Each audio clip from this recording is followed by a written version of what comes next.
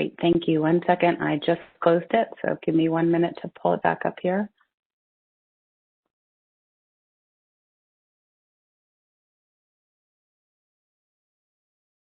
Okay. Good morning, commissioners, Madam Hearing Officer, and members of the division. EDF greatly appreciates the opportunity to present testimony today in support of OCD's draft venting and flaring rule, NMAC Title 19, Chapter 15, Part 27. EDF commends the division on proposing a strong, comprehensive rule to limit waste and reduce methane pollution caused by venting and flaring of natural gas. EDF agrees with the statements made by prior parties that OCD's rule development process was robust and inclusive, and we greatly appreciate all of the hard work that has gone into the current division proposal.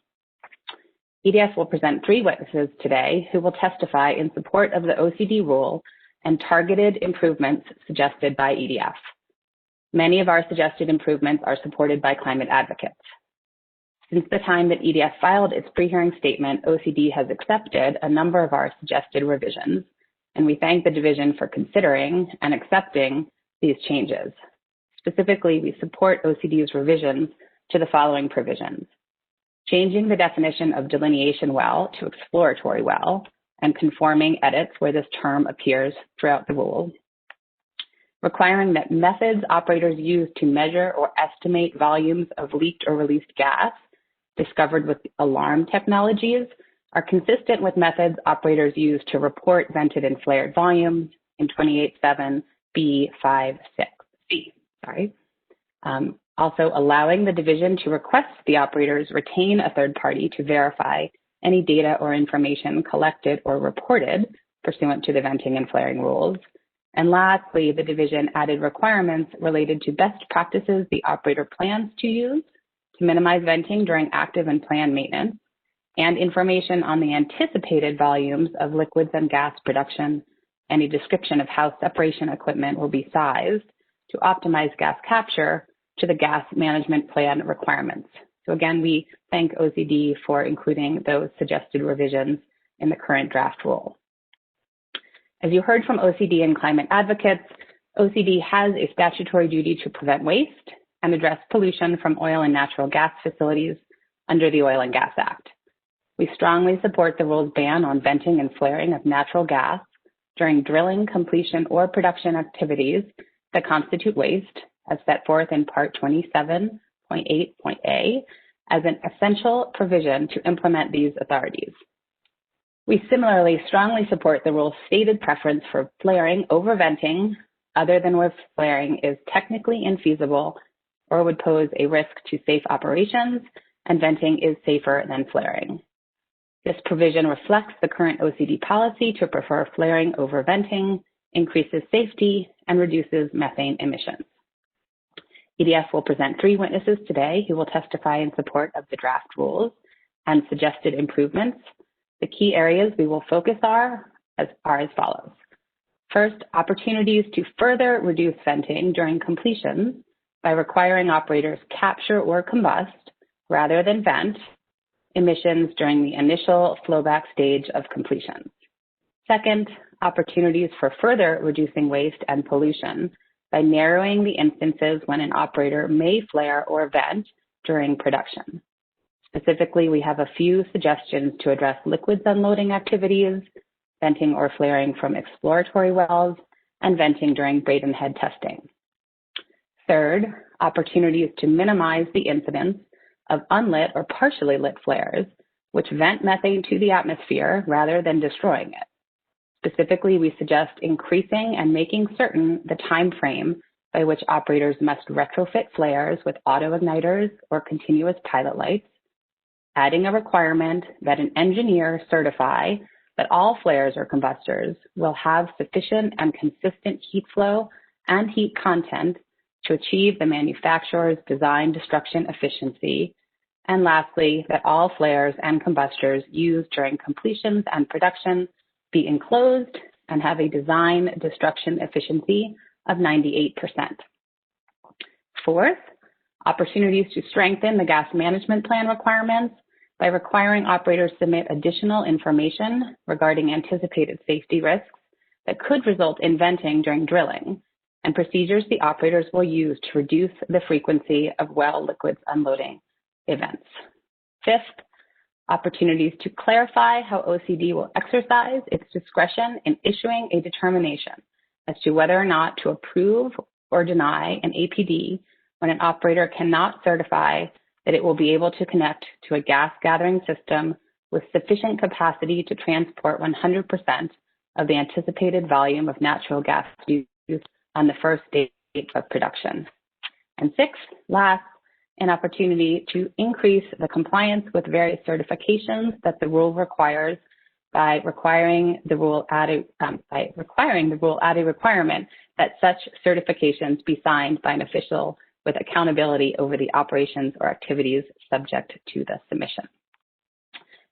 With that, I would now like to present EDF's first witness, which is John Goldstein. And if I could get screen sharing access, that would be terrific.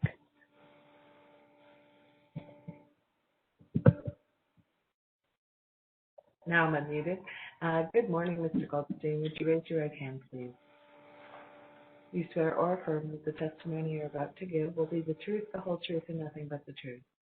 I do. Thank you. Thank you. Is there something I need to do in order to get screen sharing access? I don't see anything on my screen that indicates that I have that authority.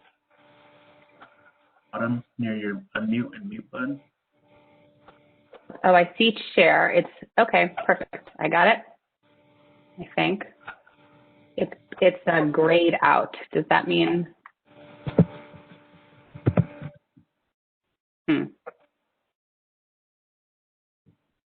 This may be more complicated. So there's a button that says Open System Preferences. The share button, though, is gray, so it doesn't seem like I can actually immediately share. I might need to do something in addition to hitting the button, which, as I mentioned, then takes me to the Open System Preferences.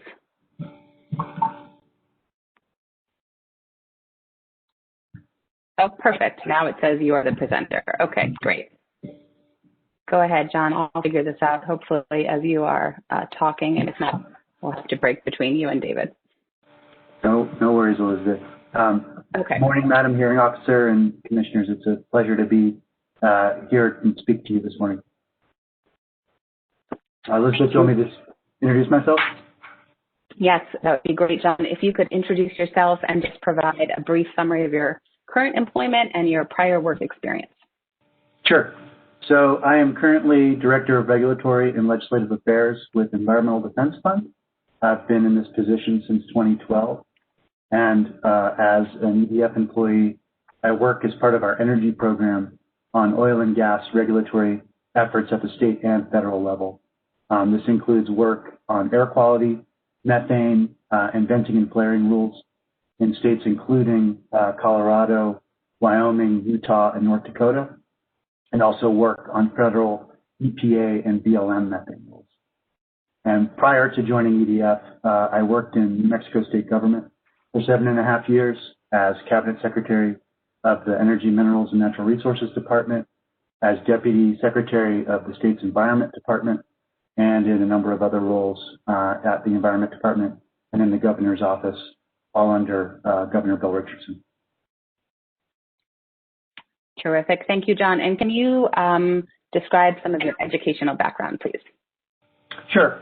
So I have a master's degree in public policy and a certificate in science, technology, and environmental policy from Princeton University's School of Public and International Affairs, and a bachelor's degree in history from Trinity College in Hartford, Connecticut. Terrific. And is there any other relevant work experience that you wanted to share with the Commission? Sure. I mean, I could talk, briefly about some of the direct oil and gas regulatory experience I had in my roles in state government. So just a couple of examples are, leading successful multi-million-dollar settlement negotiations over oil and gas air quality violations while I was Deputy Secretary at NMED, and leading the implementation efforts around the Oil Conservation Division's HIT rule to better protect New Mexico's groundwater resources. Thank you. Go ahead. Well, I was just going to mention, I also am the outgoing board chair of Stronger, which I know the Madam Chair is familiar with. It's the State Review of Oil and Natural Gas Environmental Regulations, which brings together state regulators, environmental representatives, and industry to review state oil and gas regulations. Terrific. Thank you. And is Exhibit 5, EDF's Exhibit 5, a true and accurate copy of your CV? It is. Thank you. Madam Chair, move to admit EDF Exhibit 5 into evidence. Let me pause for a moment in the event there are objections. Exhibit 5 is admitted. Thank you. Mr. Goldstein, please continue. Thanks. So first of all, I just wanted to express our overarching support for these rules. I know Elizabeth mentioned this in the introduction, but while we're going to talk today about a few necessary improvements that we'd like to see, we want to recognize the many, many, many hours of hard work that the OCD staff and others have put into these. So to begin with, I wanted to start with in some ways the umbrella kind of behind this, which is the governor's executive order that she signed, in one of her first actions as governor. I think Governor Michelle Lujan Grisham's executive order showed a deep commitment to reduce methane emissions and prevent waste as part of the state's effort to combat climate change. And that I wanted to mention that this executive order also set a statewide greenhouse gas emissions reduction goal of at least 45% by 2030 using a 2005 baseline. And this is EDF Exhibit 6. The executive order also directed the Energy, Minerals, and Natural Resources Department and NMED to develop a, quote, statewide enforceable regulatory framework to secure reductions in oil and gas sector methane emissions and to prevent waste from new and existing sources and to enact such rules as soon as practicable. OCD's actions through this rulemaking will be a critical component of the state's effort to meet that goal. And that's because according to state data, 53% of industrial greenhouse gas emissions come from the oil and gas sector. And this caused New Mexico's Interagency Climate Change Task Force, which is co-chaired by the Energy, Minerals, and Natural Resources Department Secretary and the Environment Department Secretary, to conclude that a statewide methane regulatory framework is, quote, the highest priority for New Mexico. And those are EDF Exhibit 7 and 8, if folks want to follow along. New Mexico clearly has a problem with methane waste and pollution that needs to be addressed. As Dr. Lyon will testify following me, EDF's estimate of methane emissions from the oil and gas sector is considerably higher than industry reported data, 1.1 million metric tons per year, according to our most recent scientific estimate. And this is in line with the state's own newly released estimates, based in part on a recent series of flyovers that the Environment Department conducted with the Environmental Protection Agency. This means that the need for bold action to enact leading methane rules that ban routine venting and flaring, as well as complementary comprehensive actions from NMED, are necessary to meet the governor's emission reduction targets and to prevent waste as required by the New Mexico Oil and Gas Act. EDF strongly supports OCD's clear prohibition on routine venting and flaring during production in NMAC 1915-27-8A. We also strongly support the preference for flaring over venting in NMAC 1915-27-8A, the 98% gas capture requirement, NMAC 1915-27-9, and the gas management plan requirements in NMAC 1915-27-9. We see these as critical pillars of OCD's creation of a nationally leading approach to ending wasteful venting and flaring. By finalizing these rules, New Mexico will become just the second state in the lower 48, Colorado being the first, to enact a clear ban on routine venting and flaring.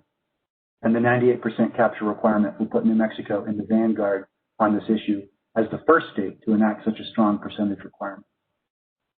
However, an additional fix to the gas management plan provisions in NMAC 1915-27-9D7, as EDF proposed in its Exhibit 4, will make this leadership even clearer. EDF believes OCD should use its discretion wisely when approving of new permits, and we strongly urge them to deny an APD in an instance where an operator has demonstrated a disregard for compliance with any of the rule provisions. Meanwhile, we also recognize there may be instances where a conditional approval that conditions spudding or drilling on the operator being in compliance with the rule at the time they spud or begin drilling to be a useful enforcement tool. For that reason, we suggest the rule be modified to state that OCD shall deny or conditionally approve an APD in those instances where an operator does not certify that it will connect to a gas gathering system with adequate takeaway capacity, or submit an adequate venting and flaring plan, or is not in compliance with its gas capture targets. Making the language here clear that APDs in these instances will only be denied or offered conditional approval will help ensure that the ban on routine flaring and venting during production and the gas capture requirements are followed.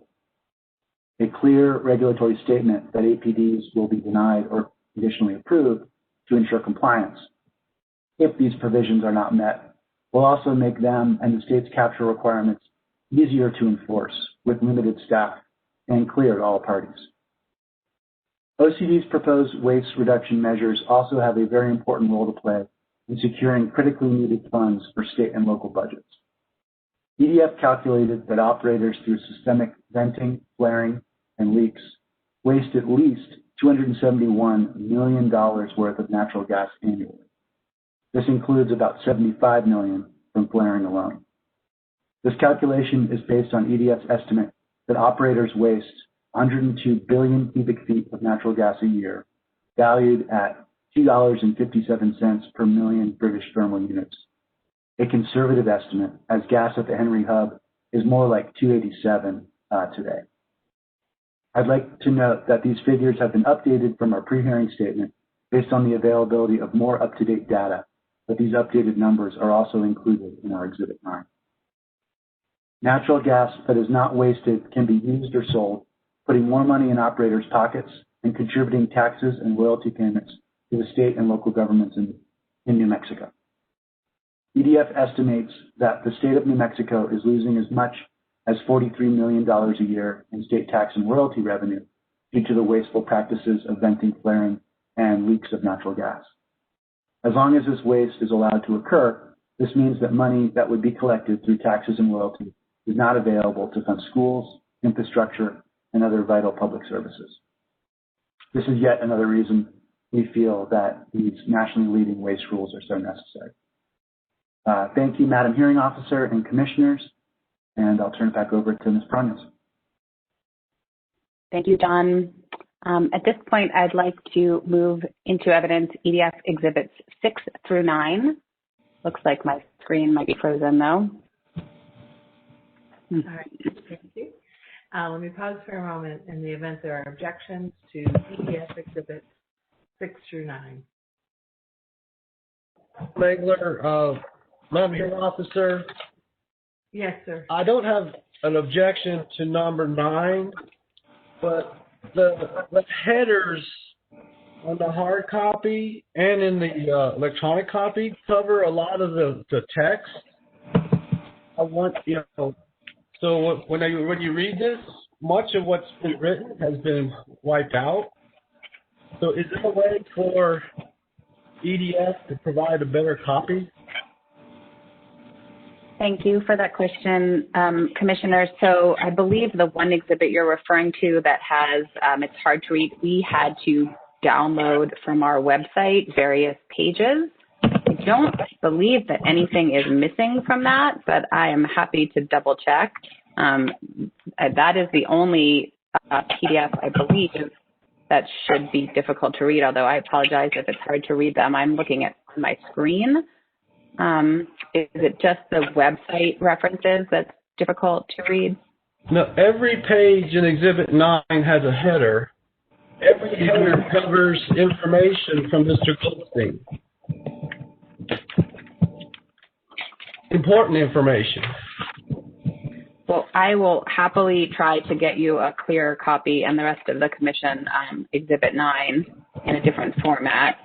As I mentioned, that is all information from a website, and so the website has multiple pages, so we did our best to make a PDF from each page, but I understand that it's hard to read, so let us see if we can get you a clear copy. I guess alternatively, going to the actual link might be easier. I don't know. This is a little outside my technical wheelhouse in terms of making copies of web pages. But certainly the link works well, and I just wonder if that might be easier to look at while we're trying to get you a different version of a hard copy of that website. Well, I agree. I think for your presentation, you'll need to do that. For the exhibit, I think you'll need to provide us a better copy. Thank you. Absolutely. Madam Hearing Officer, this is Michael Felderwerk. Yes, Mr. Feldberg. I appreciate the observation by Dr. Engler, because I was just trying to follow along with the text, and the text is inconsistent as you move from one page to the next. So I don't know what the cause of that is, and I agree there appears to be some of the data that's covered up. So it sounds like that was just an oversight, but it is difficult to follow, particularly Exhibit 9. All right, thank you, Mr. Feldberg. So, Ms. Paraneros, I think you've agreed to resubmit Exhibit 9. In the meantime, Exhibits 6 through 9, with the caveat that 9 will be substituted, are admitted. Please go ahead. Thank you, Madam Chair. EDF, Mr. Goldstein is now available for questions. All right. Mr. Ames, do you have questions of Mr. Goldstein? Madam Hearing Officer, I do not have any questions for Mr. Goldstein. Thank you. Thank you. Mr. Feldberg? Yes, I do. Thank you. Good morning, Mr. Goldstein. Morning, Mr. Feldberg. Mr. Goldstein, in reading through the portions of the exhibit I was able to read and going through it, my understanding from what you put in these exhibits is that Governor Lujan Grisham wanted to make sure that these rules were based on sound science and data. Is that fair to say? I can't speak for the governor, but that is my understanding. Okay. And likewise, do you understand that they should be implemented using sound, reliable data? That would be my desire, yes. Okay. Thank you. That's all the questions I have. Thank you. Mr. Feldberg, Mr. Biernoff.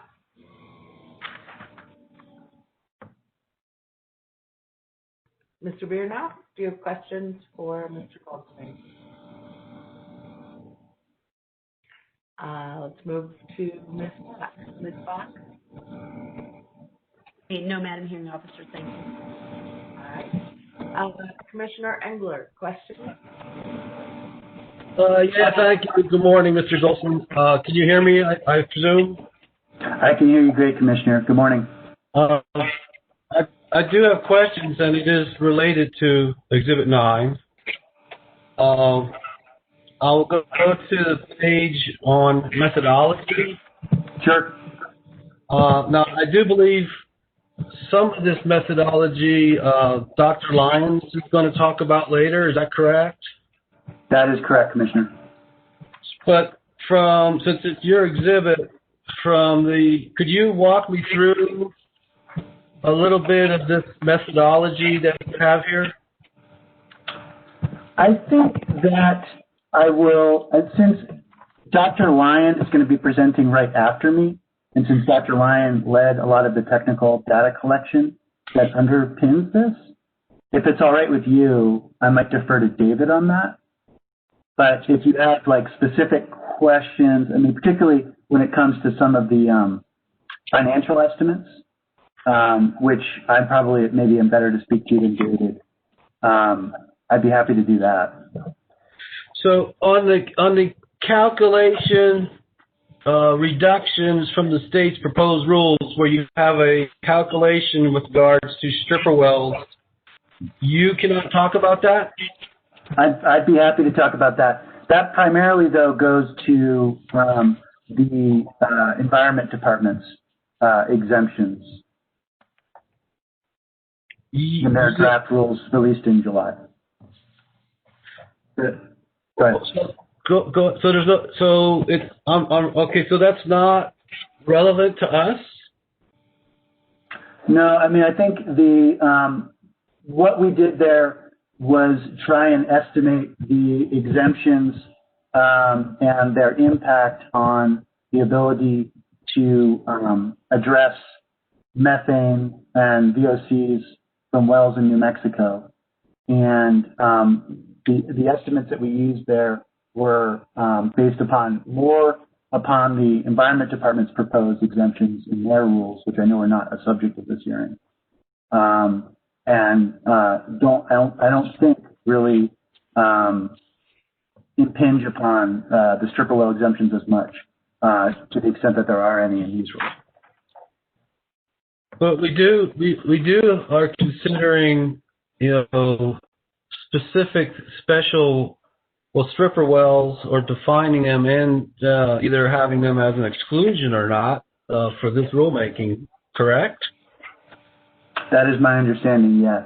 But I don't think the more targeted approach that the division is taking in this rulemaking is driving as much of a issue of things being left on the table to the extent that the Environment Department's more broad brush exemptions are. And then, so in the methodology, then you're going, I know Dr. Lyons has got some of the science behind some of this measurement, but when you talk about, some of your extrapolations, adjustments, assumptions, you're not the one who is capable of talking about that? Are you meaning in terms, I guess, could you qualify if you're meaning in terms of how we estimate emissions and waste, or are you meaning in terms of how we estimate their impacts upon revenue to the state? The first one. It's your first 2 pages in methodology. Okay. Yeah, I think David is the better person to speak to that because he, really helped sort of guide the data collection on that piece of it. All right, thank you. No more questions. Thank you, Commissioner. Dr. Engler, Madam Chair. Good morning, Mr. Goldstein. Just a couple questions. Are you supportive of the rule? I am, very much so. Do you believe that this was a collaborative process? I believe that this process is amongst the most extensive and collaborative of any that I've been involved in. The MAP process was extensive. Ms. Piranhas participated in it directly, as did Hillary Hall from Environmental Defense Fund. And I think the level of involvement, public involvement, technical involvement was exemplary. Thank you. So just on the question of stripper wells, does OCD's rule exempt stripper wells from the 98% gas capture requirement? I don't believe it does. I believe the 98% capture requirement, and correct me if I'm wrong, is applied on an operator basis. So an operator would need to comply wherever his wells are, his or hers. Okay.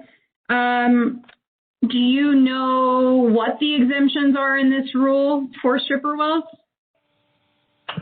I would need to go back and look. I don't know them off the top of my head. I've reviewed the rules, but I don't have them in front of me right now. So would it sound right to you that it's a reduced AVO frequency, it's a little bit of flexibility on meter retrofits and flaring retrofits? Does that sound right to you for the exemptions for stripper wells in this rule? That does sound right to me, yes. But they're not exempted from the 98% gas capture percentage, correct? No, I do not believe so. Okay, thank you. So some of your statements that say, let's see, one of the ones in Forbes, which was accredited to you, that said basically those are exemptions that our analyst finds that would leave vast majorities of the wells in New Mexico unchecked. It said Goldstein said in an interview, he argued that 95% of the wells in the state would qualify for either the stripper well or the 15-ton per year exemption. That would leave far too many parts of the state without the benefit of pollution reductions from these rules. Does that sound like something you said? It does, and as I was discussing with Commissioner Engler, that goes to the impact of the exemptions in the draft New Mexico Environment Department rule, and that 95% estimate is based upon the exemptions. There are two exemptions that NMED has proposed in their July draft. I guess the quote specifically says those rules, plural. Would that imply both the OCD rule and the NMED rule to somebody reading that? I don't believe so, no. Does it clarify? Okay, well, that's fine.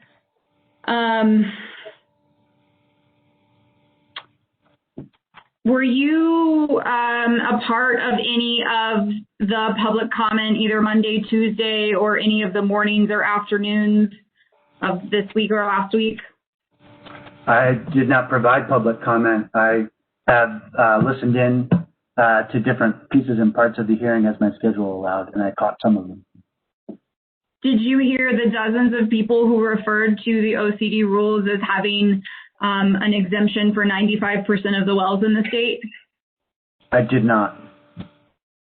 Do you see how potentially some of the statements maybe created confusion for the public? That 95% of 95% of the wells in the state were exempted from OCD's rules? No, because I've never said that.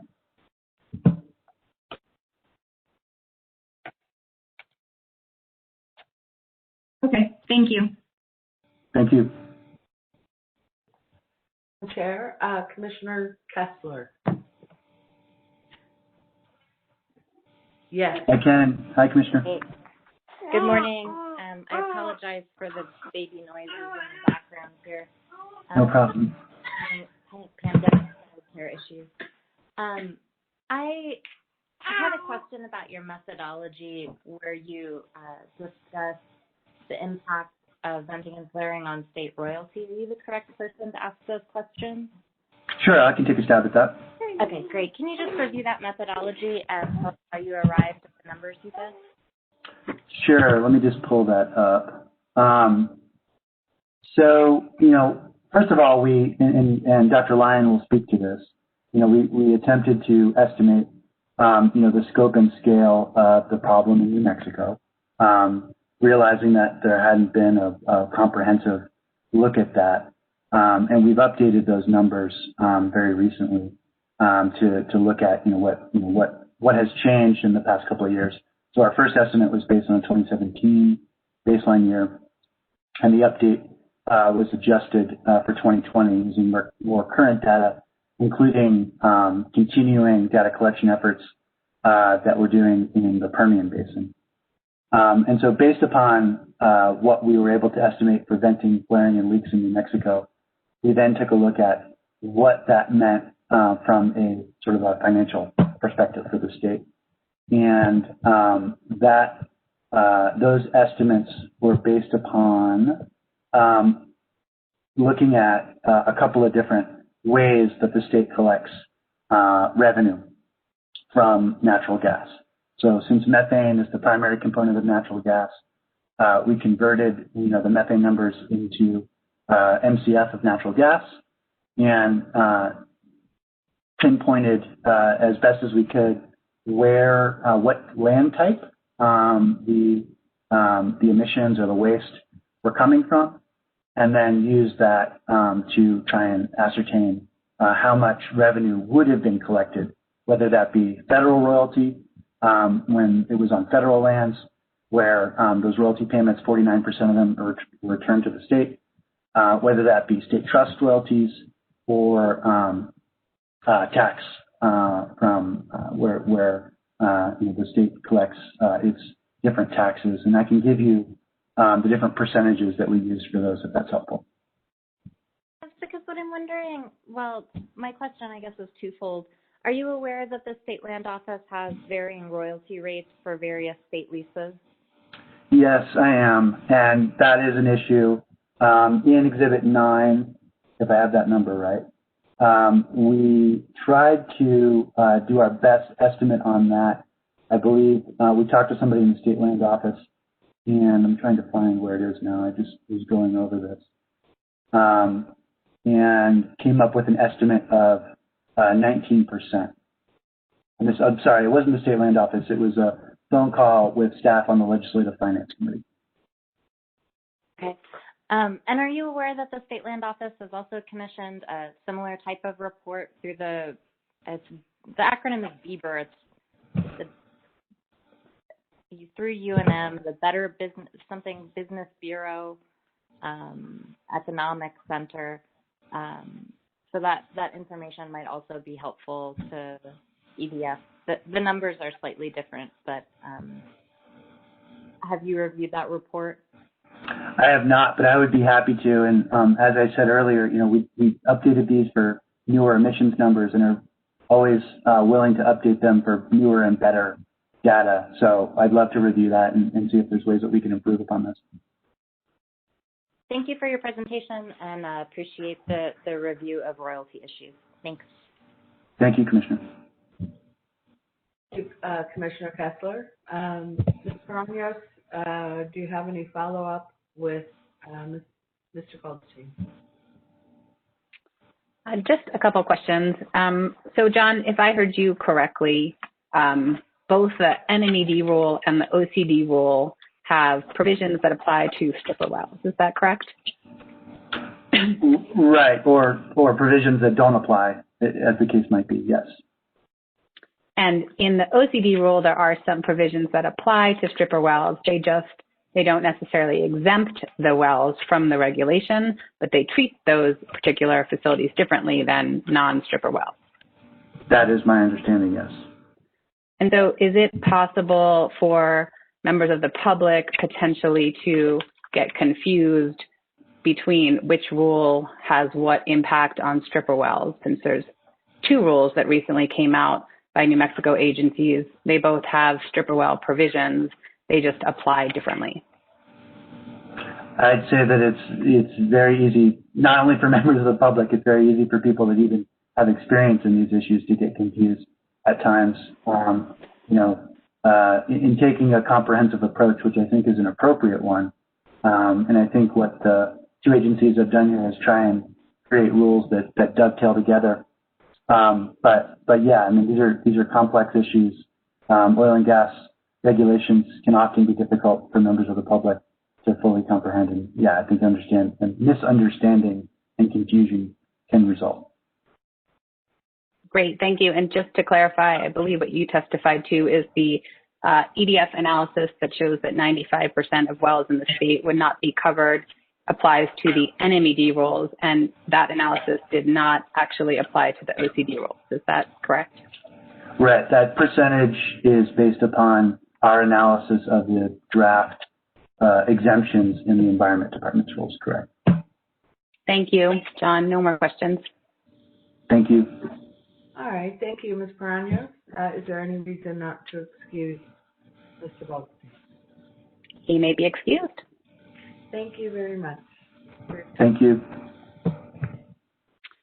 Terrific. Our next witness is Dr. David Lyon. Dr. Lyon, would you raise your hand? Do you swear or affirm that the testimony you're about to give will be the truth, the whole truth, and nothing but the truth? I do. Thank you. Thank you. Please keep your voice up. Good morning, David. Can you please state your name and spell your last name for the record. Lyon. And where do you currently work, and what is your current position?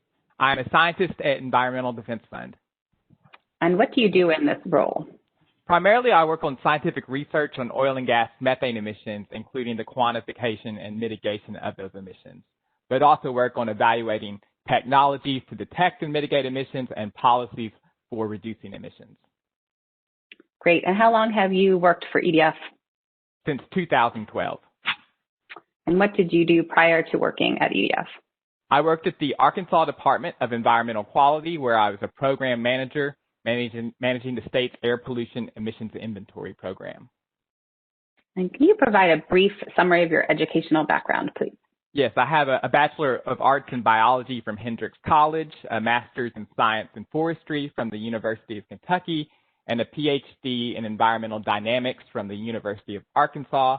And my doctoral research was on oil and gas methane emissions, particularly the quantification, detection, and mitigation of super-emitting sites. Terrific. And did you prepare a CV for this proceeding? Yes. And is Exhibit 10 a correct copy of your CV? Yes. Thank you. Madam Chair, move to admit EDF Exhibit 10 into evidence. A moment. In the event there are objections, Exhibit 10 is admitted. And David, in preparation for your testimony today, did you review OCD's draft rule, Title 19, Chapter 15, Part 27, including any revisions suggested by OCD after the parties filed pre-hearing statements? Yes. And did you also review EDF's suggested modifications to the October 20th draft rule? Yes. Thank you. Move to admit Exhibit 4, which is the red line showing EDF's proposed modifications to the October 20th OCD draft into evidence. We pause for a moment. In the event there's an objection, EDF Exhibit 4. 4 is admitted. Thank you. Mr. Lyon, I'd like to talk a little bit about some of the various methane studies that you have participated in. Can you describe how many studies you have participated in while at EDF? Yes, so I've participated in over 16 EDF-sponsored studies that have related to U.S. oil and gas methane emissions, and they've resulted in over 35 peer-reviewed papers, and currently I'm the lead scientist on a large research campaign studying methane emissions in the Permian Basin, including in New Mexico. Terrific. And I know that these studies are very complex, and there are many findings, but could you briefly summarize the key findings for this commission? Yes, I'll give 4 of the main findings from our studies. So first, we find that methane emissions occur across the oil and gas supply chain, but are dominated by upstream sources, with about 80% of the national methane emissions coming from production and gathering infrastructure. Second, we find that throughout all oil and gas sources and sites, they have a highly skewed methane emission rate distribution, which means some sites have relatively low emissions, but some sites have very high emissions. And it's been found that typically the 5 to 10% of highest emitting sites account for about half the emissions in that category. But we also found that these high emitting sources and sites are episodic and stochastic. So sometimes any site could be one of these high emitters at any one time. So it's very difficult to, you can't really exempt any kind of site because it potentially could have these high emissions. Third, we find that traditional inventory approaches, such as emission factors and engineering equations, tend to underestimate emissions, often substantially. And for example, many studies find that when you compare measurements based on actual direct measurements or atmospheric science measurements to EPA greenhouse gas reporting program data, that the EPA estimates are about a factor of 5 too low. And this is primarily due to the difficulty in these traditional approaches in finding and quantifying these high-emitting sources. And fourth, I'll talk briefly about the paper Alvarez et al. 2018, which was published in Science and was a synthesis of a lot of the EDF's work and included over 24 co-authors from 16 institutions. And this paper used over 400 site-level measurements to estimate our best estimate of U.S. oil and gas methane emissions, and then validated those estimates with aerial data, including lots of mass balance flights. And we come up with the best estimate of emissions of 13 million metric tons.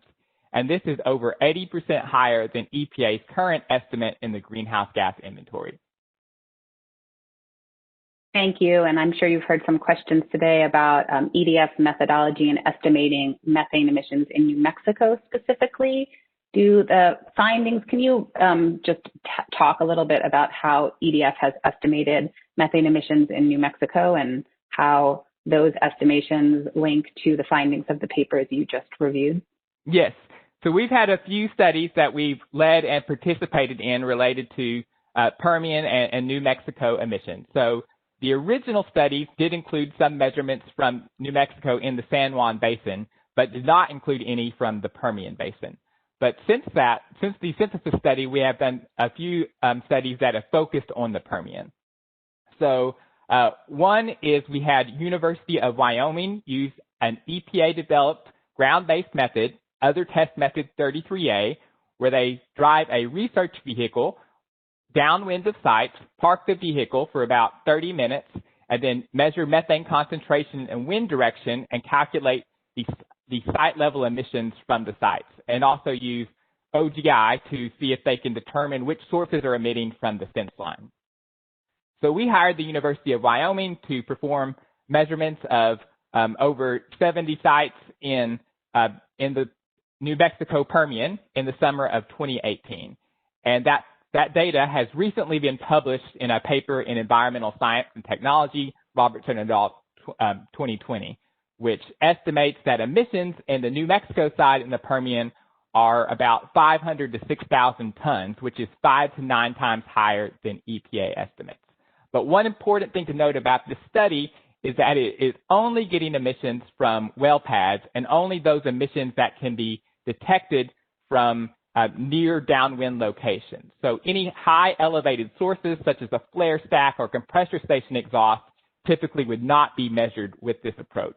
So it is conservatively low in only a portion of the emissions. The other study is Zhang et al. 2020, which was a study I participated in that led by researchers at Harvard that used the data from the Tropomi satellite, data collected in 2018 and 2019 to estimate basin-level emissions of methane. So using the satellite data, they estimated that the total emissions of oil and gas methane in the Permian Basin were 2.7 million metric tons, which is a 3.7% of the natural gas production. And they found that in the Delaware Basin, it was even higher, about a 4.1% loss rate. So the exhibit, blanking out at the number now, that had questions about earlier, our website, uses a combination of data from these approaches to estimate emissions. So we had originally used data from the preliminary Robertson et al. Methods, but now currently the model uses the Tropomi-based data, since that actually is inclusive of all emissions, to calculate total emissions in the New Mexico Permian. And then we use data and approaches very similar to the Alvarez et al. Synthesis study to calculate our best estimates of source level emissions. And this uses a combination of EPA data and some measurement data to estimate where emissions come from sources. But as I mentioned, these traditional approaches tend to underestimate total emissions. So what we do, which is similar to the Alvarez et al. Study, is we use the empirical top-down data, in this case the Tropomi satellite data, to estimate total emissions, and then we estimate the emissions from individual sources, and we attribute the difference between those to abnormal processes. And these would be kind of these super-emitting sites that can be difficult to detect. So we don't know exactly what they are, but they're likely things like unlit flares that are contributing to these emissions. And the final project that I'm currently working on is our Permian Methane Analysis Project, Permian Map. And with this project is using a variety of approaches to detect and quantify methane emissions in the Permian, particularly in a 10,000 square kilometer area in the Delaware Basin along the New Mexico-Texas border. And what we're doing is we're trying to collect data and then rapidly put data online to help mitigate emissions. So we use several approaches, including we have a network of towers installed around the region. So these are cell phone towers that have methane sensors at the base and then have tubes that are along the tower and allow it to collect air samples from about 300 feet up. And scientists from Pennsylvania State University analyze this continuous data using atmospheric transport methods to quantify weekly estimates of emissions from the region. We also have researchers from Scientific Aviation, a Boulder, Colorado-based research group, using their research aircraft over 100 days in the Permian throughout 2020 to measure emissions. And they use the aircraft in two primary ways. First, they fly the aircraft periodically around our study area to quantify total emissions. And this allows us to compare their estimates to Penn State University's tower-based estimates. But primarily what they're doing is a systematic survey where they're going throughout our study areas and randomly circling clusters of sites and measuring the emissions from those sites. So these are larger than individual well pads, but often maybe include something like 5 to a dozen well pads that they circle around. So they analyze that data to calculate total methane emissions from that cluster of sites. And then within about 2 weeks, we put the data online on our website with the estimates of emissions and uncertainty. And then we attribute which operators may be responsible for those emissions. So any well pads that we know that are located in the area. But I will point out we are not able to definitively attribute the emissions since there may be other infrastructure such as pipelines that could contribute the emissions that we are unaware of. And then we also use ground-based quantification. So again, we have the University of Wyoming performing similar measurements as they did in 2018. So they're driving their vehicle down on lease roads and quantifying methane emissions. And in this case, they also have an instrument to measure VOC emissions, including hazardous air pollutants such as benzene. And then finally, we have performed helicopter-based optical gas imaging surveys. So we hired the company Leak Surveys Incorporated, and they have performed 4 surveys so far looking at oil and gas flares in two ways. So one, we look at satellite data, the VIIRS satellite, which shows the light from the flares, and we have the helicopter target these large flares and look for at the flare performance. And then also we've done some systematic surveys where we give them an area and they look at every flare in the area. And what they do is based on the OGI video, they determine is the flare appear to be active and operating normally, inactive, is it unlit and venting, or is it lit but with some kind of issue such as visible hydrocarbon slip from the flare. So currently we've placed much of this data online on our Permian Map website. And what we found from the first 3 surveys is that 5% of observed flares were unlit and venting. And this is consistent with very similar surveys that were performed by NMED and EPA by the same contractor. And then we also found that in addition to these 5% unlit and venting flares, that about 6% of flares have combustion issues. So based on this data, we come up with a rough estimate that the overall combustion efficiency of flared gas in the region is probably about 33% or lower, since a large number of these flares appear to have no combustion or very poor combustion. And finally, I'll mention a paper that is currently in open review that I led, and it's now in atmospheric chemistry and physics. And this paper really focuses on the trends data of total emissions in our study area. So particularly looking at the Penn State University tower data and the scientific aviation flights around the basin. So what we found is that in early 2020, the emission loss rate in the Permian study in the Delaware Basin was about 3.4%. So this is very similar to the Trapomi paper based on 2018-2019 data. But we found that in early 2020, during the oil price crash in March and April, there was a very large but temporary drop in emissions. So during the time of low oil prices, the emission rate dropped to about 1.5% of gas production. But since then, it has gone back up to near pre-crash levels. And we think that the reason for this temporary drop is that during kind of normal conditions, there's capacity issues in the Permian. So due to gas wells being developed at a faster rate than pipeline infrastructure can get the gas out, there are lots of issues, including flaring-associated gas. And since a lot of these flares have issues, it can cause high methane emissions. But also that the excess gas can cause a lot of problems. So pressure relief issues at sites. So it causes the super emitter sites throughout the basin. So it really shows that one of the ways that you could permanently reduce emissions is make sure that no wells are drilled without the sufficient infrastructure to get the gas out without flaring. Terrific. Thank you so much, Dr. Lyon. And are any of the studies that you just discussed listed as EDF exhibits to our pre-hearing statement? Yes, numbers 17, 20, 22, 36, 38, and 42. Thank you. Madam Hearing Officer, move to admit EDF exhibits 17, 20, 22, 36, 38, and 42 into evidence. All right, thank you. Let me pause for a moment in the event there are objections. Hearing none, they are admitted. Thank you. And Dr. Lyon, based on the findings of all of this great work, did EDF provide specific revisions to the OCD draft venting and flaring rule? Yes.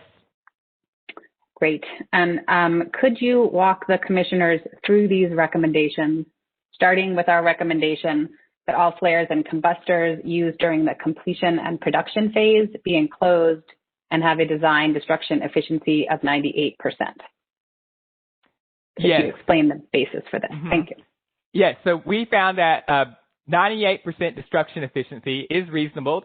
Colorado does require the flares to have 98% destruction efficiency. And our research with our Permian project has found that due to many problems with flares, that likely the actual combustion efficiency in the Permian is 93% or less. And this would make flaring one of the largest sources of methane in the region. So having flares and combustors with 98% or higher destruction efficiency would be an effective way of reducing methane releases. Thank you. Go ahead. And also, continue. Recommendation for having enclosed combustors rather than open flares. And for that, really found it's particularly due to light pollution. So I visited the New Mexico Permian in early 2020, and by driving around the region, I was amazed and kind of horrified by the really open flares that seem everywhere. And I would see huge flares that were visible, that were reflecting off people's homes 24/7. I talked to some residents who were greatly impacted by seeing these flares. And that just is in contrast to somewhere like the Colorado, Denver, Julesburg Basin, where they have enclosed combustors, and it has much less of an impact on the landscape and likely much less impact on quality of life. Thank you, Dr. Lyon. And are you familiar with EDF's suggestion that operators submit an engineer's certification that all flares or combustors, excuse me, will have sufficient and consistent gas flow and heat content to achieve the manufacturer's design destruction efficiency? Yes. And can you explain the basis for this recommendation? Yes.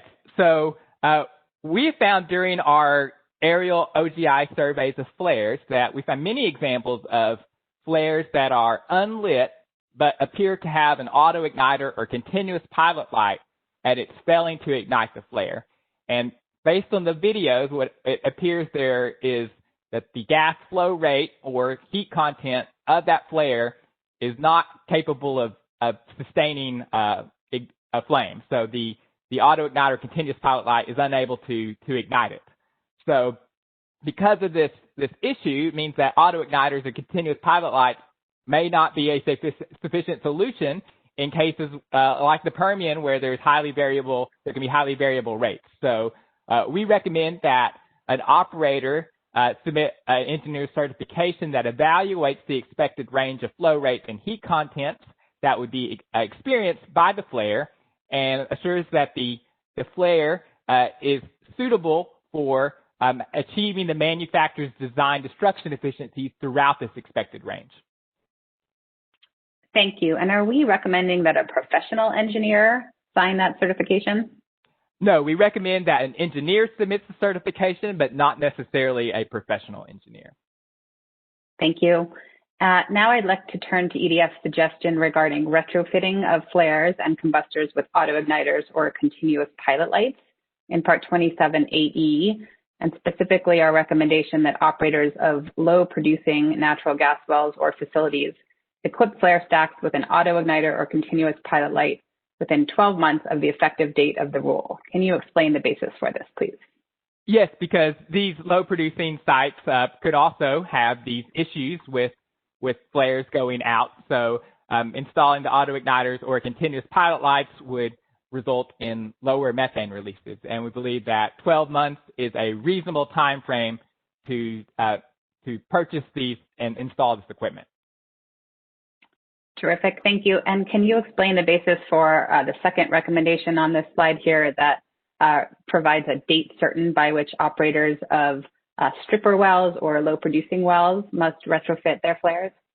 Yes, so similar reasoning by installing these auto-igniters and continuous pilot lights, you would decrease methane releases, and it's a reasonable time frame to install the equipment.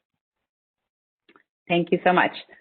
Turning now to the alarm provision in Part 27.9b.4, can you discuss EDF's recommendation that the method operators use to measure, calculate, or estimate the volume of natural gas leaked or released be consistent with the quantification requirements that are specified in the reporting section of the rule?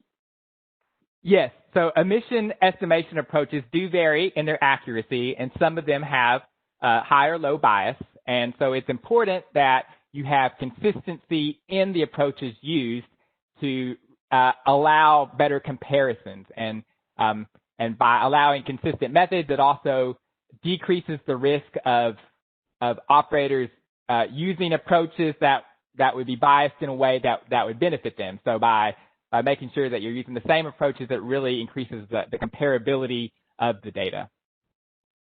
Great. And are you aware that the OCD has included revisions that reflect our suggestion for consistent reporting requirements? Yes. Terrific. And are you also aware that the division has proposed to include a provision that allows the division to request an operator submit its estimation of leaked or released gas discovered using an advanced leak detection method to a third party for verification?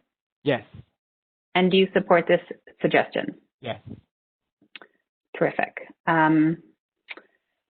Are you aware that Part 27.8d of OCD's draft venting and flaring rule bans flaring and venting during production other than where expressly allowed? Yes. Great. And are you aware that Part 27.8d of the draft rule requires the operator to flare rather than vent natural gas, except where flaring is technically infeasible or would pose a risk to safe operations or personnel safety, and venting is a safer alternative to flaring? Yes.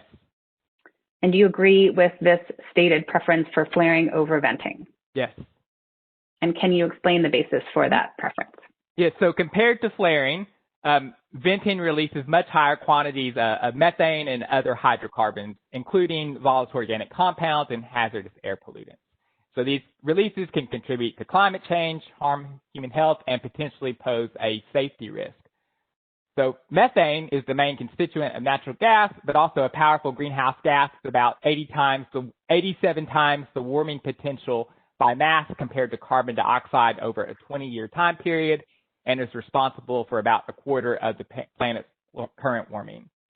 VOC releases can include toxic air pollutants such as benzene, and also could contribute to the formation of ozone and particulate matter, which can harm human health and potentially could impact compliance with national ambient air quality standards.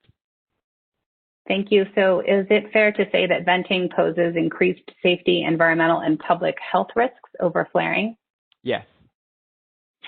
And does OCD's draft rule part 27 8G2F require operators to report volumes of venting from uncontrolled tanks for purposes of demonstrating compliance with the gas capture requirements? Yes. And in your experience, can venting from uncontrolled tanks be significant? Yes, so numerous studies have found that oil and condensate storage tanks, including uncontrolled tanks, are one of the largest sources of oil and gas methane emissions. And in addition to the tank flashing emissions, there can also be higher emissions that come out of uncontrolled tanks due to upstream malfunctions. For example, a stuck separator dump valve can cause gas that should flow into the sales line going to the tank and exiting the tank hatch, causing it to have very high emission rates. And is it possible to measure or estimate vented volumes from uncontrolled tanks? Yes, so there are several approaches that can be used, including many approaches that are authorized by the EPA Greenhouse Gas Reporting Program, Subpart W. These include things like the tanks model and equation at states model. You can also take a sample of the pressurized fluids from the separator to come up with the amount of dissolved gas to figure out how much gas would come out. And there are some direct measurement approaches. They are quite difficult to measure from the ground or from near at the tank, but there are other remote approaches that allow you to measure tank emissions, including you can use some of the approaches such as the ground-based mobile approach, the EPA Other Test Method 33A that University of Wyoming used to measure site-level emissions. You can try to measure total emissions in cases where the tanks are dominating those emissions. But there are also new emerging approaches such as aerial LIDAR that can image methane emissions from flights, and then you can see where the emissions are coming from. And a lot of this shows that these emissions are coming from tanks, and then you can use that data to quantify methane emissions from the tanks. Great. Thank you, Dr. Lyon. And are you aware that there has been testimony presented during this proceeding that vented volumes from uncontrolled tanks are small and do not constitute waste? Yes. And do you agree with that statement? No. So uncontrolled tanks can be a large source of emissions. And although uncontrolled tanks do flash as part of normal operations, there are options for reducing this waste. So, for example, you can use multiple separators to step down pressure, and this causes more of the gas to go into the sales line rather than being dumped into the tank as dissolved gases, where if it's an uncontrolled tank, it is released and wasted. Terrific. I'd like to turn now to OCD's draft rule part 27 8G2E, which requires operators to report volumes of vented or flared gas from manual liquids unloading. And in your opinion, can manual liquid unloading events lead to significant volumes of flaring or venting?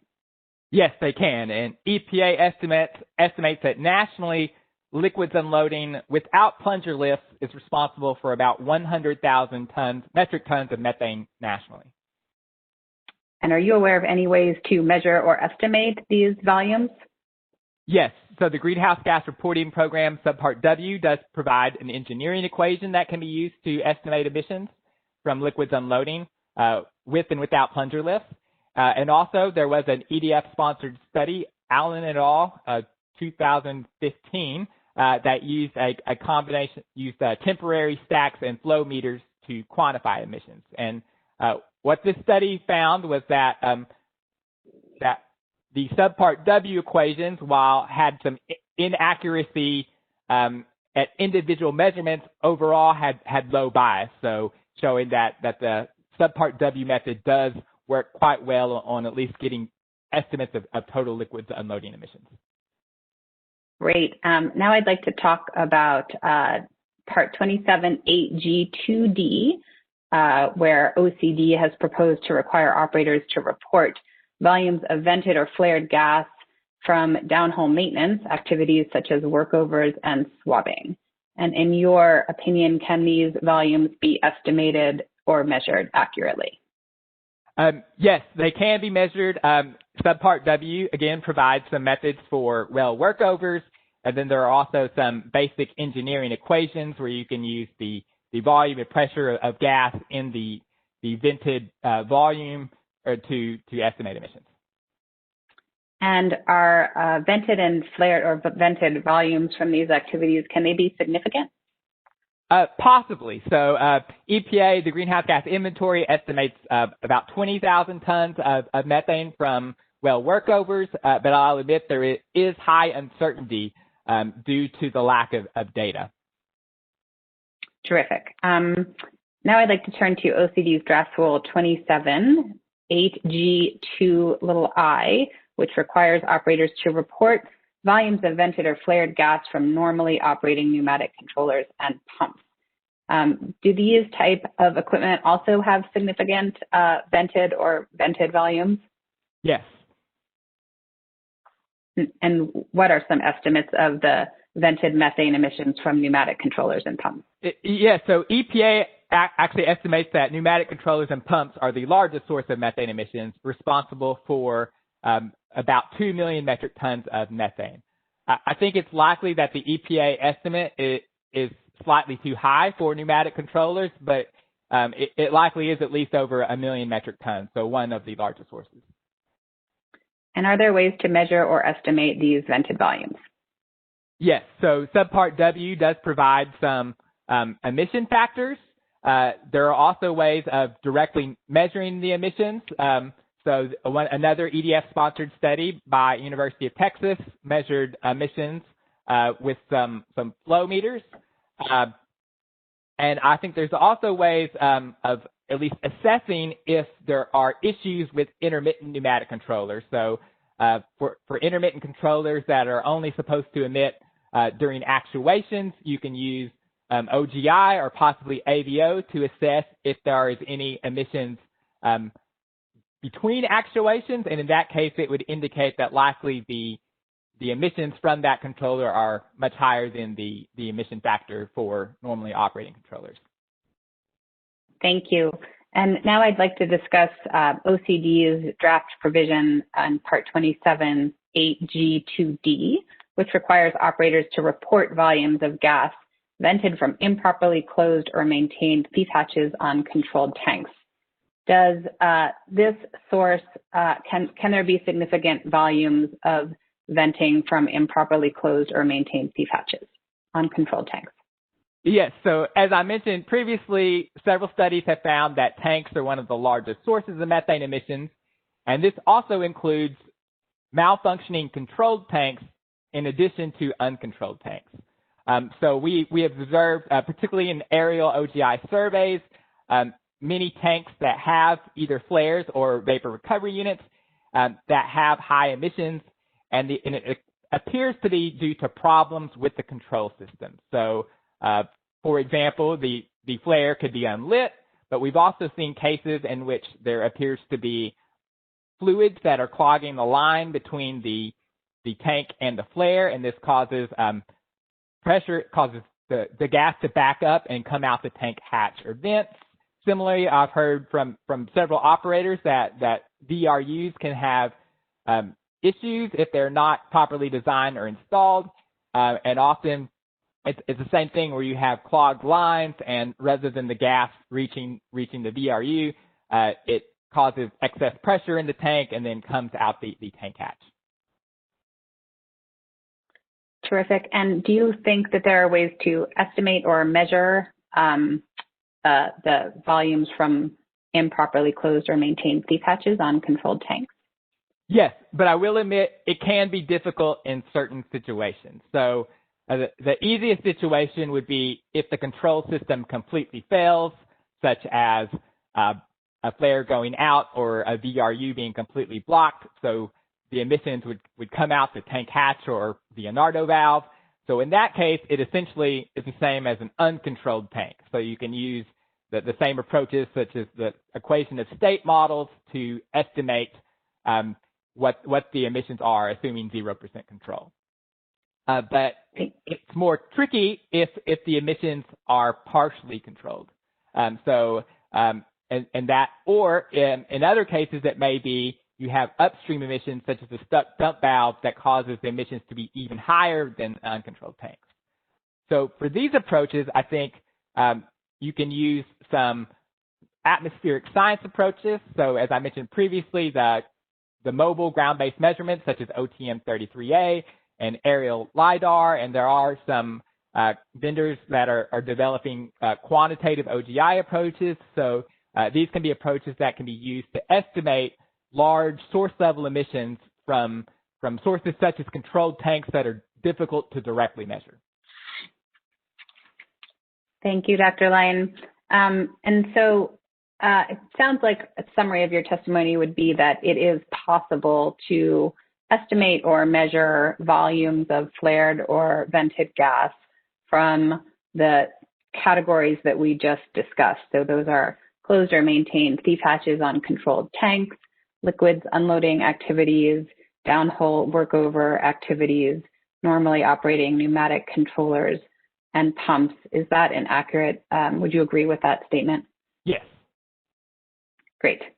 I seem to be missing a question here, but I'm going to ask you this anyway. So on the slide here, there's language that we are proposing to strike, which is the language in F and G, related to whether or not an operator should be allowed to vent or flare because from a normally operating dehy unit, amine treatment unit, or a compressor engine and turbine.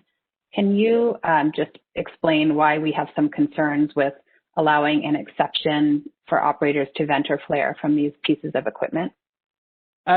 Yes, because these pieces of equipment, although they do have some venting during normal operations, they can also have abnormally high emissions due to malfunction. So we have seen in our aerial OGI surveys dehydrators that appear to have leaks or coming from the units, or sometimes appear to have hydrocarbon slip coming out, what I think is the reboiler vent. Also, the compressors can have leaks, and then if they're improperly maintained, higher venting emissions. So it's important that these sources are not overlooked because they can be causing large releases. Great, thank you so much. And then, are you aware that there has been testimony presented by NMOGA during this proceeding regarding the administrative burden associated with the division's proposed AVO inspection requirements? Yes. Thank you. And do you believe that there is a benefit in having a requirement that operators conduct and maintain records of AVO inspections? Yes, I think record keeping is a critical component of AVO, as it's not really AVO without the record keeping, because the operators cannot verify that the staff are actually performing the AVOs to the proper procedures. And then also, I think the records provide extremely valuable data, not only to the regulators, but also to the operators themselves. So one of the main benefits of AVO is not just mitigating the emissions, but learning what's going wrong and then trying to figure out what's causing the problem. So records would allow operators to see how sites change over time, look throughout their sites and see what are some of the most common issues. And this could really help increase their efficiency in both capturing gas and reducing emissions by trying to figure out if they need to have any operational or design changes in their sites to reduce releases. Thank you. And are you aware of testimony that's been presented suggesting that an exception be added to allow operators to vent or flare from normally operating fugitive emission components such as flanges, connectors, and valves. Yes. And do you have any concerns with this suggestion? Yes, I do. Yeah, so these components, such as connectors, are designed to have zero or nearly zero emissions, but these emissions can increase as the components wear. So it's critical that operators do not ignore these sources, but are required to inspect them and determine what the emissions are, and this can also benefit them because they can see kind of which components need repaired. So I think there'll be the benefits both for decreasing methane releases, but also it will help the operators increase their gas capture in cells. Thank you very much, Dr. Lyon. Those are all of my questions. At this point, I would like to move into evidence EDF exhibits 11, 12, 16, 24, 30, and 31. Okay, thank you. We pause for a moment. In the event there are objections. No, the exhibits are admitted. Thank you.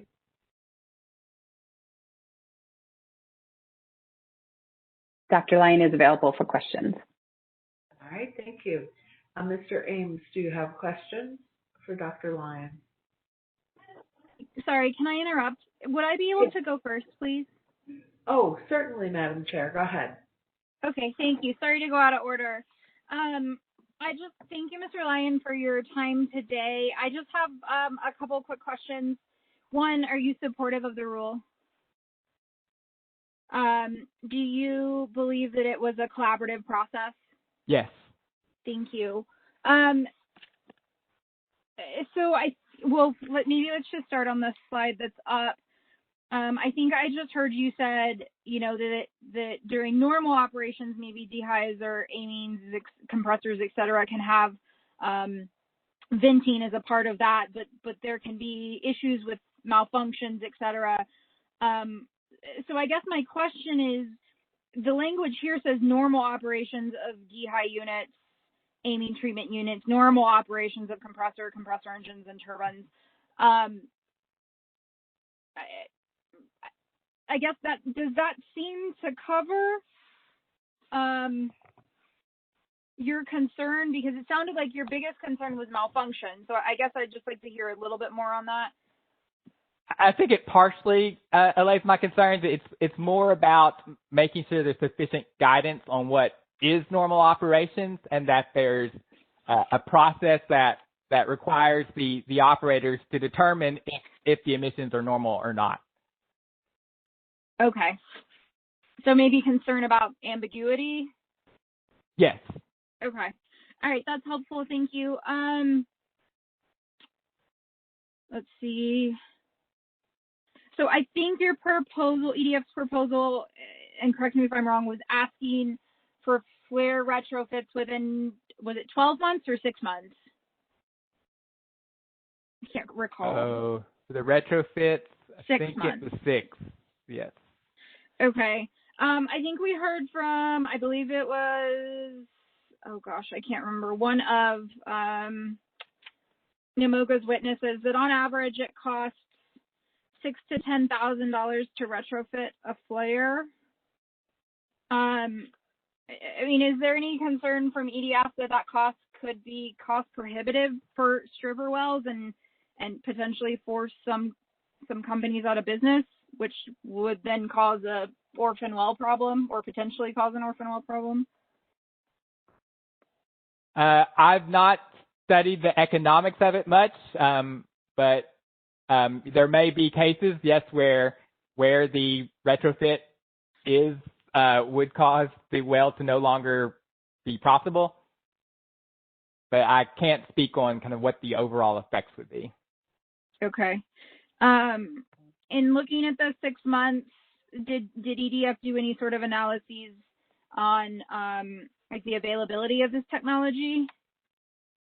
I do not think so. I just did some really quick searching on the internet and seeing that there were quite a bit of vendors that were offering this equipment, but I've not seen kind of what if there would be sufficient to have all these sites installed at that rate. Okay, no, that's helpful. Thank you. And then my last question is, I think you talked about, the super emitter and how some sites disproportionately contribute to, the waste problem. Do you believe that the alarm program and the monitoring that could be part of that would help to find these super emitters? Potentially. I think operators could use some technologies in the alarm provisions that would be highly effective at finding these super emitters, but there are others may not be. And I think really the key is the frequency at which they're deployed. So I think I don't want to promote any technology or vendor, but I think approaches that allow a rapid coverage of a large number of sites at a frequent basis, such as weekly or monthly overflights looking for high emissions, would be much more effective than long-term, annual or semi-annual measurements. So it's really, I think it's the frequency that's the key, and often I think the frequency will have a bigger effect than the detection limit of the approach. And there are approaches that you can use, including some modeling approaches, to determine kind of what the emission reductions would be based on these various detection approaches. Okay, just maybe one final question. I think NMOGA proposed to be to qualify for alarm, it should only have to be done once a year. The division said to qualify, it has to be done twice a year. Do you feel like twice a year is a more appropriate frequency than once a year? I think twice a year would result in greater releases. I think what's probably more critical than the actual how often the alarm provision is applied is if there's verification that the emissions are mitigated once detected, and particularly that they're permanently mitigated and it wasn't just some kind of intermittent emission problem that was detected and then temporarily went away but will come back later. Thank you, Mr. Lyon. All right, thank you. Thank you, Madam Chair. Let's see, let's return to Mr. Ames. Mr. Ames, do you have questions of Dr. Lyon? Any questions? Thank you. All right, thank you. Mr. Bellworth, questions of Dr. Lyon? Good morning, Madam Hearing Officer. This is Adam Rankin on behalf of NMOGA, and I'll be asking Dr. Lyon some questions. Thank you. Please go ahead. Dr. Lyon, I believe that the summary of your testimony was essentially that it's possible to estimate or measure emissions from various upstream oil and gas production facilities. Is that correct? Agree? And the basis for that opinion is the various studies and factors that you reviewed in your testimony. Is that correct? Yes. And the studies and factors that you identified have some variation in the emission factors and emissions rates that are either calculated or estimated based on their methodologies. Is that correct? Yes. And the variations that you've identified in those studies can be rather significant, on the order of 5 to 9 times. Is that correct? Yes. And that includes the greenhouse gas reporting methodologies. Is that correct? Yes.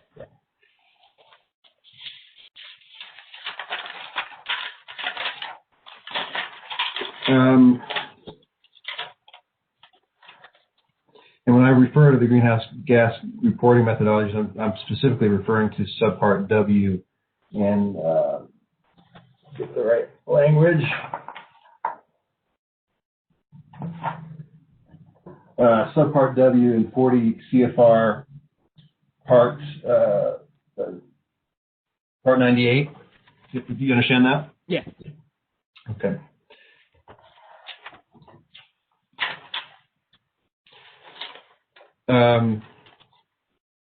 Now, on that issue, you agree with me that the Subpart W provides for prescriptive calculation methodologies for reporters to use depending on the industry, the source, or the equipment at issue? Yes, in some cases, options, a couple options, but yes, it does prescribe methods. Okay. Yeah, so reporters would have an option to use different factors within the confines of that provision, correct? Yes. And those factors are based on prescriptions from EPA and not actual operating conditions for a specific facility, correct? Yes.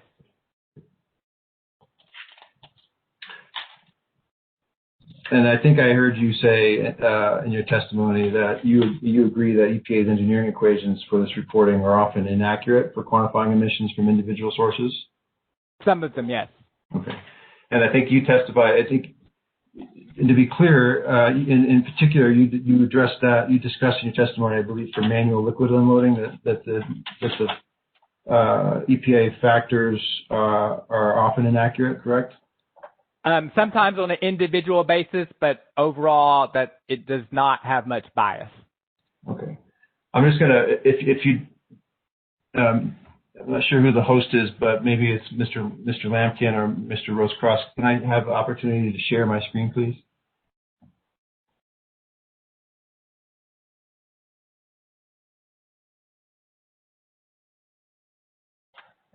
Thank you.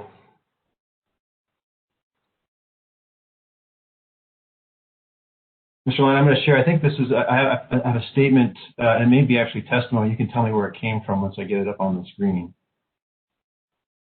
Do you see the screen that I'm sharing now? Yes. Is this, I think this is testimony that you gave in 2015 to Congress. Is that correct? I think so. Let's see. I can scroll down. You can see I have some highlighting here. Uh-huh.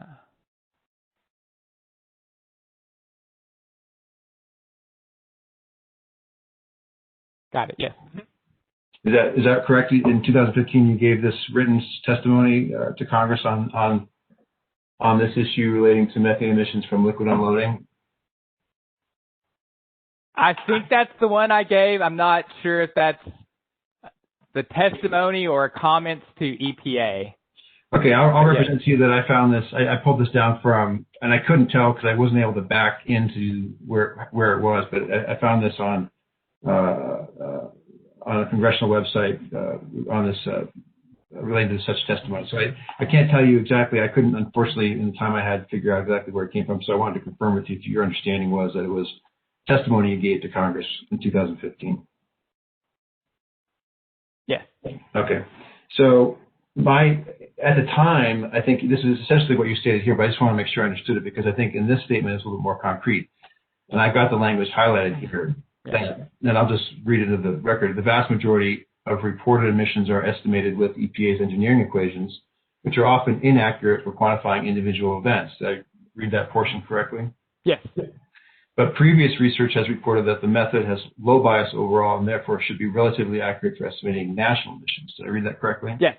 Okay, so that's what you were trying to say in your testimony today, that for individual sources, these factors, these engineering equations that EPA is using are often inaccurate, but for a larger, broader scale, they may be more effective or useful. Is that correct? Correct. Okay. Yes. Very good. Now, on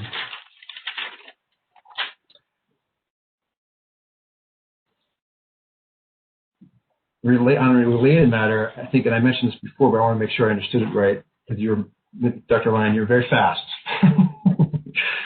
You're very fast, and you're faster than my pen.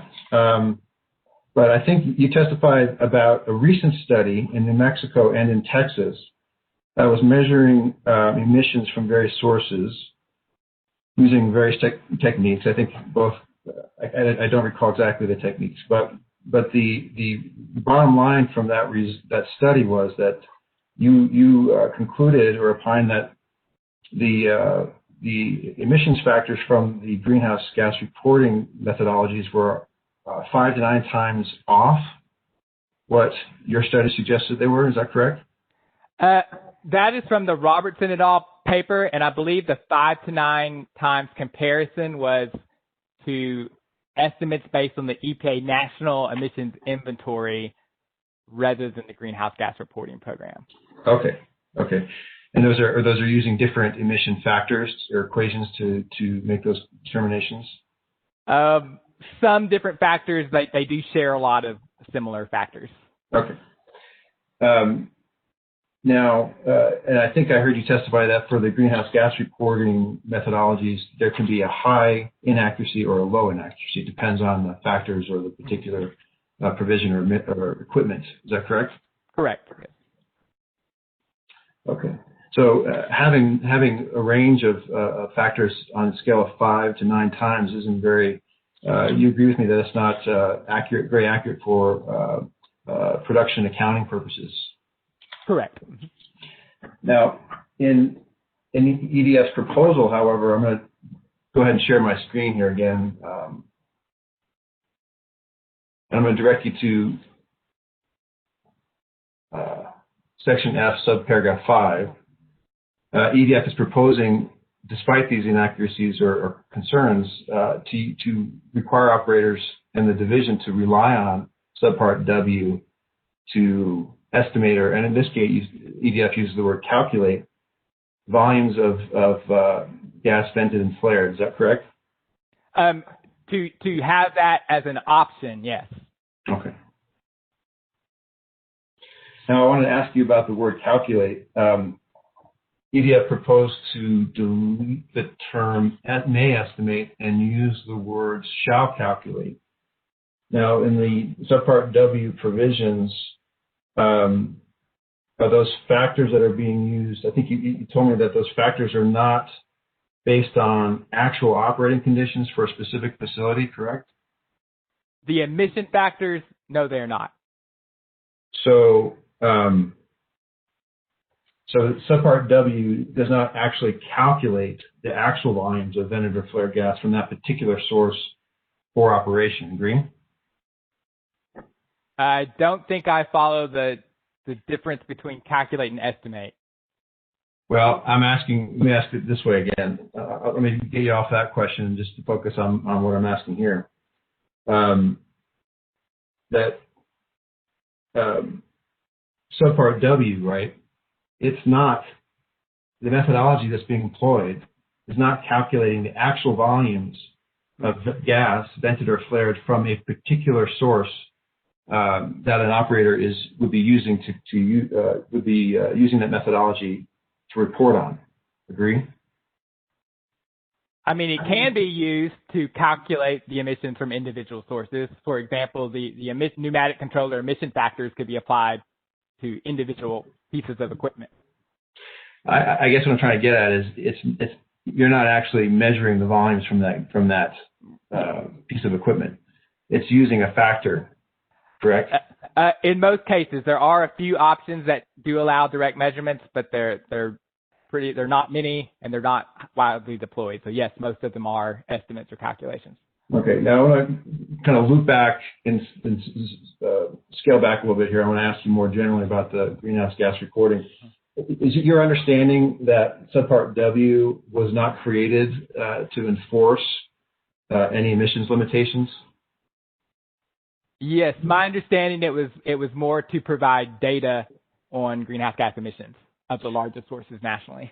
And so it wasn't created to establish or enforce any emissions caps of any kind on any particular source or operation? Not that I'm aware of, no. Okay, and it was more set up as a policy tool, as you said, I think, or a means to track trends over time, correct? Yes. And are you aware of any regulatory scheme now in place, proposed anywhere, that contemplates using greenhouse gas reporting subpart W methodologies as a basis for determining compliance with gas capture requirements on a volume or percentage basis? No, I am not.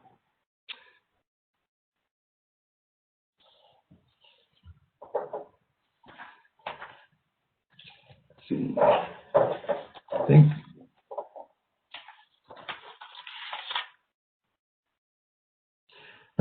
hearing officer, I have no further questions. Thank you. Thank you, Mr. Rankin.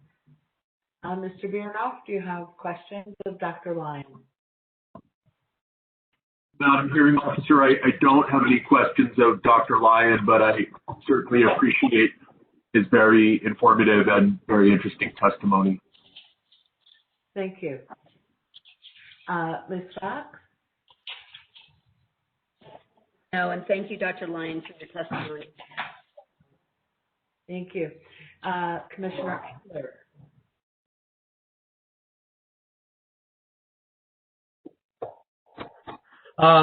This is Tom Engler. Good morning, Dr. Lyons.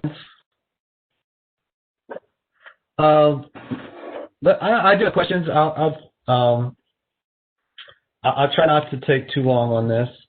Let me start with.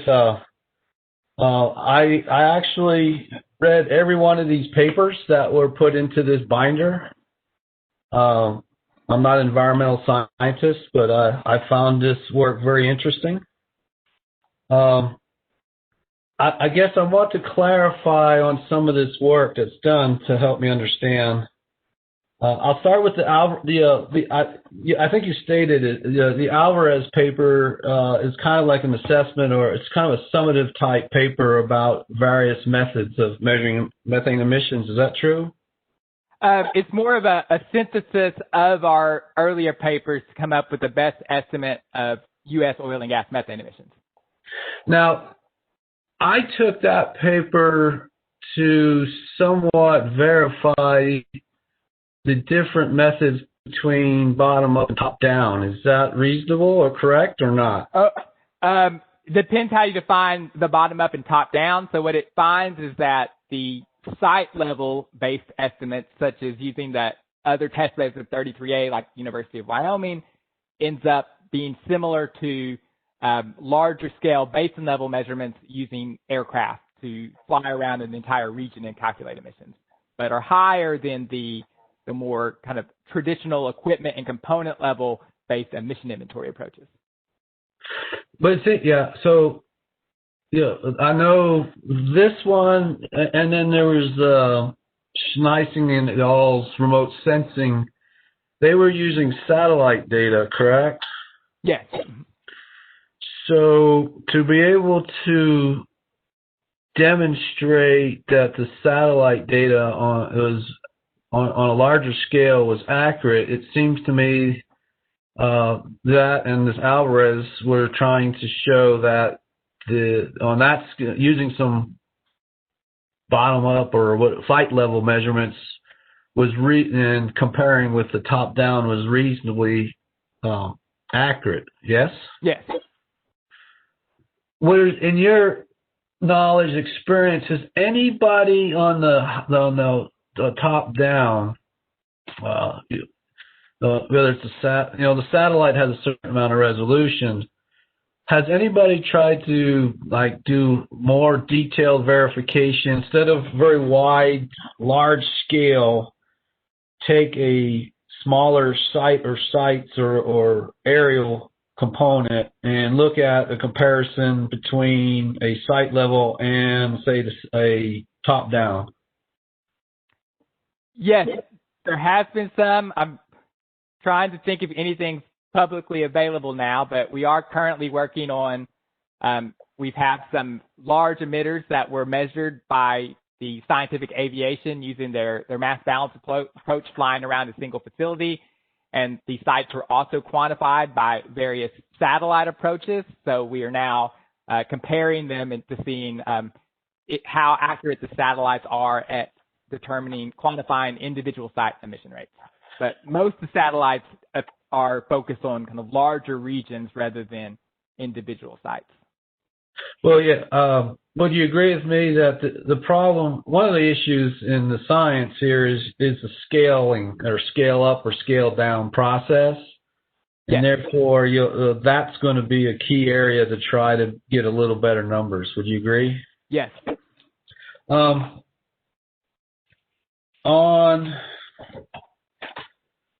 the Robertson paper, that was the one with the Wyoming data set.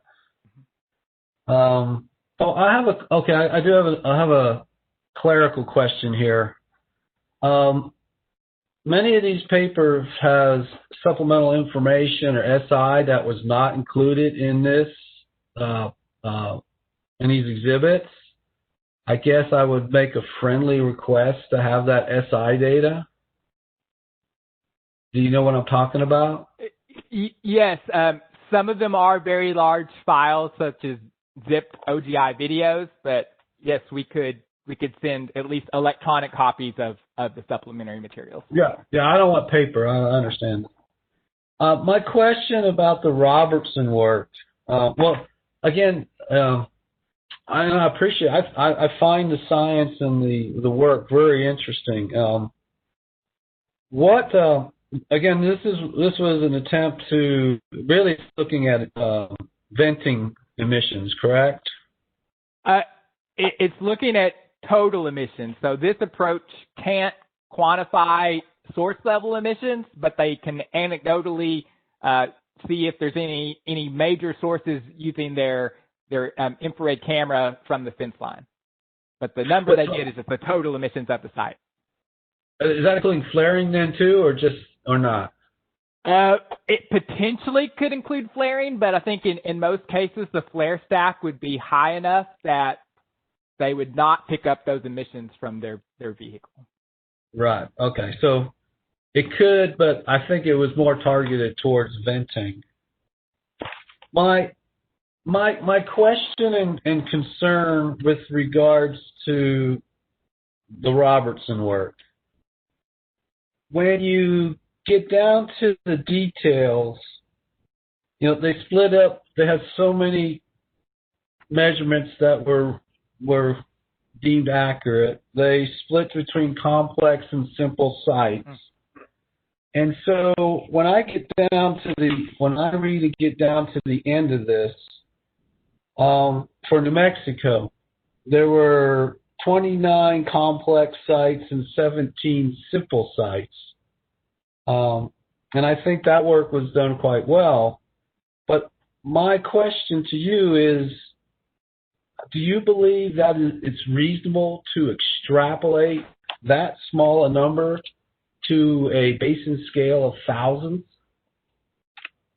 Yes, it's difficult, but you can use statistical approaches, and that's part of what the paper gets into, is that the approach you use is very important. And one of the main findings I thought was that it's critical to know how many low emission sites there are, because there are some approaches where you actually can overestimate emissions if you undercount the low emission sites, kind of counterintuitively. So they show these approaches and really address the difficulty in extrapolation. But that's one of the reasons we're having them collect more measurements, because having more data will allow us to decrease the uncertainty of their extrapolated estimates.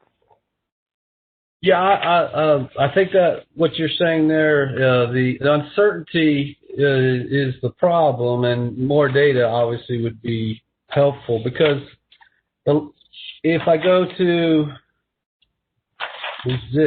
the Rutherford paper, then they came out with some different emission factors. Again, I noticed that when you get down to a lot of their graphs, the level of the confidence interval is very wide, and hence, my question is, again, from a statistical measurement, my question should be, again, how can we improve that statistical variance to have a better or more accurate number? Mm-hmm. Yeah. So I think in addition to getting more data, the key is to use multiple approaches and at various spatial scales. So that's one of the things we're doing in our current Permian project. So including site level measurements, bottom up inventories, top basin level measurements, and by using all these independent approaches, you can determine where approaches seem accurate and where there are issues. But I'll admit it's a learning process, and as we get more data and improve the approaches, we're better able to reduce our uncertainty and determine kind of which approaches seem better suited in different situations to quantify emissions.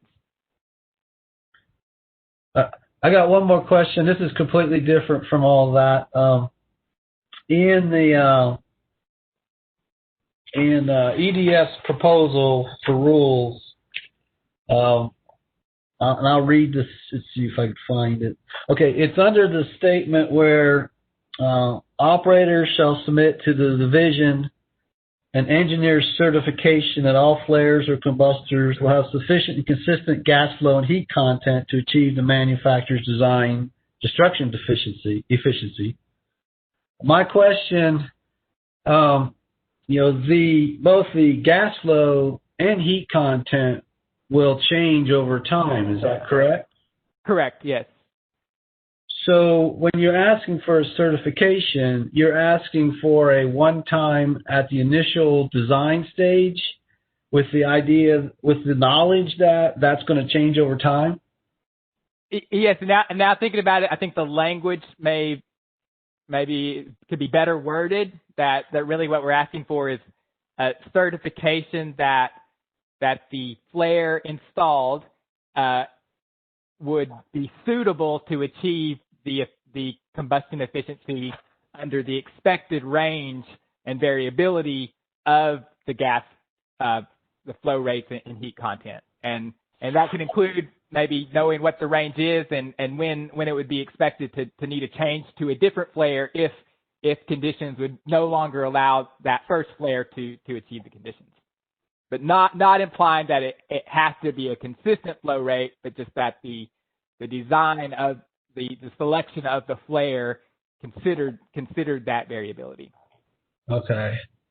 And then I believe you were asked, and you said when under engineer certification, you are not asking for a professional engineer to have to certify that. Is that correct? Correct. Does it have to be an engineer that has to certify it?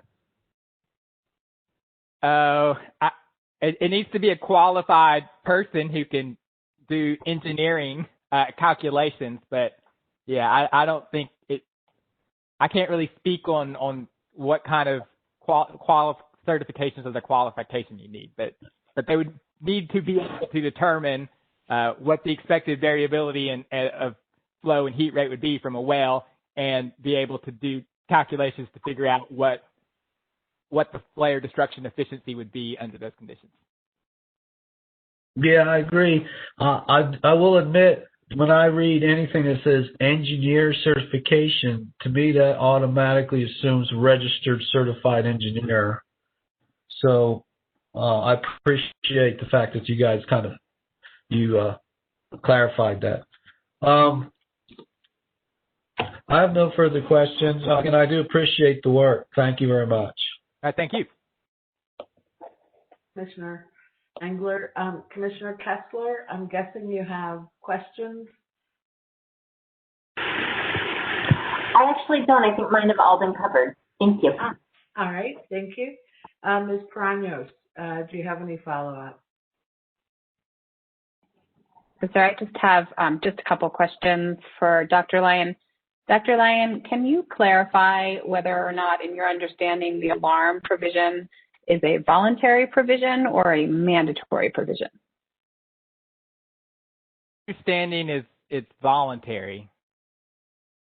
Thank you. Yes, that's my understanding as well. And can you just briefly describe the difference between a voluntary leak detection program and a mandatory leak detection program, such as a leak detection and repair program?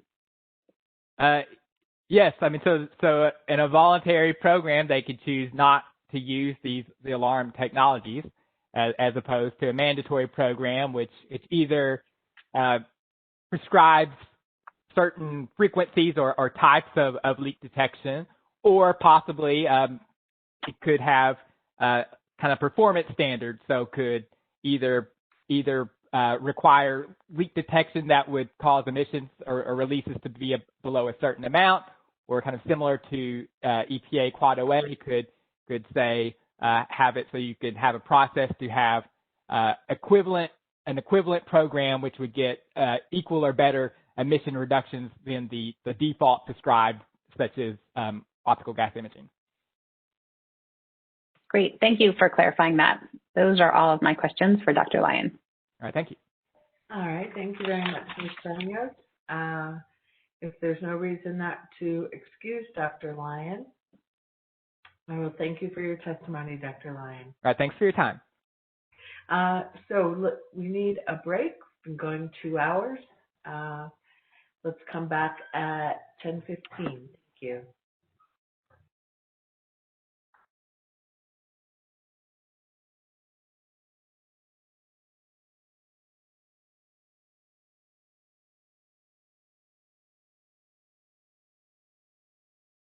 From EDF final witness, Mr. Alexander. Let me just mention 2 things. One, our technical host is John Garcia today. You can always find the name of the technical host immediately following your own name in the participant list. And although there was an opportunity for folks to sign up for a public comment session this morning at 8:30, we had no signups. We do have 2 signups for the 4:30 session later this afternoon. So Ms. Peranios, if you would please introduce your witness and I'll swear him in. Thank you, Madam Hearing Officer. Our last witness is Mr. Tom Alexander. Thank you. Mr. Alexander, would you raise your right hand, please? Yes. Can you hear me okay? Yes, that's very clear. Okay. All right. Do you swear or affirm that the testimony you're about to give will be the truth, the whole truth, and nothing but the truth? I do. Thank you. Ms. Peranios. Thank you, Madam Hearing Officer. Mr. Alexander, can you please state your name and spell your last name for the record? My name is Tom Alexander, Alexander. And where do you currently work, and what is your current occupation? Currently, I am a consultant to the Environmental Defense Fund and have been for approximately 4.5 years, just after I retired from full-time work. Terrific. And what do you do in your current consulting role? A variety of tasks and projects over the last 4.5 years centered on underground gas storage, rules, regulations, rulemakings, well integrity, HSE, risk management, emergency response planning, and then working with other jurisdictions such as Pennsylvania on conventional and unconventional rules. I have been on this flaring and venting project with EDF for a little over 6 months now, not only in New Mexico, but Colorado and Texas. And I also assist EDF in their work with the IOGCC and the ERRT committee in trying to get tip of the spear information to regulators. And the types of topics are determined by the regulators. So it's been a broad sweep of a lot of interesting things. Thank you. And what did you do prior to starting this consulting business? I have about 36 years of full-time employment in the oil and gas industry, starting in 1981 after I got out of the Air Force. Worked for Schlumberger and a couple of operators in East Texas and in Colorado as well, with operations that span 4 or 5 different states. And then moved to Arkansas and was with Southwestern Energy for the last half of my career. During that time with Southwestern Energy, I served as production and completion engineer. I was the team leader for our Fayetteville Shale gas discovery in Arkansas and was its completion manager, and then served a couple of years in Canada with an exploration project we had up there in New Brunswick, and then the last 3.5 years of my full-time tenure with Southwestern Energy was the division manager for HSE. Terrific. And can you briefly summarize your relevant educational background? Well, I first graduated from Wake Forest University with a degree in psychology, and then joined the Air Force, flew airplanes during that time. I got 2 more degrees when we were stationed in Rapid City, South Dakota, from South Dakota School of Mines and Technology, a BSN and MS in engineering. Then during my work career in oil and gas, I did all of the relevant coursework for a master's in environmental management at Denver University, and was about halfway through my thesis when we moved, and I never did complete it. I would also add at least a couple of dozen industry courses on a wide variety of topics, including drilling, completion, production, artificial lift, cementing, reservoir engineering, project management. The list could go on. Thank you. That's terrific. Thank you. And did you prepare a CV for this proceeding? I did, yes. And is Exhibit 43, EDF Exhibit 43, a correct copy of your CV? Yes. Madam Hearing Officer, I would like to move into evidence EDF Exhibit 43. Let me pause for a moment in the event there are any objections. Exhibit 43 is admitted. Thank you. And Mr. Alexander, in preparation for this hearing, did you review OCD's proposed venting and flaring rules, Part 27 of Title 19 of the New Mexico Administrative Code, Chapter 15? Yes, I did. And what is your overall impression of the draft regulation? Overall, very good. Comprehensive treatment to minimize waste and promote safe operations and eventually eliminate excessive flaring and venting. However, we have some suggestions to strengthen several provisions that we will elaborate on. Thank you. I'd like to now walk through some of EDF's suggested revisions for the benefit of the Commission, beginning with our suggested revision to the completion requirements in Part 27.8. Mr. Alexander, can you please explain EDF's suggested revisions to the completion requirements? Yes. As currently proposed, the completion or the flowback is broken into basically two different phases. There's the initial phase and then the separation phase. And the disposition of the gas differs in these two phases. We propose that there really does not need to be a distinction, and that gas capture can, in most cases, be accomplished beginning with the initial flowback, all the way through completion to when the well is handed over production. You know, for example, we propose in our red line, I'll just read this very quickly, during initial flowback, the operator must direct all fluids in flowback vessels and collect and control emissions from each flowback vessel on and after the date of initial flowback by routing emissions to an operating air pollution control equipment that achieves a hydrocarbon control efficiency of at least 95%. And if a combustion device is used, it must have a design destruction efficiency of at least 98%. The bottom line here is that other operators are doing this in other jurisdictions. They may be doing it in New Mexico. There is a way to go through a thorough risk assessment and process safety evaluation so that a system can be designed and deployed that can control even the initial flowback, which would result in a significant reduction in VOC and gas emission venting. So all of these cases of flowbacks are obviously going to have nuances and differences, but a combination of closed top tanks, pressure relief systems, liquid and gas manifold balancing systems, equipment grounding is very important, and enclosed flares can be deployed. You know, the flowback operation obviously poses an increased risk of environmental and safety impacts that range not only from the gas vapor release, but spills and static ignition. But the process safety management evaluation that others have done have resulted in used closed top tanks, as I said, pressure relief systems, and it has resulted in a lot of reduction in emissions and spills. Great. Thank you so much for that. And do you think that operators can safely route flowback fluids to an enclosed flowback vessel that is equipped with a combustion device or a vapor recovery unit? I do. Terrific.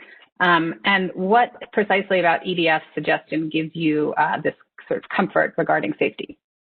Well, research on the one hand and discussion with a former colleague, well, he still is a colleague, on the other hand. First of all, there is an operator that I ran into in Colorado that operates in the South Platte River Basin. And there's an interesting discussion and PowerPoint that they put together with a flow diagram using a variety of the pieces of equipment that I just described. You know, coming off the wellhead after a frac, you know, going through sand knockout or sand separator systems and going through various manifolds.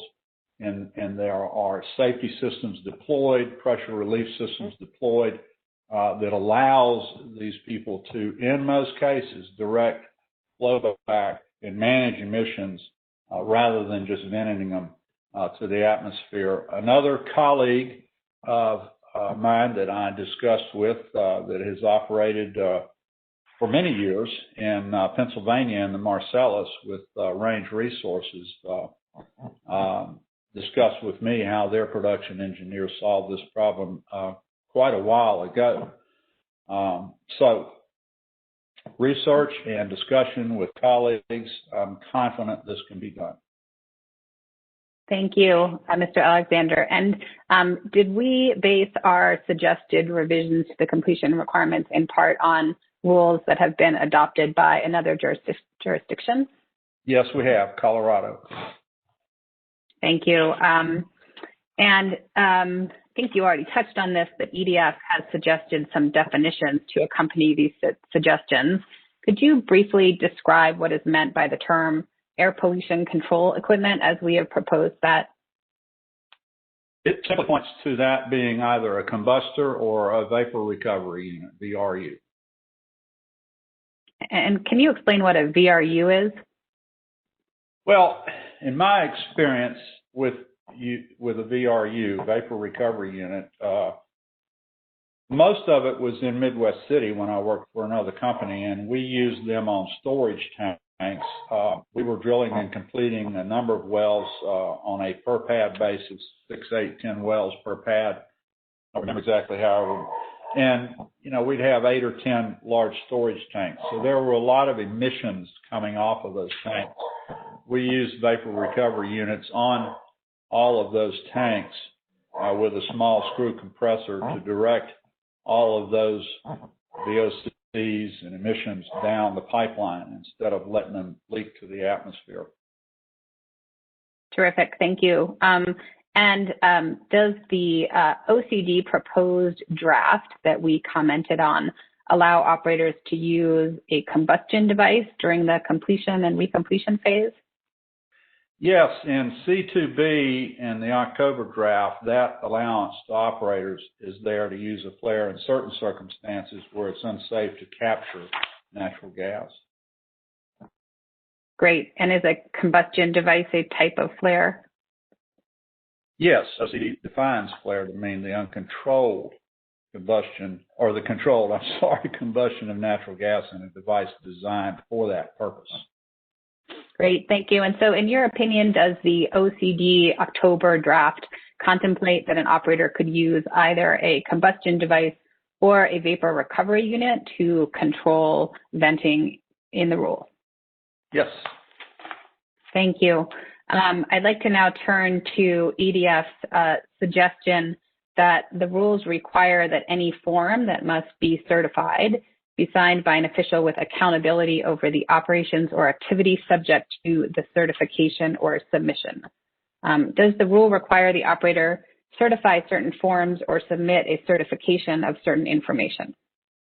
Yes, the OCD draft rule requires operators to certify the following submissions: annual reports that certify compliance with their gas capture requirements, as pointed out in 27.9b, and a statement that an operator did not know or have reason to know of a leak or release in advance of discovering said leak or release during alarm technology. Also a statement as to whether the operator will or will not be able to connect to a gas gathering system with sufficient capacity to transport 100% of its anticipated gas production on the first day of production in Part 27.9D4. Thank you. And Tom, could you explain why EDF believes it's important to require that an accountable official sign these certifications? Sure. While New Mexico is embarking upon a serious effort to substantially reduce unnecessary flaring and venting, I think it's incumbent that they should expect operators to be as serious, if not more so, and that the certification be by someone in the organization that has the responsibility and or authority to see to it that the information is correct, as well as certifying individual should be an officer or senior manager directly responsible for and accountable. Accountability is a big deal for the results as well. It should not be signed by the first production tech that someone can find at that level of authority. Thank you. And as far as you understand, do the OCD rules currently require anyone in particular to sign certifications? No. Thank you. And in your opinion, would there be, could EDF's suggestion be implemented by requiring that the forms on the form itself just be signed by an accountable official rather than adding a new definition of certify or certification to this rule? Yes. Terrific. I would now like to turn to EDF's suggested revisions to Part 27.8.d, governing exceptions to the prohibition on venting or flaring during production. Can you explain EDF's suggested revisions to the liquid unloading requirements in Part 27.8D3A? Sure. It's been my experience, and so this is what we're proposing. And over decades, for me, of operating wells in a number of jurisdictions, and probably the most interesting area was Arkansas, that using some sort of an automated lift system, even though it's as simple as a plunger lift, that's as simple as you get, but it is going to reduce manpower requirements to do something of that nature. And in many cases, and in most cases, it will reduce the natural resource waste by increasing production and minimizing emissions. Very quickly, I'll tell you that when I went to work with Southwestern Energy, they operated in Arkansas probably close to 400 wells. Not one, and every one of these wells had issues with liquid unloading. And the typical procedure was drop a soap stick, shut the well in for 2 hours, come back, open it up, unload it, and put it back to sales. I introduced the idea of plunger lifts, and we installed dozens upon dozens and dozens of those. So I just think it's very important to encourage the use of those technologies. Manual unloading, yes, it works, but it does result in a lot more waste and pollution than using lift systems like that. Thank you, Tom. And can you see the screen here where I have EDF suggested language for the liquids unloading provision suggestions? What I see is completion and recompletion operations. Oh, that's interesting. Huh. Apparently, I am looking at a different screen than you all are. Well, if I might just be able to read to you what we have proposed for the liquids unloading, I just want to clarify our intent here. So we've proposed that the operator use an automated control system, such as a plunger lift, where technically feasible. Does that language there require that an operator always must install a plunger lift? No. So are there other types of automated control systems an operator could utilize other than a plunger lift?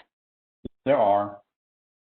Yes. And does this, is the intent of our suggestion to require that an operator try first to use an automated control system, such as a plunger lift, but in the event that they are unable to do so, if it's technically infeasible, they may then manually unload the well? Yes. Is that correct? Thank you. And could you describe the other recommendation that EDF suggested with respect to noticing of liquids unloading activities? Well, combined with that is the discussion of whether or not the operator should remain on site. I think with a well versus opening the well up and going about some other duty and coming back later after the well is hopefully unloaded and putting it back to sales. We are adamant about requiring the operator to remain at the well site, and as well providing notice to the division or the commission of such manual unloadings. Depending upon the culture around the area, it's just prudent operations. Number one, to stay on site. Number two, to give the commission an opportunity to come and observe if they choose to do so, recognizing that this could result in a lot of notifications, but certainly the commission's not going to elect to try and come out to every one of these events. But we do feel like it's necessary to give the commission the opportunity to respond if they choose to.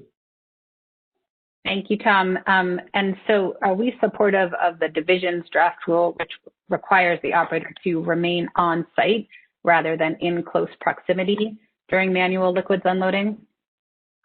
Yes, absolutely. What would close proximity mean?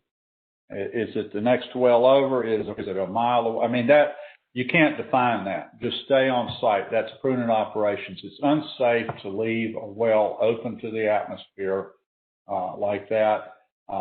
You never know when something's going to come unglued, unhinged. I just can't imagine doing that. Thank you very much. I'd now like you to discuss EDF's suggested revision to the exception that allows operators to flare or vent from an exploratory well. We made some suggested revisions to that exception. Could you please walk the commission through the basis for those suggestions? Yeah, first of all, the original proposal suggested that an operator be given 12 months to evaluate a well, an exploratory well. It is obviously very important to obtain as much information as soon as you can about the viability of the well. It has a lot of implications in terms of how much more capital is going to be spent on a particular project, SEC reporting guidelines for public companies, reserve estimates, investors. There's a whole host of reasons why a company would want to know as soon as possible. On the other hand, there is the notion that, which we support, is that 12 months is far in excess of what is generally required to evaluate the well's potential. Now, the alternative definition or proposal here to this is that the operator will begin to file certain forms, C-129, I think it is, within 15 days of determining if a well is capable of producing and paying quantities. We still feel that even with that, we understand that perhaps the intent is that the operator is going to do the right thing, and as soon as they determine if a well is capable of producing and paying quantities, that they're going to shut in and wait for infrastructure or whatever. We propose the alternate philosophy, and that is give the operator, say, 2 months, 60 days to evaluate a well. Make it incumbent upon the operator to provide sufficient technical evidence to the division that if they need more time, here is why, and then it can be granted. If you give an operator 12 months, they will take 12 months. If you give an operator 2 months and require additional information, then you'll get that. And in that case, you're going to almost always minimize waste, whereas if you give an operator 12 months, you will almost always increase waste and pollution to the environment. And thank you, Tom. The objective here is waste reduction. Since the objective is waste reduction, go with the shorter time frame and require the operator to provide good technical evidence that requires them a longer period of time. Thank you so much. And did EDF also make suggest some improvements to the exception that allows an operator to vent during braided head testing? Yes. Once again, this is a matter of putting a fence around something. If you put 30 minutes or so on it, and we realize, for example, that depending upon the downhole makeup and the volume of the annuli that are in question here, blowing off gas can take anywhere from a couple of minutes to whatever. And if it's going to take more than a half an hour and it's still that, you have an issue there that needs some investigation, put a fence around it. And if there is a reason to exceed that, then again, have the operator justify it. But if you just say you can do this and there's no time element to this, then you're going to have cases where the backside is going to be opened up. The pumper is going to leave and it'll get back there sometime during the day. Thank you very much. I would now like to turn to EDF's suggestion that flaring during completions and production be done with an enclosed device that has a design destruction efficiency of 98%. Could you speak a little bit to why EDF has suggested this provision? Well, it's interesting. New Mexico Oil and Gas Association put together a document that's on their site, and it's really a very good document called Flaring in the Oil Field, where they actually state that a properly designed flare system destroys 80 or 98% of methane and VOCs. And they also state that flaring is safer than venting because it's effectively destroying more than 98% of the methane and VOCs. And I could just simply say we agree with that 100% and support that notion altogether. Thank you, Tom. I now and lastly like to turn to EDF's revisions to the gas management plan requirements in Part 27.9D. Can you explain the basis for EDF's suggestion that operators be required to provide information on anticipated safety risks that will require the operator to allow natural gas to escape during drilling operations? Sure. We feel it's only prudent to think through one's processes and procedures to ensure that the most efficient and safe procedures are being exercised. And another point that NUMOGA has made in this same document about flaring safety over venting is that if the operator thinks there are specific situations wherein venting is safer, it's incumbent upon them to think through it and share it with the regulator, prove it. There needs to also be consideration given to the surrounding environment, the culture, and if this is the case, as well as with flaring. So bottom line, they need to think through it and they need to detail why venting would be safer. But I don't think there's very many cases where it would be safer than flaring. Thank you so much. And EDF also suggested that operators provide a description of operational best practices that will be used to minimize venting during active and planned maintenance. Can you elaborate on why EDF supports this provision? Well, I think overall, you can't deny the value of good communication and planning and how that will reduce flaring. That's been my experience in over 35, 36 years of direct engineering operations.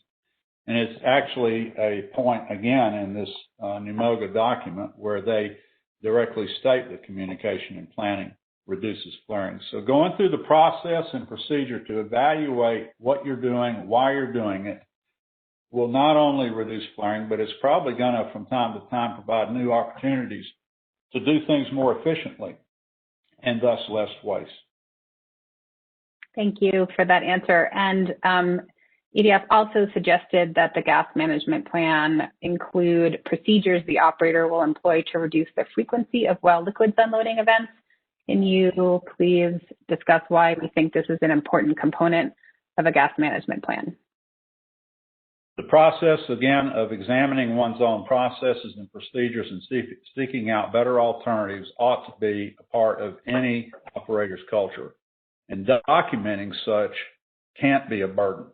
And as a matter of fact, it's a service and a responsibility not only to the state, but one's own operations. And there are going to be opportunities for other operators to learn from one's experience. Great, thank you, Tom. And just one more question around the gas management plan requirements. EDF also suggested that operators provide the anticipated volumes of liquids and gas production, any description of how separation equipment will be sized to optimize gas capture. Could you discuss a bit why you think that's also a helpful provision for a gas management plan? Well, I think that the answer really is the same as the one that I've given on the last two, that these processes and procedures are things that should be shared with the regulator. It's only through doing that, through better communication and planning, that we're going to ever be a more efficient and better operator and a better industry. I think that overall, just the process of going through what you're doing and why you're doing and justifying it, and are we actually achieving the end goal, is something that any prudent operator will do, and that the regulator ought to expect, the public ought to expect.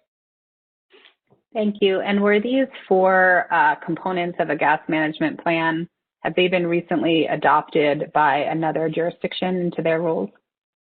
Yes, Colorado. Thank you, Tom. Okay, my last questions have to do with the very last part of the gas management plan requirements, part 7. And I'm curious if you could explain EDF's suggestion that the rule should specify that OCD will either deny or conditionally approve, rather than allow for the rather than specify that the OCD may deny or conditionally approve an APD if the operator fails to submit a certification regarding its connection to a gathering line or an adequate venting and flaring plan. Okay. You know, to be plain, at the risk of being abrupt, we believe it's vital that operators be in compliance with all rules and regulations, not just this one here. So it follows that an operator is out of compliance without good cause, that individual company should not be afforded the benefit of the state and its resources automatically. It must be crystal clear that to gain APD approval, the operator must be in compliance. Now, we're not suggesting that the regulator has to deny. No, it has the option to conditionally improve, but it needs to be tweaked to include that OCD will definitely factor in compliance into the decision of APD approval or not. There just needs to be more specificity around the decision to deny, rather than the softer may position as it is. And we feel like that the proposed language will promote compliance by the operator more than the current language that is proposed by OCD. Thank you. And did we suggest that the rules specify that the operator, that the OCD consider the operator's compliance with its statewide natural gas requirements explicitly when determining whether to deny or conditionally approve an APD? No. No? No. Say the question again. I'm sorry. No worries. So in our suggested language to Part 27.9D7, and unfortunately, I am looking at what I thought was a shared screen that includes our language, but apparently no one else is looking at it other than myself. It is there now. It's there now. Oh, perfect. Okay. So the language in red represents EDF's suggested revisions. I just wanted to be clear as to whether or not EDF is suggesting that the rule add language allowing OCD to consider if the operator is in compliance with its statewide natural gas capture requirements. Right. Thank yes. you. Yes. Perfect. Thank you. Sorry for my unclear questions. That's okay. Okay. Just a few more questions here. Are you aware that there has been some testimony regarding whether or not there is any benefit to the operators having to do AVO inspections and recording those inspections rather than simply doing those inspections voluntarily. Yes. And can you talk about your thoughts on whether or not record-keeping requirements for AVO inspections are useful? Well, absolutely, they're useful. History is a great teacher. And if you don't keep records, vital historical information can be left to someone's memory. And what happens when the pumper quits, moves on, or is reassigned, a lot of that past history of the well can be lost. So proper documentation will help identify trends. It's a permanent record. Doing one's job well and documenting it will reduce waste and increase production. There's just no question about it. I can't, every day the pumper that shows up to a well, it should be part of their regular routine to do these types of inspections. You just never know, even in low producing environments, you just never know when something's going to get plugged up, come unglued, come unscrewed, pieces of parts of equipment wear out, and to just assume that everything's going to be okay one day to the next is asking for trouble. So in all of my years of experience, it's been a regular part and routine to check these kinds of things and to make notes of observations and things to watch out for. Thank you, Tom. So do you think that there is a benefit in having operators record and maintain records of their AVO inspections? I think absolutely, absolutely. And it can't I can't imagine as the operator, as the pumper is recording other vital information in terms of production, et cetera, that it would take more than a minute to have some sort of a form that is made up to check it off and note anything that's odd. I just can't imagine not doing that. Great, thank you. And are you aware that there has been testimony presented during this proceeding that operators should be allowed to vent from normally operating fugitive emission components, such as flanges, connectors, and valves? I am. And do you have any thoughts on that suggestion? I'm not aware of flanges and connections and piping that are designed to leak. I remember hearing Dr. Lyons talk about all of these elements are designed with zero or very minimal leakage in them. I can tell you that from our experience, when I say our, Southwestern Energy, when I was working with them, we underwent in our Fayetteville Shale operation, which was extensive. I think we wound up drilling some 4,500 wells. A very intensive survey of leaks and detecting leaks, and there was a lot of research done on some of these initial technologies. I wasn't directly involved with it, but I do know that we found quite a few of these small leaks, and over a period of a couple of years, eliminated quite a bit of them, and it decreases waste, decreases pollution, increases revenue. If there are connections, if there are certain situations wherein it's designed to do this, then so be it.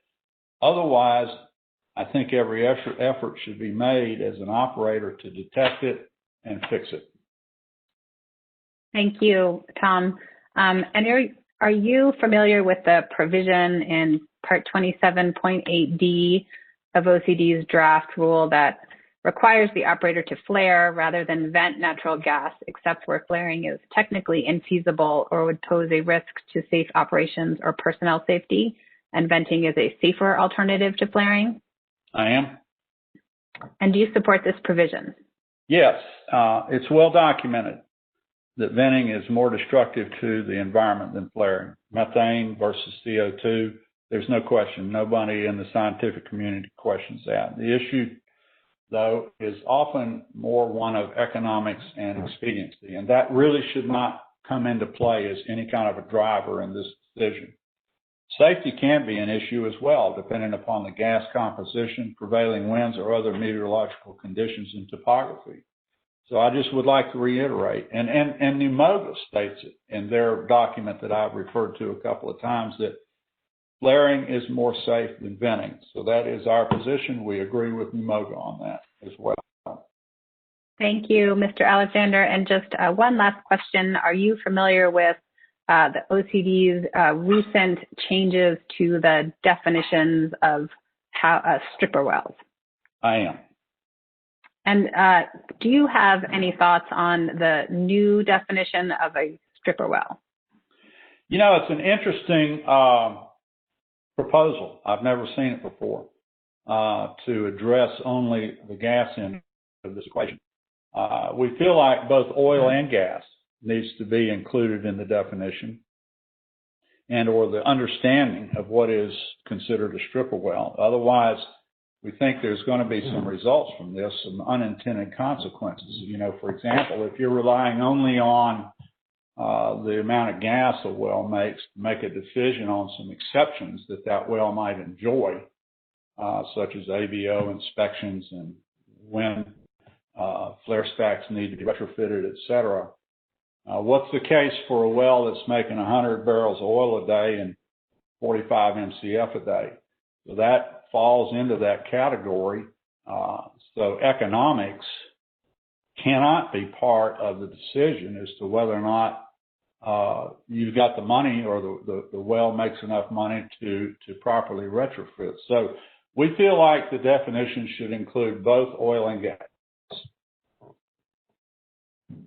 Thank you so much, Mr. Alexander. At this point, I would like to move to admit EDF's Exhibits 39 and 40 into evidence. May pause for the event of objections to EDF Exhibits 39 or 40? 39 and 40 are admitted.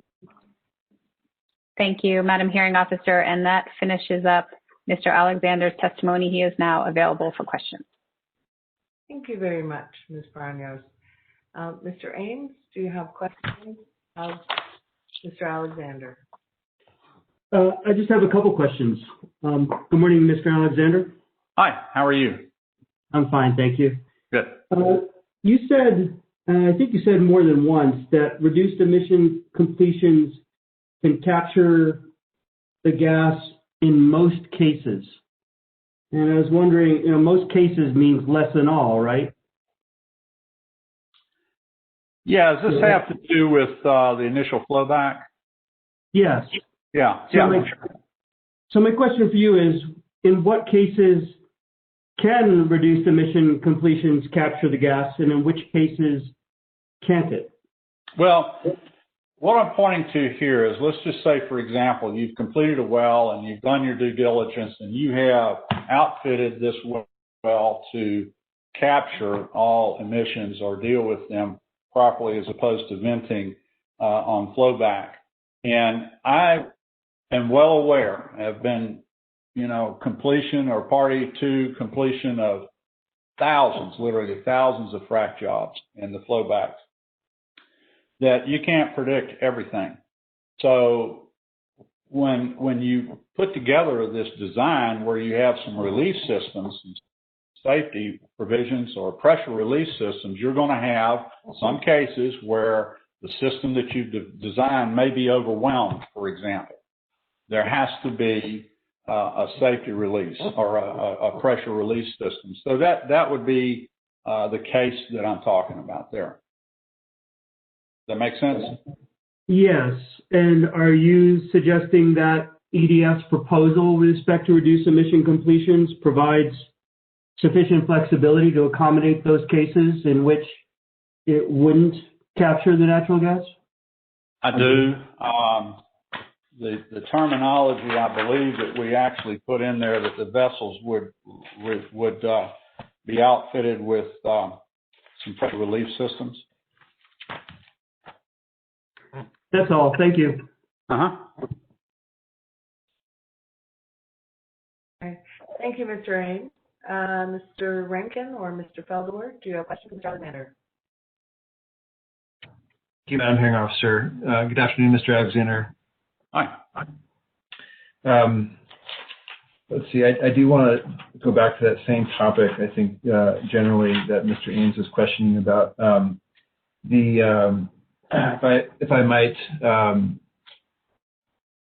Mr. Garcia should be able to, well, actually, never mind, the language is there. So I think I understood you to say that the provision or the addition, let me rephrase, the proposed modification on this process for airtight and vapor recovery units at the initial flowback stage is based on research and discussion with colleagues. Is that a correct understanding of what your testimony was? That's part of it. It's also part of the recent Colorado regulation. Okay. And that research and discussion that you had that formed the basis of your opinion for including this language, that wasn't part of any of your exhibits today, correct? That is correct. And so prior to the proposed modifications, the public was not apprised of the basis for that research or the discussions you had with the colleagues that justify the modifications in this language, correct? I would assume so. And the public also was not apprised prior to or at the time of the proposed rulemaking. Is that correct? I don't think so.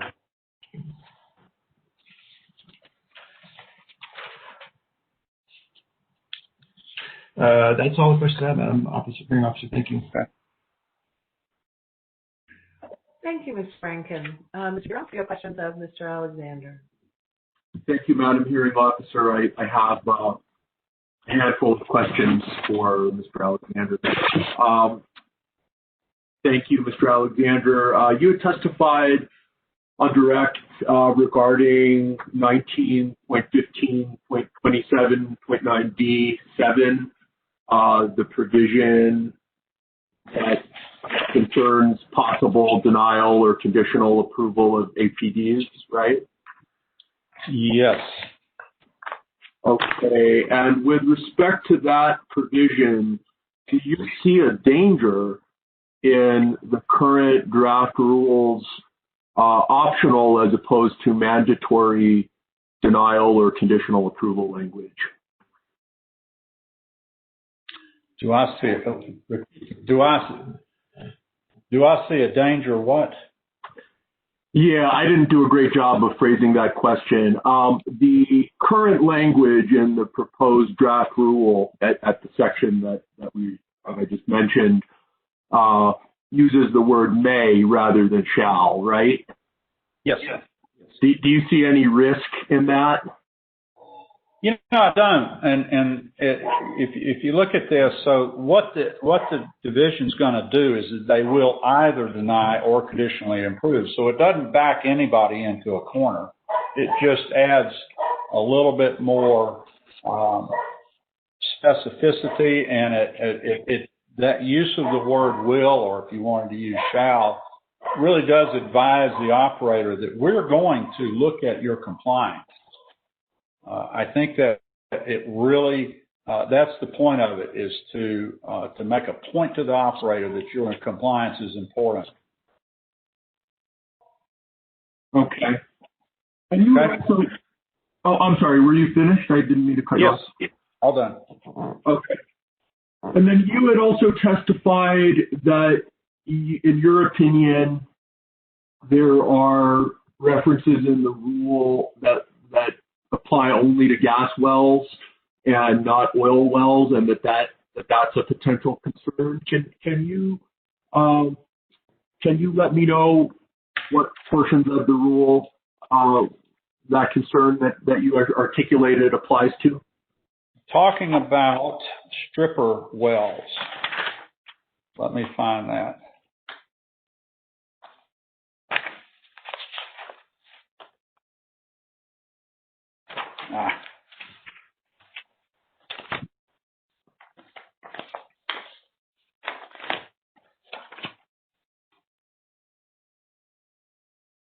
I would love to change the screen here to put back up or to put up OCD's changes related to stripper wells where it shows the parts of the rule that have those. Unfortunately, I'm having problems going back and forth between two different documents. So if you would allow me a minute, I can probably just scroll through in this document to the sections that include stripper wells, if that would be helpful to everyone. And I have it here too, Elizabeth. I found it. Thanks. But go ahead. Okay. Yeah. Great. Well, go ahead, Tom, and I'll, at the same time as you're doing it, I'll go through this document and try and pull up the relevant provisions as well. So this is under 19, 15, 27, 8, venting and flaring of natural gas. And it really kind of begins with 5, talking about AVO inspections, et cetera. And then under 5B, II, it says here, the operator shall conduct an AVO inspection weekly on a well or facility with an average daily production greater than, and then 10 barrels of oil is stricken. And what we see there is 60 MCF a day. So basically excluding consideration of the oil production. And when we go down to 5CI, the same has occurred on a well or facility with an average daily production equal to or less than 10 barrels of oil is excluded and 60 MCF is included. So that's what we're referring to. And are those strikeouts of reference to 10 barrels of oil, are those of concern to EDF or to you? Yeah, as we interpret this, there's an exception granted to wells that are making less than 60 MCF a day without any regard to how much oil. The exceptions are going to be on the AVO inspection frequency. It's also going to allow that classification of a well to have some relief in terms of when a well must be outfitted with, retrofitted with flare stack modifications, auto igniters, et cetera. In a previous discussion, there was a question about are we aware, for example, that it costs $6,000 to $10,000 to retrofit those wells with the kind of flare stack and auto igniter equipment that is being required. And my comment on that is that if $6,000, $7,000, or even $10,000 a year is going to put a well underwater, it ought to be underwater anyway. It's right on the brink of becoming full of cement. And I just, that amount of production, the amount of production that can cover that type of a capital expenditure is less than a barrel a day after some provision for tax and royalties. Okay, I understand. Thank you very much, Mr. Alexander. Sure. I don't have any other questions, Madam Hearing Officer. Thank you, Mr. Bierner. Ms. Fox, do you have questions of Mr. Alexander? Madam Hearing Officer, thank you, Mr. Alexander, for your testimony. You're welcome. Thank you. Commissioner Engler. Thank you. Good morning, Mr. Alexander, or good afternoon, wherever you're at. It's afternoon where I am. Okay. Yeah, I want some clarity and some help on. It's just going back to the initial flowback question and equipment. Did you hear yesterday Mr. Schreiber's testimony? I did not. Okay, and so you're not familiar with. He also had exhibits with regards to low emission completions. I assume you have not read or seen those? I have not. Okay. Well, so let me ask on this enclosed vapor tight flowback vessels. In your research and experience, can you describe to me some of the specs on those? Oh, well, let me start with experience.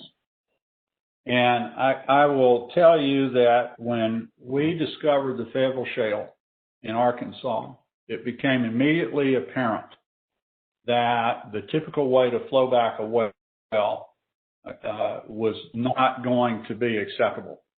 I do not recall how long it took us to put together our design and implementation of what we called green completion equipment. We were pretty much tip of the spear on that.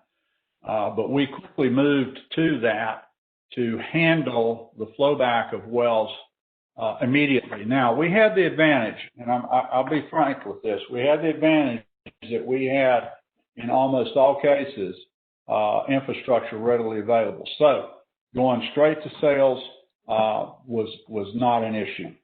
That worked. But that was a temporary group of equipment that we moved on site, and it worked extremely well. People thought there was no way this would work. It was unsafe, blah, blah, blah.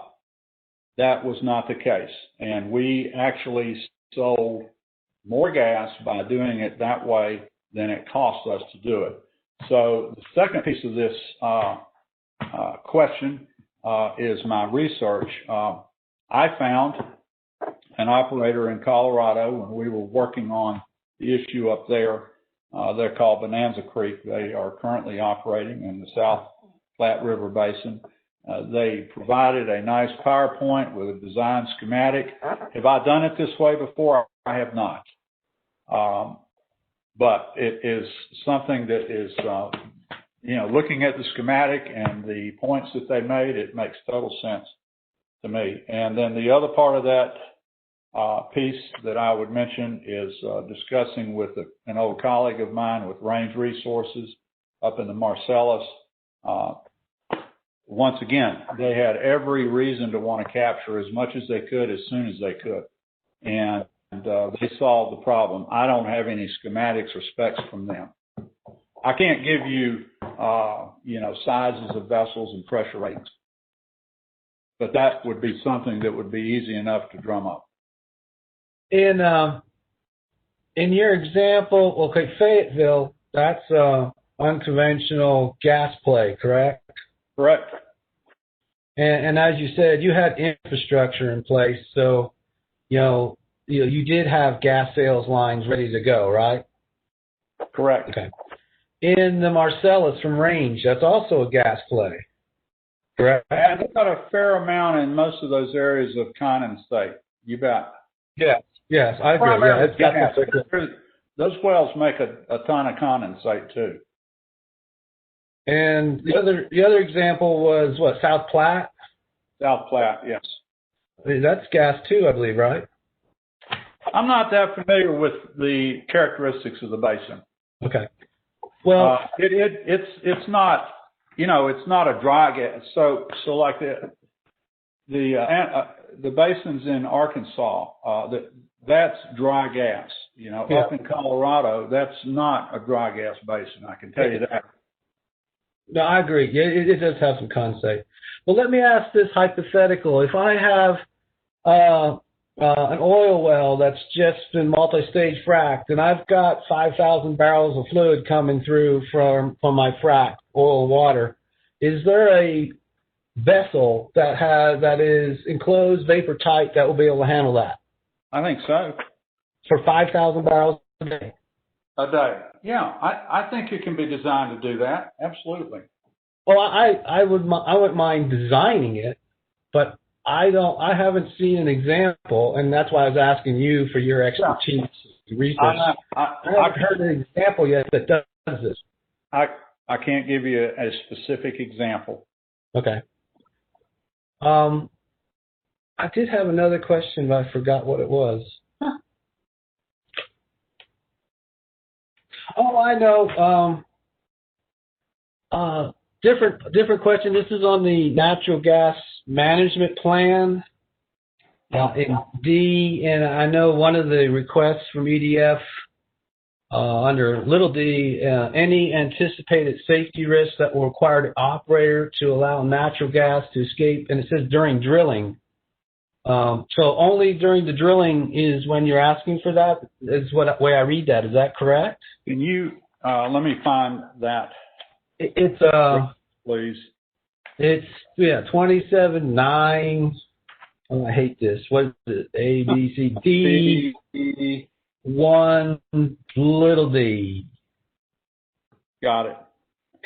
Yeah, it's that request about the anticipated safety risk, and it only says during drilling. Is that's what I read? Is that what you the intent? That's what we mean, and I think that the point here is there a reason during drilling that I'm just going to let the gas escape or vent as opposed to flaring it? If there's not a good reason to do that, then let's flare it. Is it let's see, in a drilling plan, you must have your well control design and well control equipment. Isn't that somewhat accomplishing what you're asking here? Well, I guess it could be part of that plan. There's no question about it. Depends on how you organize it. So I mean, I'm not going to disagree with you on that. It could be. Okay. I appreciate it. Thank you very much. This was helpful. You're welcome. Thank you. Commissioner Kessler, excuse me, Engler. Commissioner Kessler? She may have stepped away for a moment. Madam Chair, do you have questions of Mr. Alexander?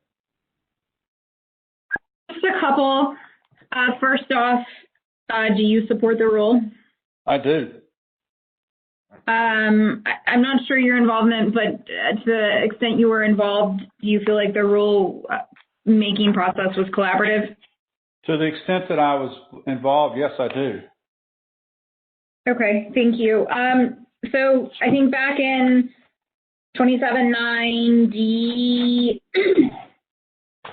D7, EDF proposes to add that language, which I think you talked about, or if the operator is not in compliance with its statewide natural gas capture requirements. And what you said verbally, and I think you repeated this twice, was without good cause. But those those words aren't in the proposed language. So is the intent of that edit to be, or if the operator is not in compliance with state natural gas capture requirements without good cause, is that what the intent is, or is it intended to be the way it's written? It's intended to be the way it's written, and I think our point would be that it would be up to the operator and the regulator to determine that without being too specific. But does the language, the way it's written now, not give the division that flexibility? It says may, and that to us is not as specific as will, that you will consider compliance and that it may have an impact upon how you react, that you either deny the APD or you conditionally improve. Sorry, let me clarify. The language as it's proposed by EDF, I guess you're saying that the division should have some flexibility, but does the language that EDF proposed, the way it's written, have that flexibility? Yes, I believe it does. Okay. So I think we just had a conversation about this stripper well, gas, oil, etc. Yeah. So I'm just looking at Part 27 and the title, and it's termed venting and flaring of natural gas, correct? Yes, it is. Is oil natural gas? No, it is not.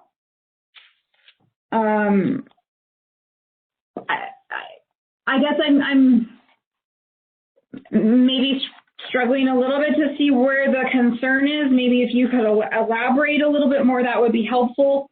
So the question then becomes, I think, of, all right, let's consider a stripper well. Consider a well that has very little margin after you pay royalty, taxes, and OPEX. And so the added burden, if you will, although we don't really consider it a burden, of doing AVO inspections on some basis of time and or retrofitting flare stacks with auto igniters, et cetera. These wells that are stripper wells would have a bit of a problem paying for that sort of thing. So that's one side of the equation. The other side of it is that if we are providing relief to an operator based only upon the gas production, then the economic question is not an economic question if that well is making, 100 barrels of oil a day. That $5,000, $6,000, $10,000 is nothing. So that's really our point, is that both, if you're gonna define a stripper well, in our view, stripper means that economically the well is challenged because of the total production stream, not just the gas stream. Does that make sense?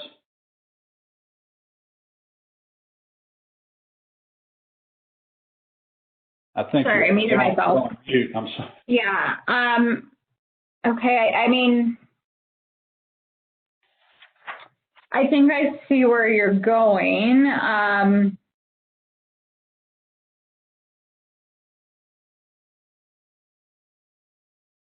So you're saying, like, if there's a well that's producing 100 barrels of oil but 55 MCF of gas a day, would that be classified as a stripper well under this provision and allowed to have that exemption? Correct. Exactly. I think there's going to be some unintended consequences here. Okay. All right. That's helpful. Thank you. I guess my last question is, all of the conversation so far has been on Part 27. Does EDF have any comments on Part 28?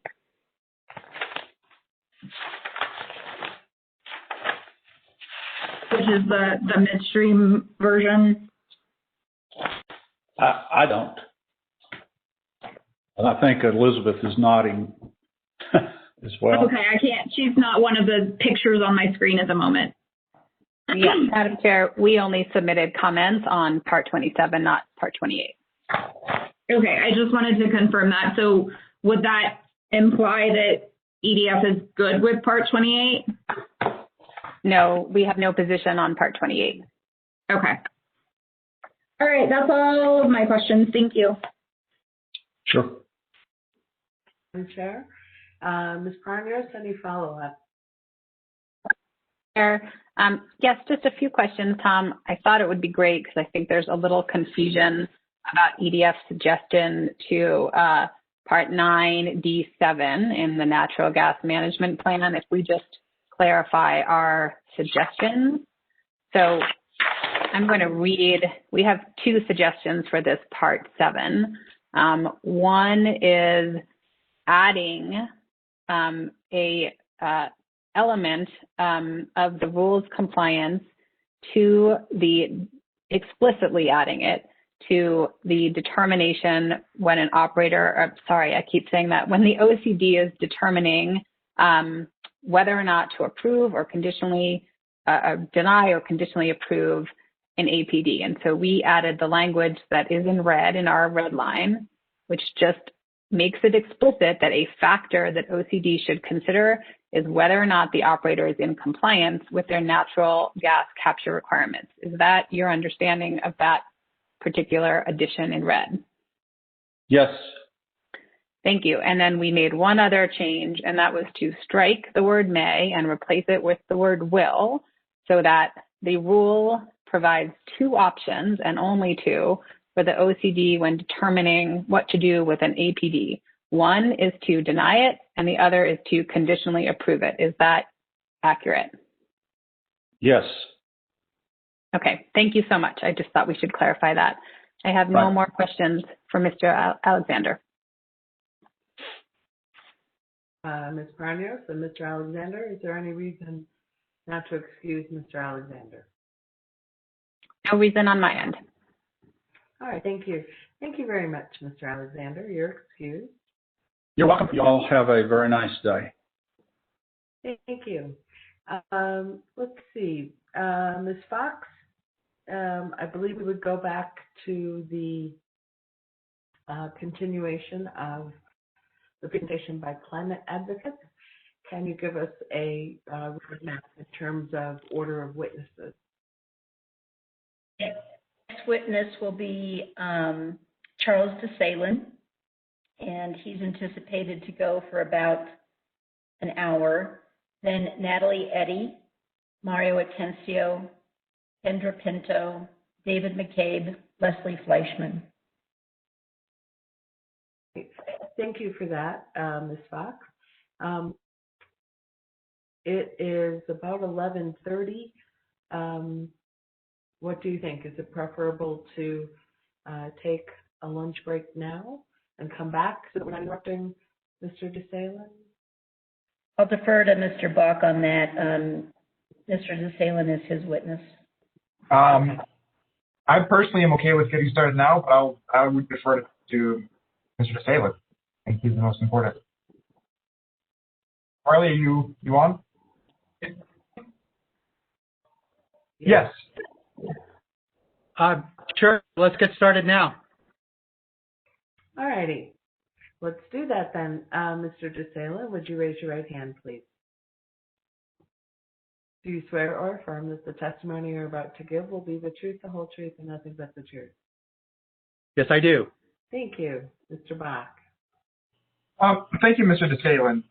Could you spell your last name for the benefit of the court reporter? Yes, I can. And it is a little bit tricky. So it's Charles, C-H-A-R-L-E-S. Last name is DeSalen, and that's a lowercase d-e, then a space, uppercase S-A-I-L-L-A-N.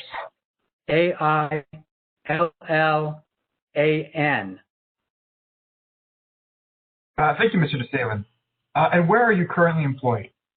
I'm currently with the New Mexico Environmental Law Center, where I work as a staff attorney. And just if I could, before we go on, I just want to thank the Oil Conservation Division for putting these regulations together. I think they've done an excellent job. And I want to say good morning to members of the Commission and to Madam Hearing Officer. Thank you, Mr. DeSalen. So I'd like to discuss your qualifications a little bit. Let's start with your education. Sure. I have a Bachelor of Arts degree in Political Science from Boston University College of Liberal Arts. I have a Juris Doctor, that's a law degree, from Boston University School of Law. And I also have an LLM, which is an advanced law degree from Katholieke University in Leuven, Belgium, and that was received magna cum laude. And your LLM is in environment and energy law? Yes, that's correct. Great, thank you, Mr. DeSalen. And how about your professional background? Yes. So after law school, I worked briefly. After law school, I worked briefly for the Massachusetts Executive Office of Environmental Affairs. I then went to Washington, D.C., where I worked at the U.S. Environmental Protection Agency in the Office of Enforcement. And while I was there, I worked there for about 8 years. And while I was there, I worked on enforcement, mostly of the hazardous waste laws, the Resource Conservation and Recovery Act, which we call RCRA, that's capital R, capital C, capital R, capital A, and the Comprehensive Environmental Response, Compensation, and Liability Act, which we call CERCLA, or the Superfund law. I also handled enforcement of the water laws, the Federal Clean Water Act, and the Safe Drinking Water Act. I worked both on enforcement policy and enforcement litigation, which involved bringing enforcement cases throughout the country. I also worked at the U.S. Department of Justice in the Environmental Enforcement section. And while I was there, I handled a major Safe Drinking Water Act case in Butte, Montana. And based on the extent of the injunctive relief that we obtained and the size of the civil penalty that we obtained, which was $900,000, that was the largest case that had ever been brought under the Safe Drinking Water Act, and I believe that is still the case. So then in 1993, I moved to New Mexico to work for the Office of the Attorney General in the Environment Division. I worked there for 6 years. While I was there, I worked on several citizen suits under both RCRA and the Clean Water Act. And a citizen suit really is like a private enforcement action, although the Attorney General's office has brought citizen suits on a number of occasions.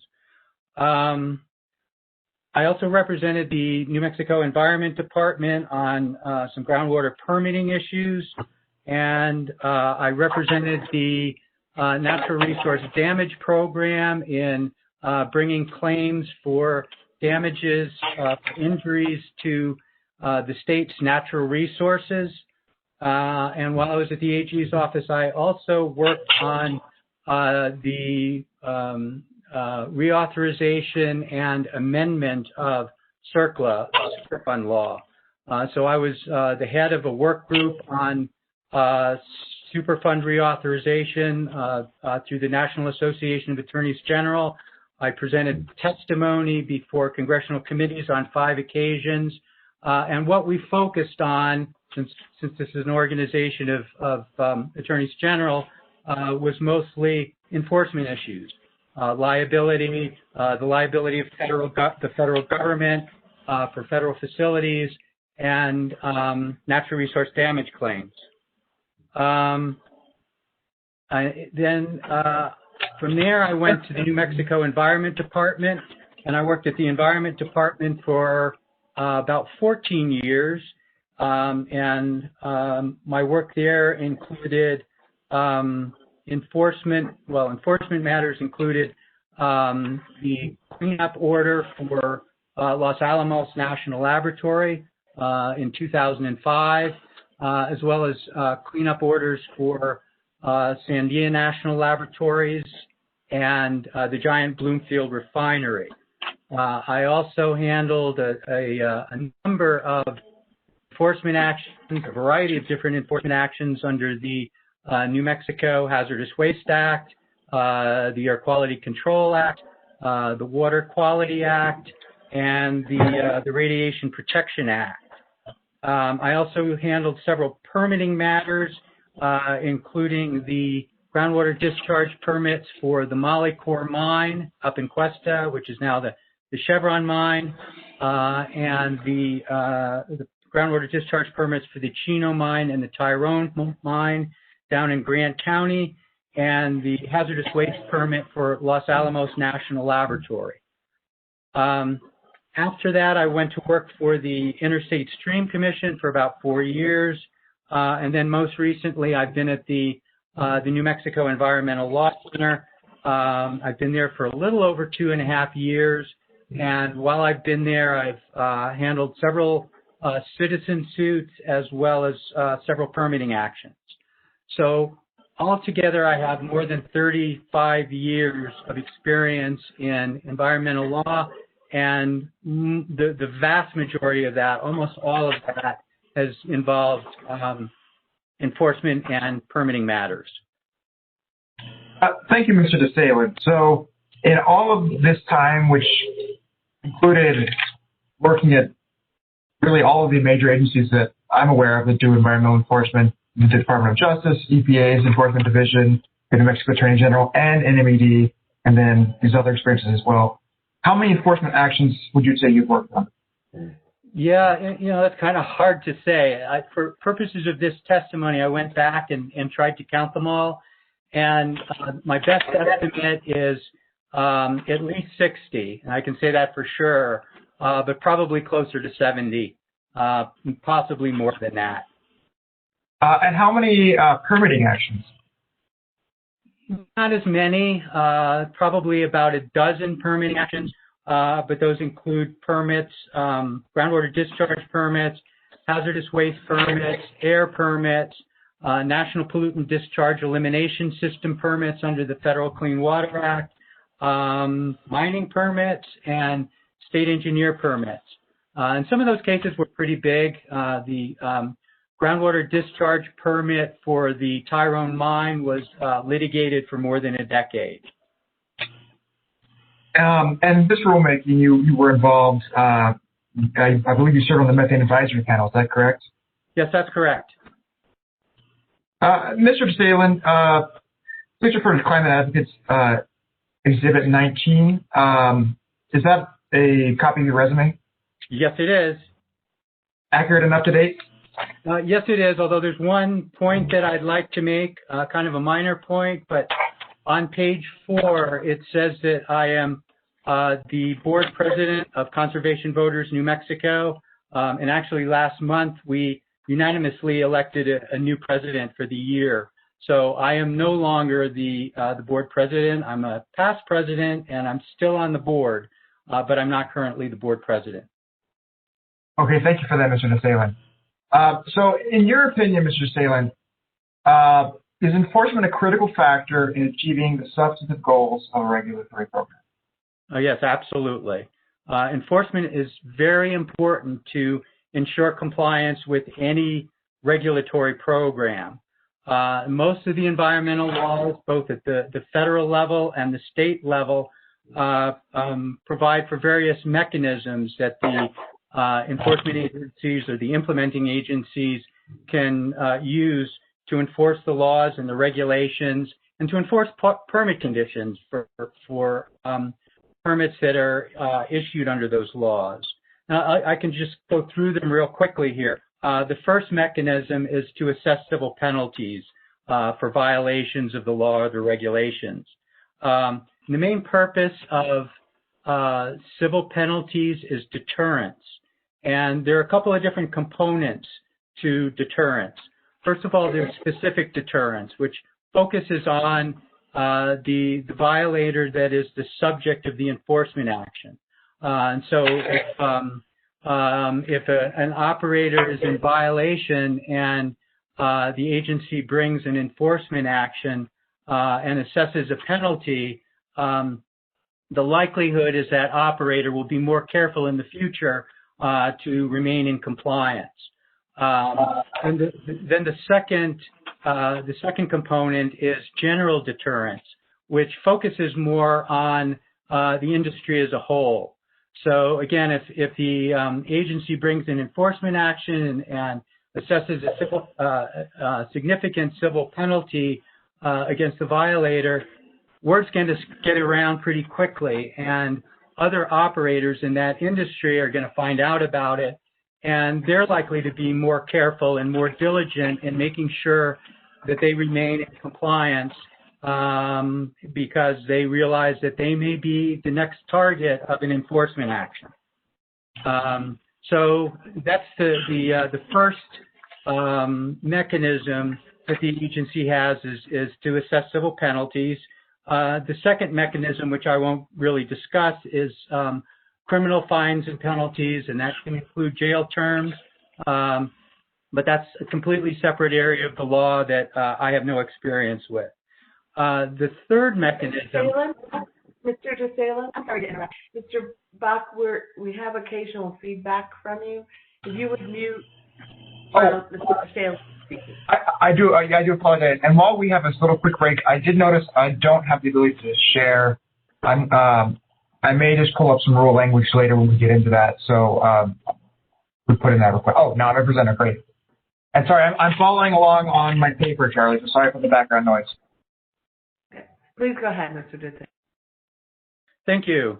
So the third mechanism is the agency can issue an order or seek from the court injunctive relief to require the violator to come into compliance.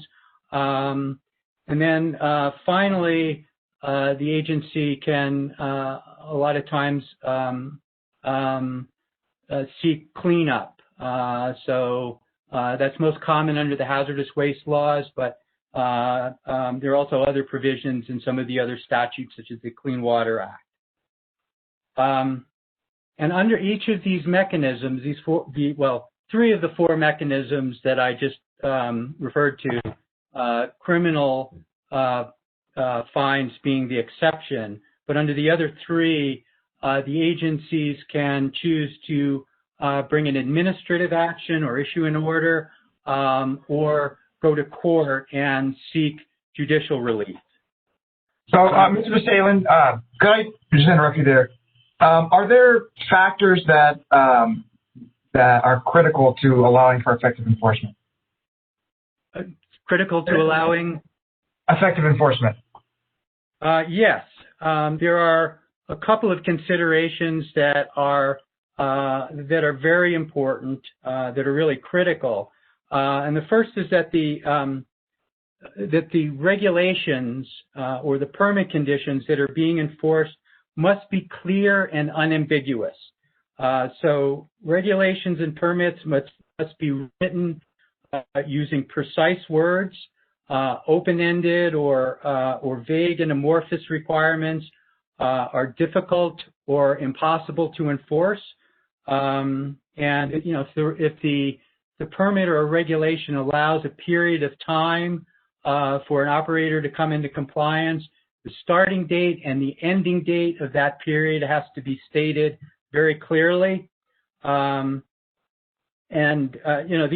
are critical principles, regardless what you're enforcing, whether it's a permit or even a settlement agreement or regulations. The second consideration, or the second factor, I guess, is that the threat of enforcement must be a credible one.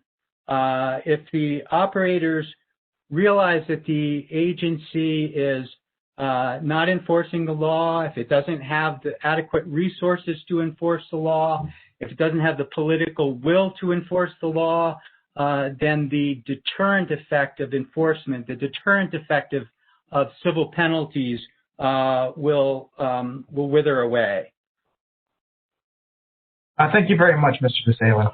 And in your view, in your experience, is it possible to achieve widespread compliance with an ambitious environmental or natural resources program, even if the agency administering the program has limited enforcement resources? Yes, I think so, at least to some extent. So there are other ways to compel compliance with regulations other than through enforcement. So one way is to require self-certification. In other words, the operator must send to the agency a certification that's in compliance, and that certification is under penalty of perjury, and usually it's a certification that the operator is in compliance with certain specific and key regulatory requirements. Another way to compel compliance is to condition permits or condition permitting on demonstration of compliance with the regulations or with the permits. And so if the operator is not in compliance with the permit, then it either cannot get its permit renewed, or its permit may be revoked as a consequence of the non-compliance. Thank you, Mr. Salin. So could you give us some examples of these mechanisms that you were discussing to compel compliance? Yeah, I can give you several examples of both certification requirements and limitation on permitting, and I can give you some examples in both federal and state law, and this is not intended to be an exhaustive list. So the first example is under the non-attainment provisions of the Federal Clean Air Act. So the non-attainment provisions apply within areas of the country that are not in compliance with the national ambient air quality standards that are established under the Clean Air Act, and that's kind of the backbone of the Clean Air Act or the National Ambient Air Quality Standards. Now, this requirement is under Section 173 of the Clean Air Act, and it provides that if an operator seeks a permit for a new or modified source within a non-attainment area, the operator must make a certain demonstration to EPA or to the state.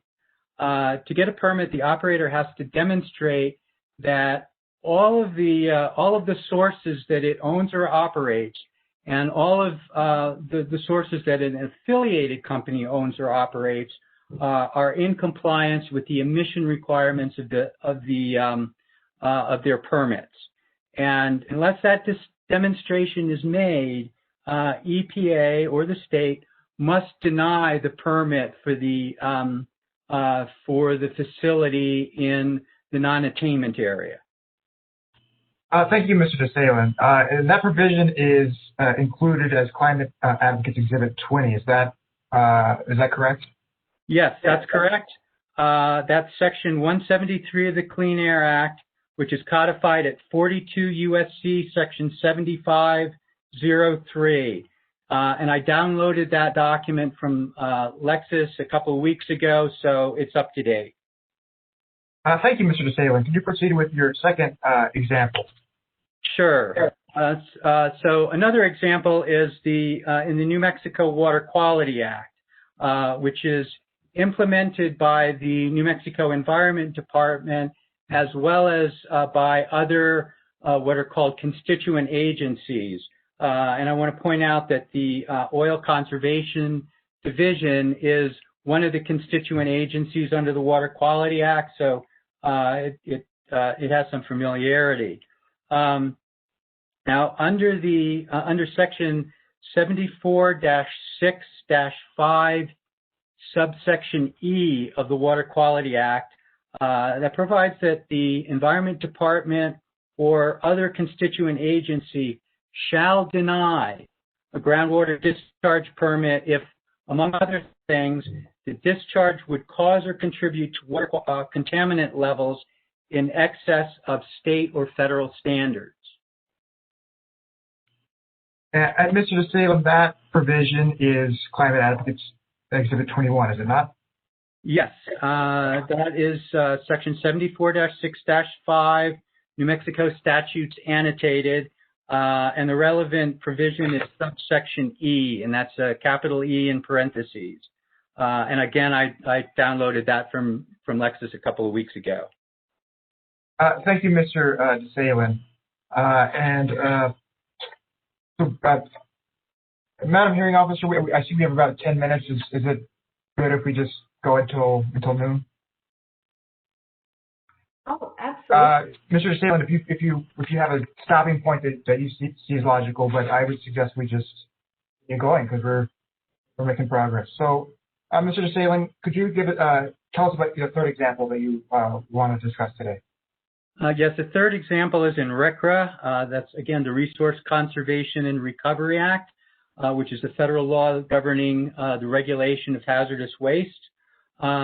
Section 3005D of RCRA provides that EPA or if EPA or an authorized state determines that a facility permitted under RCRA is out of compliance with some of the core requirements of the RCRA regulations, then EPA or the state shall revoke such permit. And Mr. DeSalem, that provision is Climate Advocates Exhibit 22, correct? Yes, that's correct. That's Section 3005 of RCRA, and the specific provision is in subsection 3005D, and that's a lowercase d. We're under federal law now. So lowercase d in parentheses, and that's codified at 42 USC Section 6925D. And I also downloaded that from Lexis a couple weeks ago. Thank you, Mr. DeSalem. So tell us a little bit more about RCRA. So RCRA does include another provision which I think is worth mentioning, and that's the loss of interim status provision. And I'm going to need to explain a little bit of background here because this goes back a few years.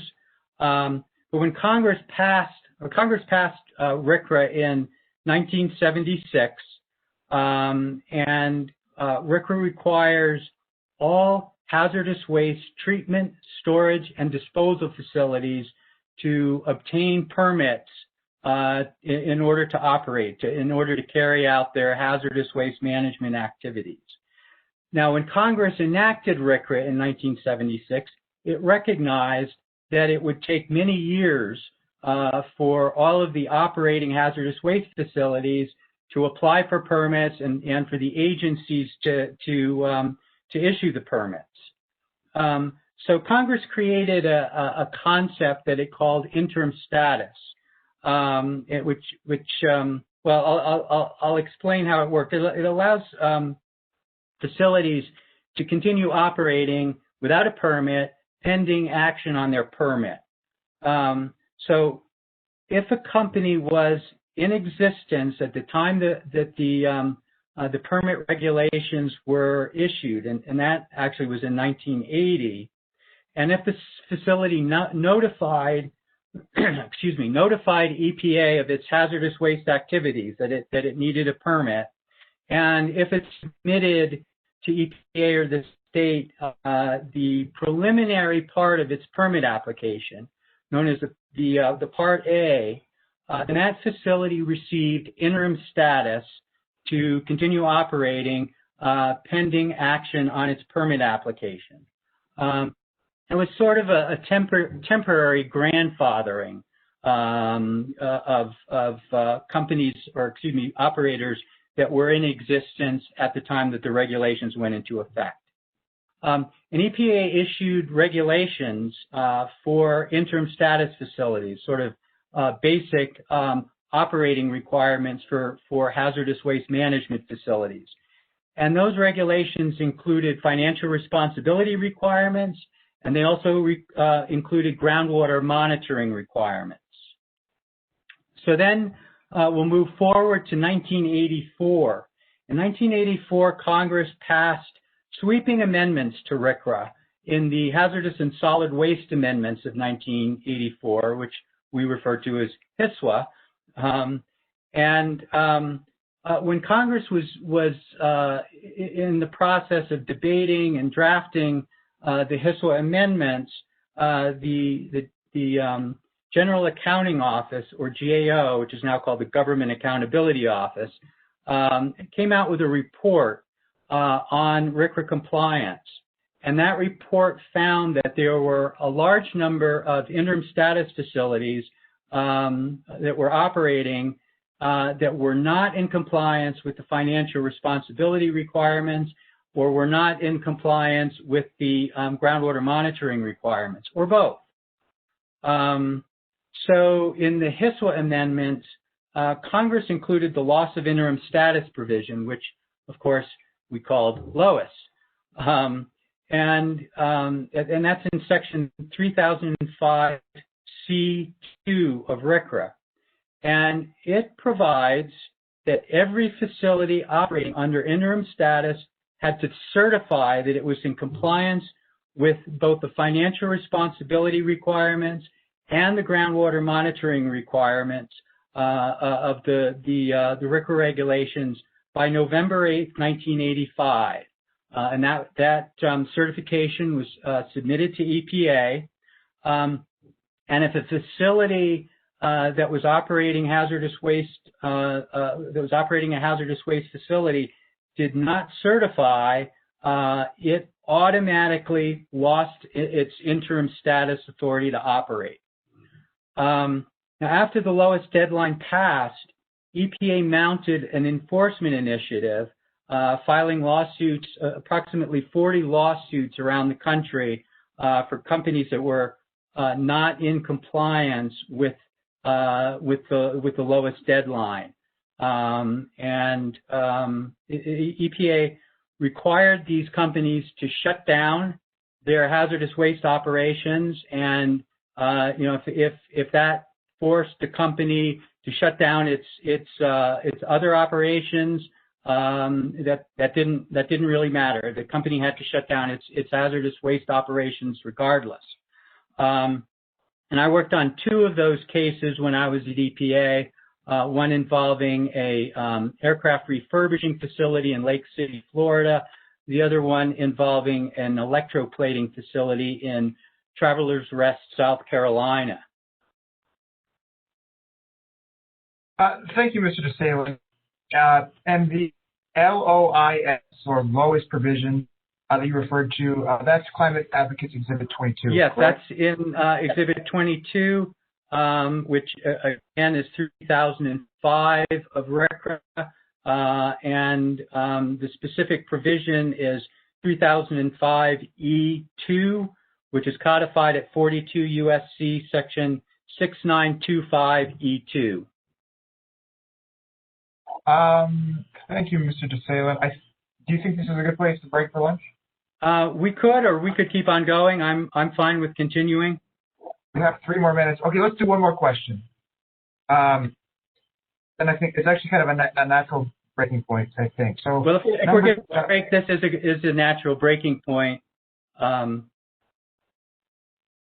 fine with completing my direct testimony. Madam Hearing Officer? I would only ask that you not go past 12:15 because the court reporter will be on for 2 hours. Okay. Well, I'm certainly sympathetic to the court reporter. This will probably take more than 15 minutes, so why don't we go ahead and break for lunch now? This is a good stopping point. All right. Madam Chair, do you want to weigh in on the length of our lunch hour?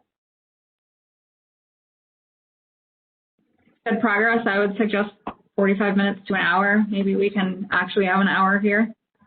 All righty. Thank you, Mr. Bach and Mr. DeSalin. Let's reconvene at 1 o'clock. Thanks.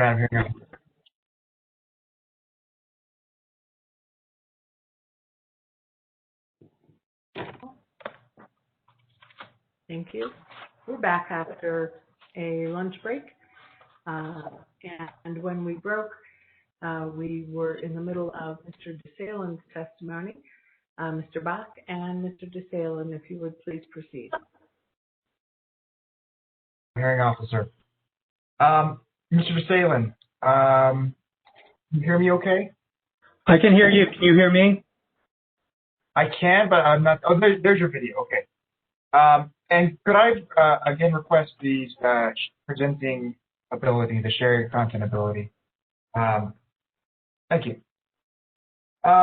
So, Mr. DeSalin, before lunch, we had kind of run through several different statutory provisions in the environmental law area, and discussed how these provisions operate with respect to permittees or operators who are out of compliance with applicable regulatory requirements. So maybe you can kind of give us an overview of how all those provisions address that issue. Yeah, they all address the issue in somewhat different ways, but they all provide that an operator cannot get a permit or permit renewal or it loses its permit if the operator is not in compliance or not able to certify compliance with important regulatory requirements. And these are all automatic. The regulatory agency cannot issue a permit or must revoke a permit, or in the lowest case, the the facility loses its interim status to operate by operation of law. And this can, be a very effective and efficient mechanism to bring operators into compliance with the law. And it is particularly useful where the regulatory agency has inadequate enforcement resources. Thank you, Mr. DeSalen. So now let's take a look at the proposed regulations that are subject of this hearing. So let's refer to OCD Exhibit 2A or 2B, depending if you have the red line or not. I have the red line here, actually, so I'm looking at 2A, which is the December 30th version, and looking at Part 27. So have you reviewed these regulations? Yes, I have, and I'm generally familiar with them. So you understand that OCD has proposed to require operators to achieve a minimum capture requirement of 98% of the gas they produce by 2026. Yes, that's my understanding. The proposed regulations require that each well operator must capture 98% of the methane produced by all the operators' wells by December 31st, 2026. And this applies to both oil wells and gas wells. And again, at the end of 2026, so the operator has a rather long period of time, 5 years, to achieve the full 98% reduction. Okay. But it's important to point out that this is a very critical requirement of the regulations. The whole objective of these regulations is to reduce methane waste as much as we can. And as we all know, methane is a very potent greenhouse gas, and oil and gas production is the primary source of methane emissions in New Mexico. And methane emissions, among other things, are causing global climate change, global warming, which is unquestionably the most serious, the most dire environmental threat that we have faced, not just here in New Mexico, but throughout the country and around the world. Thank you, Mr. DeSalen. In your opinion, will it be easy for the OCD to enforce this 98% minimum capture requirement as the rule is currently written? Mr. Bach, please mute yourself.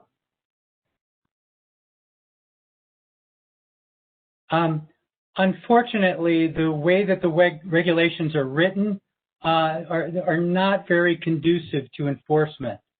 So under the proposed regulations, and I'll refer to section 19.15.27.9A4. If an operator is out of compliance with the minimum capture requirements for the preceding year, it must submit to the agency a plan demonstrating its ability to come into compliance for the current year.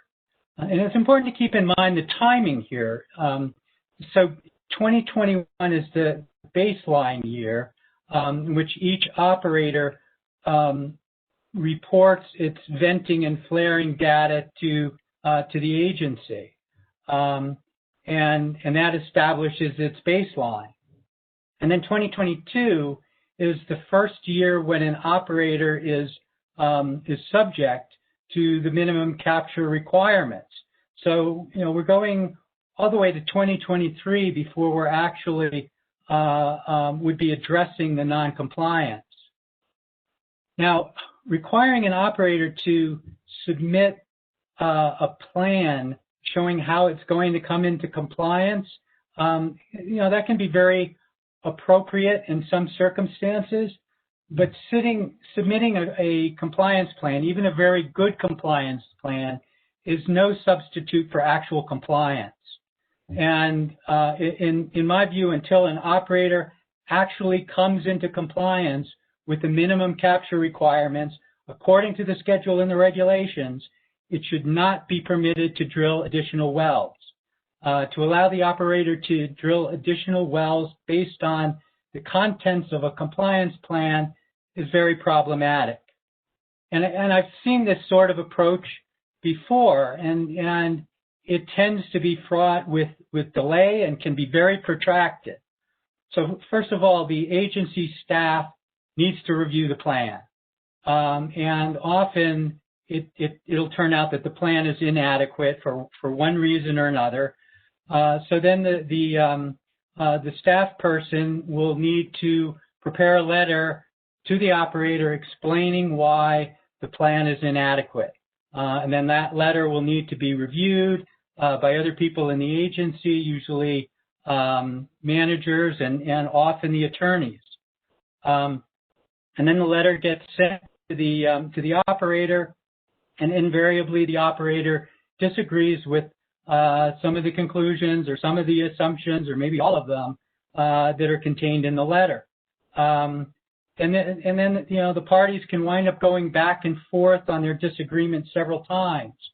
And the agency usually doesn't have the detailed knowledge, the specific knowledge of the operation to be able to very effectively push back and say, no, these are some of the pressure points. You can shorten the time frame by doing X, Y, and Z. So it generally has to rely on the representations that are made by the operator. And if the operator needs more time, wants more time, it's very easy for the operator to stall for more time.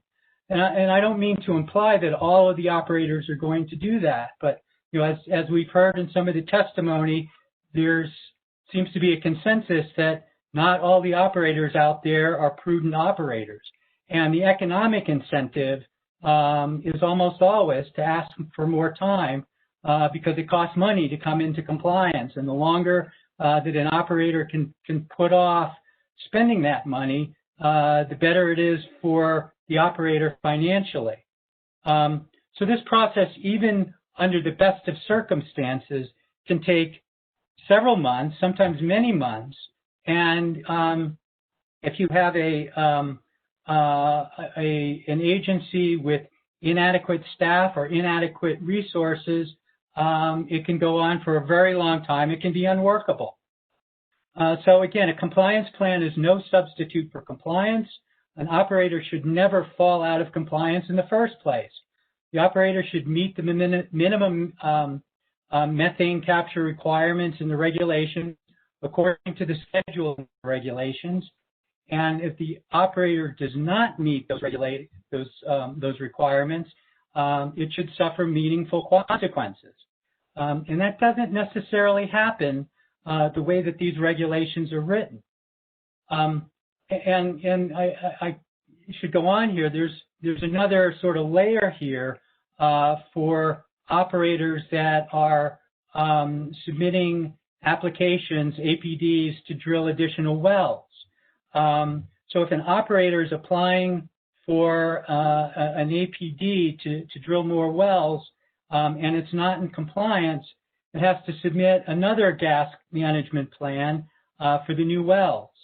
And then the operator must determine whether or not it can connect to a natural gas gathering system that has adequate capacity to transport away all of the natural gas that is going to be produced. And if the operator determines that it cannot hook up to a gathering system, then it submits yet another plan, and that's a flaring and venting plan that provides for alternative uses for the natural gas. And this whole process is also very problematic and likely to burn up a lot of agency resources and lead to delays and disagreements. Thank you, Mr. DeSalen. So, in your opinion, how could these requirements be improved?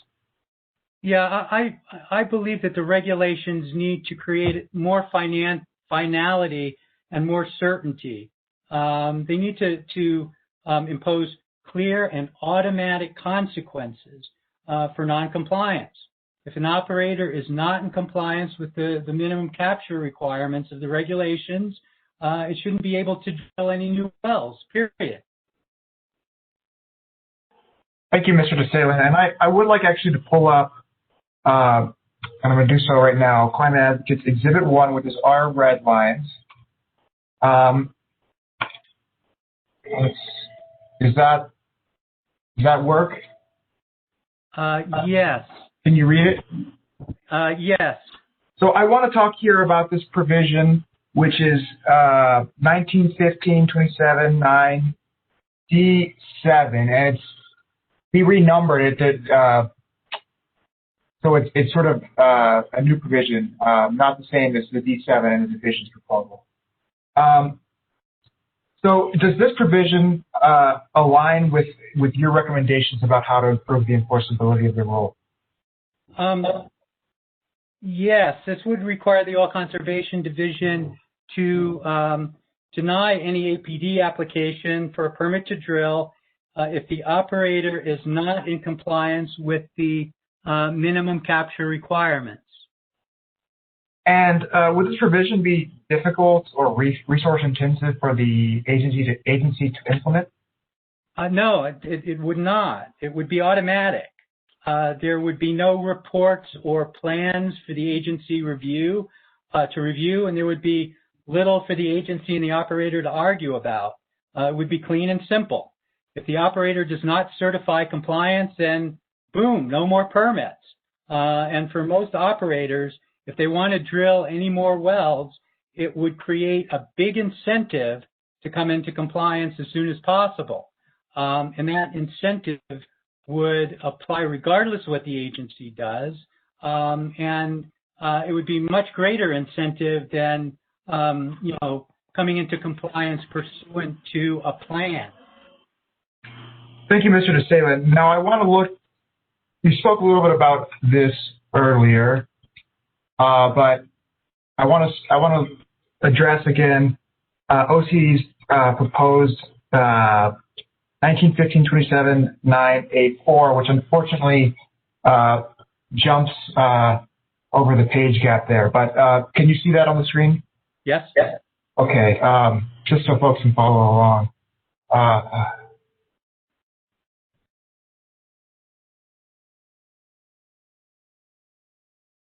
See if I can zoom it out a little bit. Okay. So what does this provision provide for? Yeah, so it provides that an operator that is out of compliance with the minimum gas requirements can have its drilling permits, its APDs, suspended. And I think that applies only if the well has not yet been spud. And I want to compliment the OCD for making this revision. I think it's a step in the right direction, but in my view, that there are still problems with this approach. So the permits can be suspended if the operator is not in compliance, but that suspension happens only after the operator has submitted a compliance plan to OCD, and only after OCD has reviewed the compliance plan, and only after OCD has met with the operator. That's one of the requirements of the regulations. And only after OCD has determined that the compliance plan is inadequate. So the suspension would not be automatic, and really far from it. It would demand and take up considerable agency resources, and there would be lots of opportunities for disagreement, and the outcome would be uncertain. So I believe that the approach that has been recommended by climate advocates would be a better approach. And another problem that I would point out with this approach is the scope of the hearing. So under the OCD proposal, if the operator seeks a hearing on the permit suspension, which it can do, the issue at hearing would be the adequacy of the compliance plan. And that's a question that could be very subjective and open to differing interpretations. And by contrast, under the climate advocates proposal, the only issue, if the operator requested a hearing on the permit denial, which again it can do, the only issue would be whether the operator certified compliance with the gas capture requirements. That would be it. That would be a much simpler issue, much narrower, much more straightforward, and a much shorter hearing, and probably less likelihood that there would be a disagreement between the operator and the agency over whether a hearing would even be helpful. So again, for this reason, I think that the climate advocates approach is better. But I do want to make one caveat here. On the other hand, the OCD proposal would apply to permits that have already been approved, but not yet spud. And that's in contrast to the climate advocates proposal, and I think it's a very good idea, and I approve of it, and again commend the OCD for making this suggestion. Thank you, Mr. DeSalen. So do you believe that the proposed revisions to 1915-27-9 the climate advocates have presented, do those revisions limit or infringe upon the enforcement discretion of the Oil Conservation Division? No, they do not. Please elaborate. Yeah, sure. So let me start out by saying that I'm very sensitive to the whole idea of infringing upon the regulatory agency's enforcement discretion. And I can point to the United States Supreme Court decisions that say that that an agency has complete discretion in deciding when and how and whether to bring an enforcement action and who to bring the enforcement action against. And I can point out one leading case, which is Heckler versus Cheney, and that's Cheney spelled with an A, not with an E. And as the court in that case said, there are a lot of considerations that go into enforcement decisions that only the agency can really assess. So there are considerations of enforcement strategy and resources and likelihood of success, and then also trying to set favorable precedent for the program. And so I completely agree with preserving agency enforcement discretion. And as I indicated in my testimony earlier, in much of my career, I have represented government agencies that were involved in enforcement of the law. And I have on quite a number of occasions advocated the importance of agency enforcement discretion in briefs that I have filed and arguments that I've made, and even in settlement negotiations. So the proposed revision that climate advocates have advocated here does not in any way affect enforcement decisions. Whether or not to deny a permit, whether to deny a permit to drill an APD is not an enforcement decision. It's a permitting decision. And an agency has a fair amount of discretion in making permitting decisions, but it's not nearly as complete as the discretion that an agency has in enforcement. And for example, it's not unusual for Congress under federal law or for our legislature under New Mexico law to prescribe the circumstances under which a permit may be issued or under which a permit must be denied. And I described some of those earlier in my testimony.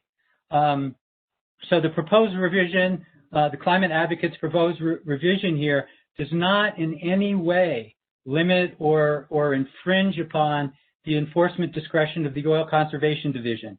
And if it did, I would not be here testifying in favor of it today. Thank you, Mr. DeSalen. I have no further questions at this time. Madam Hearing Officer, we would move for the admission of Exhibits 19 through 22. All right, let me pause this. In the event there are objections to Climate Advocates Exhibits 19 through 22. 19 through 22 are admitted. And Mr. DeSalen will now stand for cross-examination. Thank you very much, Mr. Bach. Mr. Ames, do you have questions for Mr. DeSalen? Good afternoon, Mr. DeSalen. Good afternoon, Mr. Ames. Good to see you. I'm sorry? I said good to see you. Good to see you too. This is a unique opportunity for me. I've known Mr. DeSalen for years and we've worked together, but I never had the opportunity to cross-examine him. Mr. DeSalen, you said that a big part of your career has been spent in governmental agencies doing enforcement work, right? Correct. It'd be like the NMED, the EPA, the Attorney General's office. Is that right? That's correct. And you've done many, many enforcement actions. I have. And so you're, as you just said, you're very sensitive to rules that infringe on agencies' enforcement discretion. Isn't that right? Yes, that's correct. And you strongly defended, and you did today, the agency's right to exercise that discretion when enforcing the law. That's right. And if I understand you correctly, you also believe it's important that prosecutors of the law, whether civil or criminal, have a wide range of tools to work with in order to accomplish their objectives. Yes, that's right. And you also said there are many considerations to be used, or to be many considerations for a prosecutor deciding which tools to use and when to use them and how to use them. That's correct. And as a prosecutor, you want to be able to tailor your tools, tailor your remedy to the alleged violation that you are prosecuting. Yes. And therefore, it's important as a prosecutor to be aware of the consequences of using the tools and how you use those tools in the course of your prosecutions. Isn't that right? To some extent, yes. And you can't always predict what the consequences are going to be of an enforcement action. You can't predict the consequences, so you have to be somewhat introspective, thinking about what the consequences might be and calibrating your tools and the use of your tools to the situation at hand. Yeah, I guess more or less. So given your long career with government agencies, is it fair to assume that you're familiar with the doctrine of administrative regularity? I don't believe so.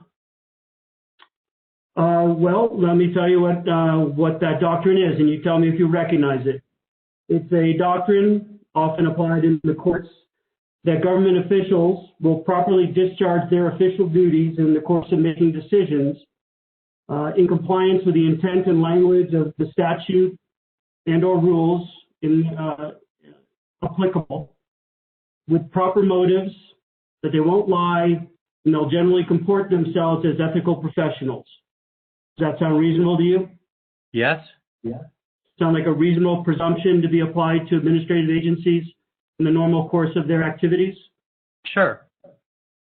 And therefore, then, I assume you would agree that it's true that the presumption should apply to agencies and agency personnel in the exercise of their enforcement discretion? Sure. Nothing further. Thank you. Thank you, Mr. Ames. Mr. Feldwart, do you have questions of Mr. DeSalen? Mr. Adam Rankin, no questions for Mr. DeSalen. Good afternoon, Mr. DeSalem. Thank you. Good afternoon, Adam. Good to see you. Excuse me, Mr. Rankin. Thank you. Mr. Biernov, do you have questions of Mr. DeSalem? Mr. DeSalem, thank you. All right, thank you. And Ms. Paranos. Thank you, Madam Hearing Officer. I have no questions for this witness. All right, thank you. Commissioner Engler.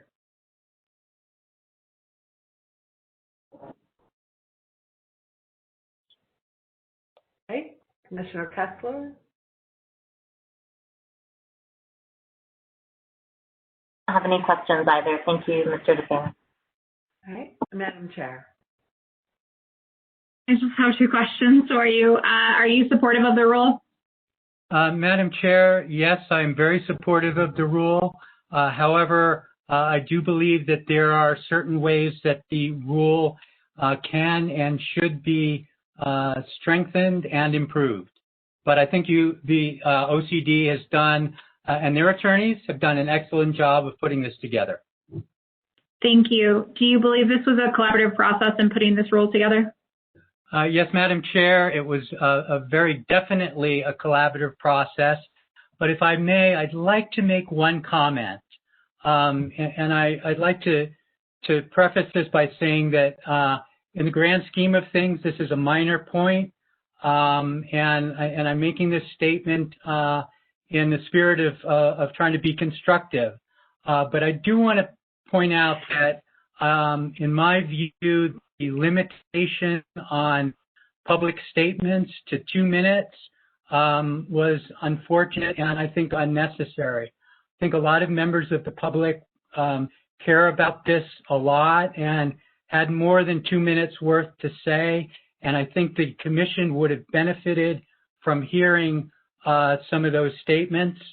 And I've had practice, I've had experience in these kind of hearings before, and generally public statements have not been limited in this way, and I have not seen people abusing their opportunity to make statements, and I haven't seen that it resulted in particular or inordinate delays of the hearing. So I just hope that that's something that the commission will consider in future rulemakings. Thank you. Thanks. All right, thank you. Mr. Bach, any follow-up? Thank you very much. All right, thank you so much, Mr. DeSalem, for your testimony. Thank you, Madam Hearing Officer. Thank you. Thanks, Charlie. Thank you, David. So our next witness will be Natalie Eddy. Is she on the line? Mr. Garcia, has Natalie Eddy been made a panelist? Thank you. Is that you, Ms. Eddy? Or would you raise your right hand, please? Do you swear or affirm that the testimony you're about to give will be the truth, the whole truth, and nothing but the truth? Yes, I do. Would you spell both your first and last name for the court reporter, please? First name is N-A-T-H-A-L-I-E. Last name Eddy, E-D-D-Y. Thank you. Go ahead, Mr. Bach. Thank you, Madam Hearing Officer. And thank you, Ms. Eddy. Ms. Eddy, would you begin by telling us what your current job is? Absolutely. I work for Earthworks. I'm the field advocate for New Mexico. I'm also the interim manager for our field team with Earthworks. And how long have you been with Earthworks? Just over 3 years. So I started as a field advocate for both Colorado and New Mexico. Now I'm serving as the interim manager, and I also became an ITC certified thermographer last year. And before you worked at Earthworks, what were you doing? I'm an attorney by training, so I worked with the Colorado Attorney General's office for a number of years on air law. The Colorado Department of Public Health and Environment was my primary client for that time. And all this is covered in your resume, which I believe is Climate Advocates Exhibit 23. Is that correct? Yes, it is. Great. So I think you mentioned that in your job with Earthworks, you go out into the field to do field work. What exactly does that entail? So primarily the field work that Earthworks conducts is in response to requests and concerns from impacted community members. So we survey oil and gas sites using an optical gas imaging camera to document evidence of pollution, primarily methane and volatile organic compounds, or VOCs, from oil and gas sites. And how many field tours have you done in New Mexico? So in the last 3 years, I've conducted 27 field tours or field trips in New Mexico. And you've gone to both the Permian Basin and the San Juan Basin? That's right. We did 12 rounds of field work in the Permian and 15 in the San Juan Basin. And Ms. Eddy, how many well sites are you typically going to on each tour? It can really vary depending on where we are. So depending on the distance between the sites, the extent of findings at each of the sites, we can easily visit over 20 sites in a single day if we're in a densely drilled area in the San Juan or Permian Basin. And you visit well sites. Do you also visit facilities in the midstream or gathering sector? We do. We also visit midstream sites, including like compressor stations. And how do you choose which sites you want to visit? So as I mentioned, a big part of how we decide where to go is in response to community requests and concerns.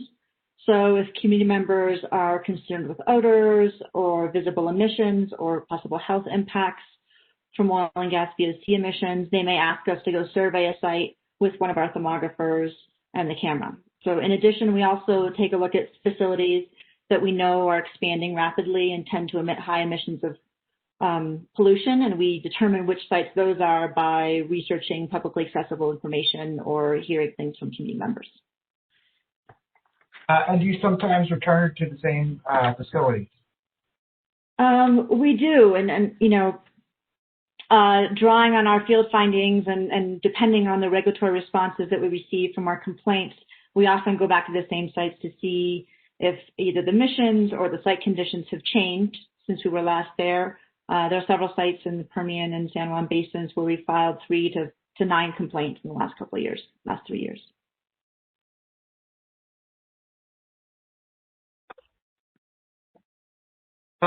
Ms. Eddy, you that you cut out for others as well? Do you want me to restate that? Or did everyone cut out? Yes, I did use that part. But I'm wondering, maybe, Madam Hearing Officer, could you let me know if the problem's on my end or on Ms. Eddy's end, just so I can... I didn't have any trouble hearing her. Okay. I'm wondering if I should stop my video just to make sure that I don't have a glitch. Yeah, you were the one really cutting out. So thank you for turning off your video. Thank you, Madam Hearing Officer. So, Ms. Eddy, when you visit a site, what is your process that you go through to film the emissions and so forth? Right. As we first approach a site, field staff are checking for wind directions and working to identify a safe vantage point for where we can stay on a public road and survey for emissions at the site using the OGI camera. So we want to avoid being directly downwind of the site if there are emissions, and we never knowingly trespass. Thank you, Ms. Eddy. So are you close enough to the site to really be able to tell what's going on? Yeah, so we're staying on public roads that are adjacent to these sites, but we're also using telephoto lenses on both our cameras, both the optical gas imaging camera as well as an SLR camera. So those lenses are increasing the chances of us documenting pollution from a greater distance. Great. And so you've mentioned this optical gas imaging or OGI camera. Tell me a little bit about that. Yeah, so this is really our primary tool to detect and document oil and gas emissions is the camera, the OGI camera. So Earthworks FLIR, or forward-looking infrared GF320 cameras, are specifically designed to detect hydrocarbon and volatile organic compound emissions. These OGI cameras, like the GF320, are calibrated to a narrow part of the electromagnetic spectrum where hydrocarbons absorb infrared light. So as a result, the emissions become opaque so that the camera can record them and then we can see them. And Ms. Eddy, is there some sort of training that you need to be able to operate an OGI camera? Yeah, so both I and Earthworks other thermographers are ITC or Infrared Training Center certified to use these cameras. We receive the same training and have to pass the same exams as regulators or operators who are getting the same training. Thank you, Ms. Eddy. So when we talk about infrared light, a lot of us are going to be thinking about heat, right? So how do you know that you're documenting pollution and not just warmer air? Yeah, so our OGI thermographers are certified to, among other things, know the difference between heat and pollution. The plumes we've documented coming from flare stacks clearly represent pollution and not heat, based on this training and our expertise. Thank you, Ms. Eddy. And so you're seeing pollution at the facilities that you visit out in the field. What type of problems are you observing out there, the particular pieces of equipment that you notice problems with? Yeah, I mean, it's pretty common to encounter unlit or malfunctioning flares. In the last 3 years, we've made over 300 visits to over 200 sites in the 6 different counties in New Mexico. With regard to unlit flares, we documented 37 instances of unlit flares that are effectively serving as vent stacks.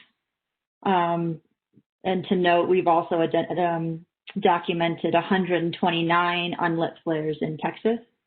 And then with regard to malfunctioning or improperly combusting flares, we see those all the time. And, you know, if you sort of scan across, like in the Permian, if you scan the horizon, you'll see multiple flares emitting black emissions, and that visible smoke is an indication that combustion is incomplete and just a malfunctioning flare. And Ms. Eddy, do you know what causes these flares to fail? Yeah, there are a range of issues that can cause that failure. Oftentimes it can be due to lack of attention, mechanical problems, or oftentimes wind. And you go out in the Permian a lot, so in your experience, are there a lot of windy days in the Permian Basin? I've experienced a lot of windy days when I'm out in the field in the Permian, yes. So I think you testified that you do sometimes return to the same facility where you may have noticed a malfunction. So based on that, how long have you seen a flare continue to malfunction? The longest flare that I documented was 5 days long. I think that one actually started and ended after I was there, but that was what I was able to document in 5 days in a row. And so it was unlit for 5 days, or it was smoky for 5 days, or? So it was an unlit flare that was unlit for 5 days straight. It was a Matador site, and I'll share some footage of it in a minute here. But it was the auto igniter was stuck, and they needed a man lift to repair it, and so it was unlit for at least 5 days. Thank you, Ms. Eddy. Have you visited any stripper wells in the field? Yes. And how do you identify what a stripper well is? Just those of us who might not know. Sure. I mean, when I was in the field most recently in November, I went to a few stripper wells in the Local Hills area, sort of east of Artesia. Stripper wells that I was visiting on that day were conventional wells. So these are small pump jacks. Some of them had spud dates that were 50 or 60 years ago. We documented emissions that were coming straight from the wellhead, from the ground. Thanks, Ms. Eddy. So that actually feeds into the next question that I had, which is, at these stripper wells, is it common that they actually have flares? The few that I visited most recently did not have flares. I haven't conducted a comprehensive survey on what that looks like, but in my experience, many of them do not. So they would just vent any gas comes out? That was what I observed and documented, yeah. Thank you, Ms. Eddy. So when you document a pollution problem, you sometimes file complaints with regulatory agencies. Is that correct? Yeah, we capture quite a large number of emissions when we're out in the field. But when we're filing complaints with NMED or OCD, we work to prioritize the most significant pollution plumes and conditions that could potentially impact nearby residents or represent equipment failures or possibly reflect a regulatory violation. So this means we primarily file complaints for the biggest events or for sites closest to places where community members live or work or go to school or recreate, or for sites where field staff noted strong odors from the site or even experienced health symptoms while we were out in the field. And is that common that the members of the team experience these health impacts? I'd say it's pretty common for either field staff or for community members or reporters who are joining us to experience health impacts. These can look like headaches or nausea or even eye or skin irritation, among other things. Thank you, Ms. Eddy. Wanted to go back to the complaints. So how many complaints have you filed in New Mexico? I've filed 115 complaints in the last 3 years, and 9 of those resulted in an emission reduction or a change on those sites. And those were filed with NMED or OCD? So all of those were filed with NMED, and then depending on the nature of the emissions, sometimes NMED will forward certain complaints to OCD for their enforcement team to review. Thank you, Ms. Eddy. And I think you said nine of those had resulted in an emission reduction. So I guess the question is, there are cases where one of the agencies has taken an enforcement action based on one of those complaints then? Yes. While most of the complaints don't seem to result in regulatory action, NMED took significant action starting in November of 2019 and started issuing letters of potential violation, in part in response to our complaints and with consideration of OGI as reliable evidence of oil and gas emissions and pollution. And so between November 2019 and January 2020, NMED issued 7 letters, several of which resulted in immediate response from operators going onto sites, making repairs, and reducing methane and VOC emissions directly. And I think you also mentioned that some of the complaints were forwarded to OCD. And did OCD take any enforcement action? Yeah, so of the 115, 14 were forwarded to OCD. OCD followed up on one of the complaints that we filed for an oil spill we documented in December of 2017. To my knowledge, OCD hasn't taken other actions or responded either to earthworks or to operators in response to the other 14 that we filed in between 2018 and 2020.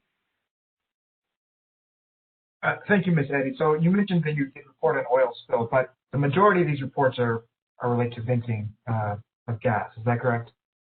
Yeah, that's right. The oil spill was something that we happened to notice while we were out surveying for air emissions.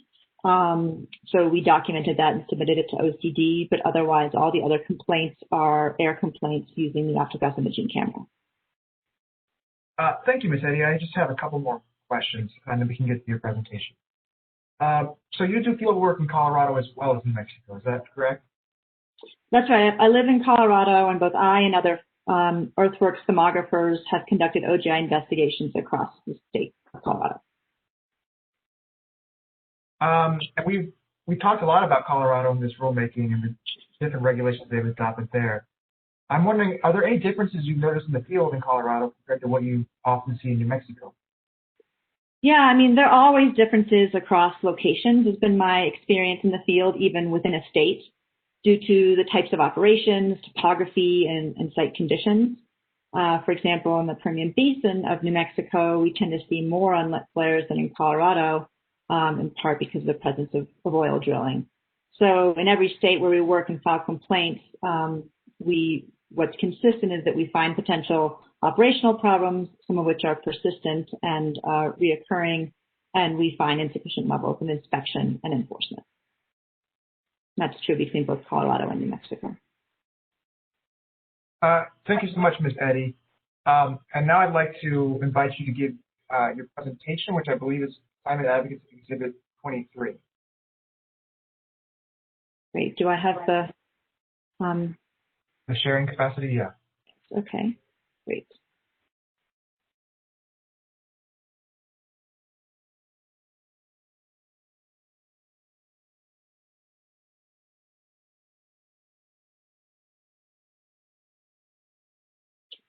Is that showing up on everyone's screen there? Yeah. I can see it. Okay, great. Thank you very much. Great. So I wanted to share some visuals and some examples of what Earthworks has found in the field specific to flares, focusing on unlit flares and malfunctioning flares. For the purpose of this presentation, I focused on the Permian. In this first photo, we see several community members, allies, and elected officials who have joined us in the field. As we discussed earlier, our primary tool to document pollution from the field is the optical gas imaging camera. This helps us to identify the problems, partner with impacted community members, expose otherwise invisible pollution from oil and gas, and then file complaints with appropriate regulatory agencies. Here's a quick example of the difference OGI makes and what it exposes and makes visible. So the red arrow is pointing to a flare. With the naked eye, we can't necessarily tell if it's lit or not. And then we see with the OGI camera that this is an unlit flare, and that large pollution, plume of pollution you see in that dark, in the video is that, or in the image, is emissions carrying far off site from that flare. So we would not, otherwise not have known was a problem necessarily. In addition to the OGI camera, there's several other pieces of equipment we take with us into the field. We bring respirators for our safety as needed, a four-way gas monitor. We have an iPad that we use to enter in all of our field notes that go into our database so we can track where we've been and what we're finding, and tools to determine where the wind's coming from and at what speed. As I mentioned, focusing on the Permian, and we'll just look at a handful of sites really today for the purpose of this hearing. We do have a document, New Mexico Shale Snapshot, that documents all the sites we've been to in the Permian, what we found, and the regulatory response if folks are interested. So starting with a few examples just south of Carlsbad. This is a midstream site at the South Carlsbad compressor station operated by the Enterprise. Operating, the most significant event we captured there over the years was in September 2018, to the upper left of your screen, which was a blowdown or unlit flare event that we videoed. While we were on site, we called the emergency number to speak to someone to make sure the operator was aware of it. This is a site that community members complain about a lot as they smell odors and experience health impacts, and we filed about 9 complaints in the last 3 years at this site. Another site just around the corner, so we're still just south of Carlsbad, was Matador site, Kathy Coleman site, which is the one that I mentioned where we documented 5 straight days of this flare unlit. The auto igniter had gotten stuck, and they were waiting for the man lift to get there so they could repair it. I found that out because I called the operator, and then at one point a worker came off site and we spoke to him to tell him what we were doing and to ask him what was going on or what the plan was for the flare. And again, this was a site that we went to quite frequently and filed many complaints for. This was another time. This was March 2018. Again, the flare was unlit, and we filed 9 complaints here over 3 years. I think this is our last one for south of Carlsbad. This was just in early November when I was down there, an unlit flare from CASA operating. We filed a couple complaints for CASA operating sites recently, and I believe there's some ongoing investigations there, but I don't know the outcome. And then we head up a little bit farther north between Artesia and Lovington in the local hills area, kind of off the Lovington Highway. These are a couple different images to try and share just the density and the intensity of these fields. Oftentimes when we're in the field with thermographers and the camera, we can smell gas, and it smells like sour gas or H2S, but oftentimes we don't actually find the source because there are lots of different sources, and pinpointing that source can be difficult when there's so many different new and old sites all together. A few more images of what we see in the field.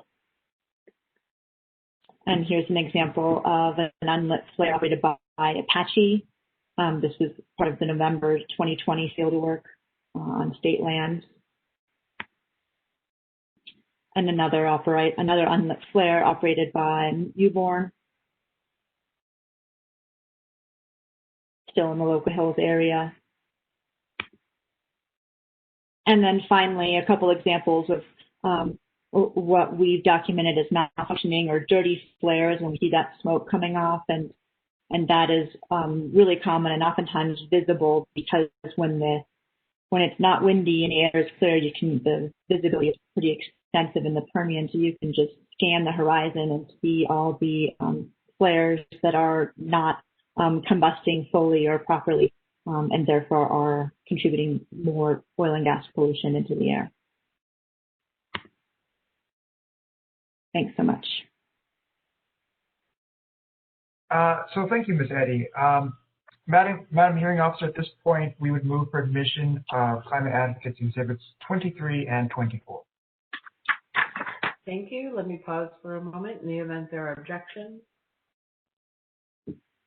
Exhibits 23 and 24 are admitted. And at this point, Ms. Eddy will stand for cross-examination. Thank you very much, Mr. Bach. Mr. Ames, do you have questions of Ms. Eddy? Hearing Officer, I do not. Thank you. All right, thank you. Mr. Rankin, do you have questions of Ms. Eddy? Madam Hearing Officer, I just have one small question just for clarification purposes. Ms. Eddy, you testified, I think, about what you perceived as causes for the flare issues that you identified. Is that correct? That's correct. And I think in the pre-hearing statement, Climate Advocates pre-hearing statement, it mentions operator error, lack of attention, or even something as simple as a windy day. Is that's what you testified to as well, correct? That's correct. And that's what I've learned. I'm sorry, say again? Well, and that's what I've learned and gathered just from speaking with folks in the field or observing often after a very windy day, we found that many more flares that had been blown out and hadn't been relit yet at the time of our survey of that site. Thank you very much, Madam Hearing Officer. No further questions. Thank you. Mr. Rankin, Mr. Birnoff has said that he has some connectivity issues right now, but that he has no questions for Ms. Eddy. So let's go to Ms. Fox. I'm sorry. Ms. Peranio. Sir, I have no questions for this witness. Commissioner Engler. Thank you. I have no questions. Thank you. Commissioner Kessler. Good afternoon, Ms. Eddy. Thanks for your presentation. No, I don't have any questions. Okay, thank you. Madam Chair. 2 questions, Ms. Eddy. Do you support the rule? Yes, I do support the rule. From either your involvement with this rule or previous rules, do you believe it was a collaborative process?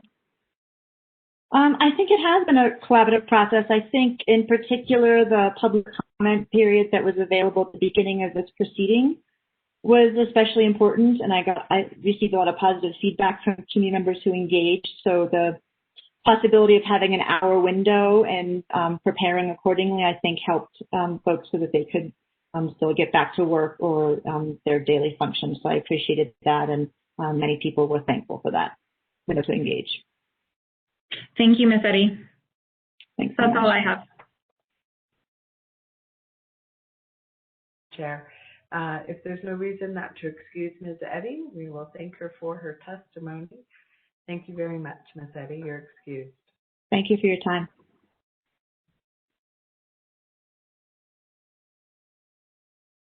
Mr. Bach or Ms. Fox? Madam Hearing Officer, may we take a very short 5-minute break before we call Mr. Atencio? Yes, actually, let's take 10 minutes. Let's come back at 2:30. Thank you.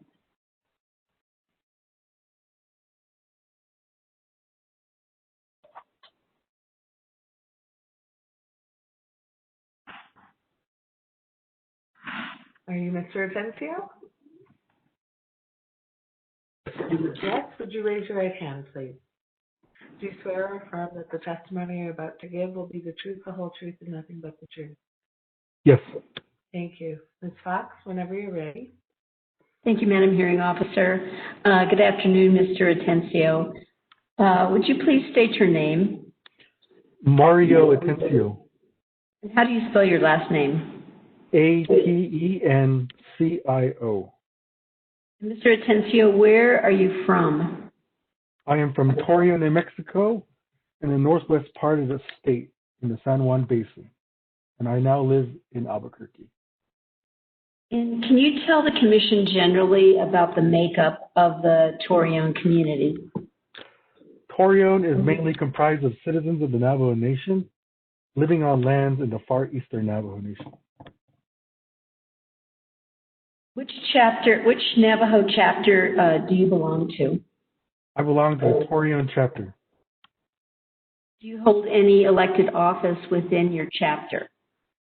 Yes, I was just elected as vice president for a 4-year term. And is there a lot of oil and gas development in and around Navajo Indian allotted lands in that area? Yes, a lot of Navajos have ownership interests on individual Indian allotments in the far east Navajo Nation. And you're a member of the board of directors of Dene Care, correct? Yes. What's been your involvement with Dene Care and your involvement in oil and gas operations in the San Juan Basin in particular? I first became involved with Dene Care in 2009 as a volunteer, and I helped with initiatives that involved the health and safety of both the people and the land, and ongoing environmental justice issues that surround coal, oil, and tourism development on sacred lands. I also have been organizing on my own on oil and gas issues until 2015 when board chairman Adela Gay invited me to be on the Dene Care's board of directors. And you were a member of the MNERD and NMED Methane Advisory Panel, correct? Yes, representing the Chaco Coalition. And can you tell the Commission about your participation in the map? The Navajo Nation is working on obtaining delegated authority under the Clean Air Act to develop its own new source review standards for minor sources and to enact methane waste rules in the checkerboard area. We wanted to be part of the discussion on the state's development of methane rules. And what is your personal involvement with oil and gas operations and development in the San Juan Basin? My mother and father have ownership interests in at least 10 parcels of allotted lands in the Naizi, Counselor, Ojo Encino, and Torreon communities. As one of the only siblings in my family with a college education, My parents asked me to be their spokesperson regarding oil and gas leases. I have raised environmental justice issues for oil and gas wells, including horizontal fracked wells, and the methane, VOC, toxic pollutants emitted from those wells, and the fact that now the Latis are not informed about those emissions. And Mr. Atencio, can you describe impacts that your parents, their community, and you have experienced living close to oil and gas development? Yes.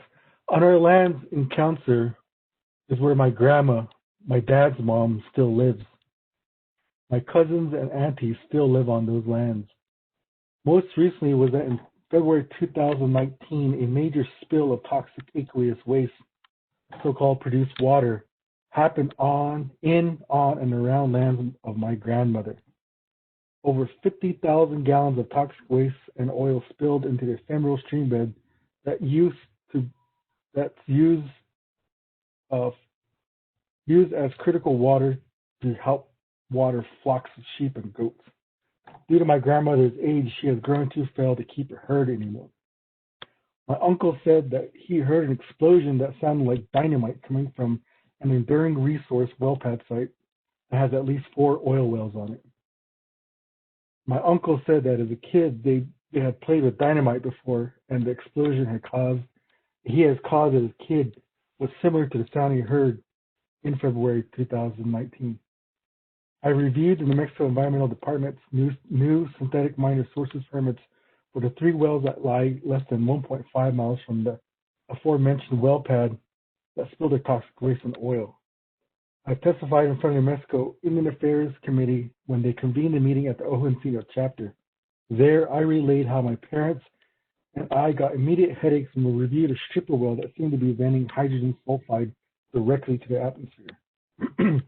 I've helped lead United States House Resource Committee Chairman Rahul Grahava, Vice Chair Deborah Hallen, Assistant Speaker, now Senator Ben Ray Lujan, Chairman Alan Lowenthal, Eminent Secretary Props, Division Director Sandra Ely, and State Land Commissioner Stephanie Garcia Richards to the site that spilled the oil, and they have viewed with an OGI camera the direct venting of methane to the atmosphere. All the above legislators and administrators smelled the hydrogen sulfide smells. The venting shows a significant flow rate that is estimated to be releasing tons of volatile organic compounds a year. We could never get a straight answer from anyone on exactly what the regulations are and if the venting we could see are against any federal or state or county regulations. Locally, we have had air monitors in the region, and there are times where emissions from an oil and gas well pad has degraded the air quality to such an extreme that it was recommended that a local council family leave their home for 4 hours. I helped install that monitor and saw how a calm, overcast day causes dangerous inversion events that might harm the people's health. This event is showcased in the health impact assessment that the Counselor Health Impact Committee has compiled and was part of my contribution to the MAP committee that advised the drafting of these proposed New Mexico methane rules. Do your parents and other allottees have an interest in preventing waste of methane? Yes, we have a financial interest in not wasting the resource on our lands. And were you involved in the development of the health impact assessment of the counselor chapter of the Navajo Nation that you just referred to, which is Climate Advocates Exhibit 32? Yes. How was that assessment developed?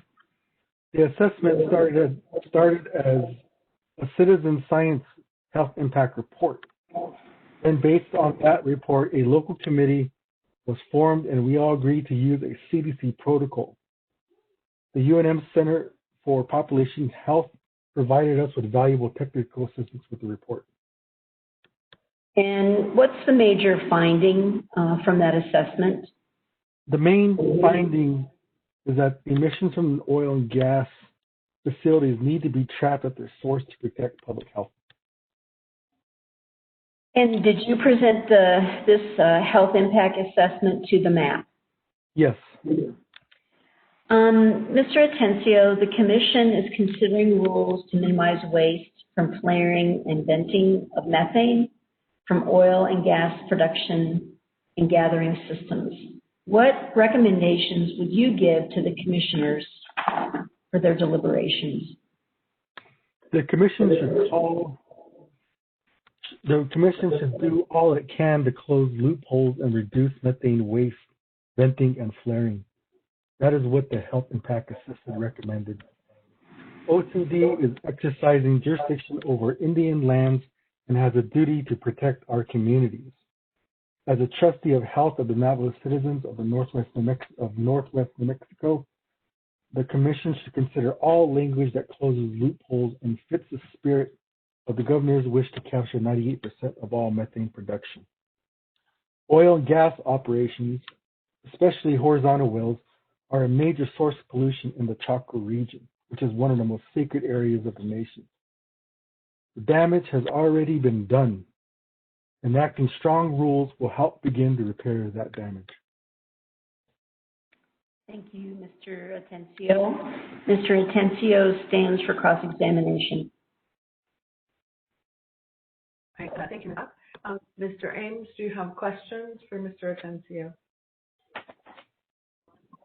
No, I do not have any questions for Mr. Atencio. Thank you. All right, thank you. Mr. Rankin. Good afternoon, Mr. Atencio. No questions. Thank you, Madam Hearing Officer. Thank you. Mr. Biernoff? No questions from me, Madam Hearing Officer, but I do want to thank Mr. Atencio for his testimony. Thank you. And Ms. Paraños? No questions from me. Thank you so much for your testimony. Thank you. Commissioner Engler? Again, no questions, but thank you very much for the testimony. Commissioner Kessler? No questions. Thank you, Mr. Atencio. Madam Chair? Mr. Atencio, I just have a couple quick questions. Do you support the rulemaking? Yes, I do. With the aforementioned of closing the loopholes. Thank you.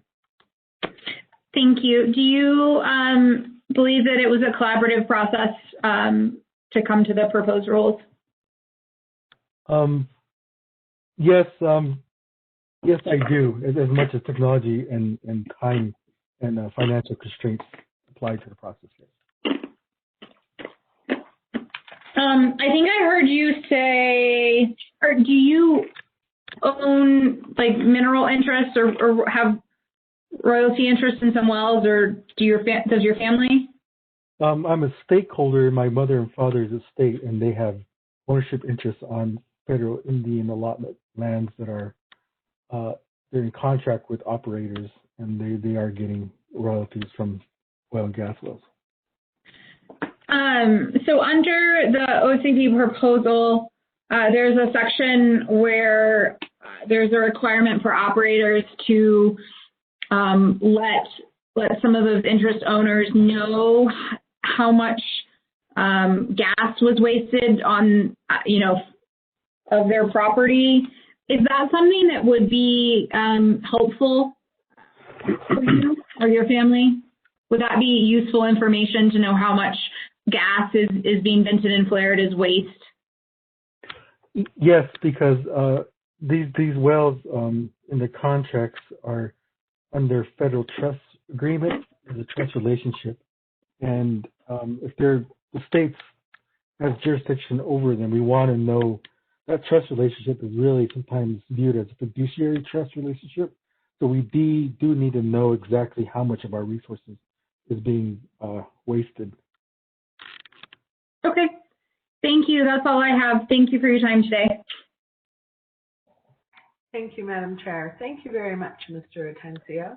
If there's no reason not to excuse Mr. Atencio, we will thank him for his testimony and release him. Thank you.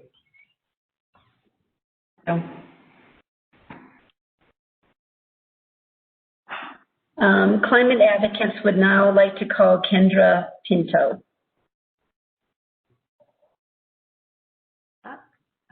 Hello. How's your sound? me? Yes. I'm actually a very loud speaker, so. Okay, thank you. Would you raise your right hand, please? Do you swear or affirm that the testimony you're about to give will be the truth, the whole truth, and nothing but the truth? Yep, I do. Thank you. Ms. Fox. Thank you, Madam Hearing Officer. Would you please state your name? My name is Kendra Pinto. How do you spell your last name? Pinto.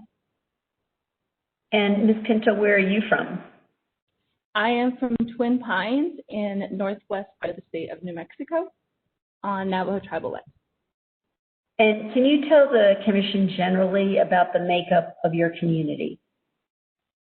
Yeah, so the community of Twin Pines and the surrounding area is very much rural. So a lot of the people who live in this area are members of the Navajo Nation, and so there's a lot of traveling for work outside of the reservation. And what is your educational background? I recently graduated from Fort Lewis College with a bachelor's in environmental studies. And how did you become involved, Ms. Pinto, with working in your community on issues related to oil and gas? I first became involved with oil and gas issues through Counselor Chapter House, inquiring through the Community Service Coordinator. And while I was getting familiar with the oil and gas issues in Chaco, I became involved with the Community Empowerment Project with Earthworks. That project pretty much teaches community members to spot and report any sort of violations that they could see at oil and gas well sites, of course from a safe distance. And what's been your involvement with Dene Care working on oil and gas issues? I've been working with Dene Care for several years now, and I'm currently on contract with the organization. I organize in the communities within San Juan Basin around oil and gas issues. It's about protecting our cultural sites, our lands, natural resources, and public health. In particular, my work is focused on the greater Chaco region from the negative impacts of oil and gas development. And can you describe impacts that you and your community have experienced living close to oil and gas development? So I live about 1 mile from a very active oil and gas well site. I can hear this site, especially in the evenings, and I believe it's a compressor. And these sites surround our community. So, my parents and my grandmother live really close to these sites too. We hear it, we can see it, and occasionally we can smell it depending on whether or not we're recreating on public lands, going out and enjoying the fresh air and the views.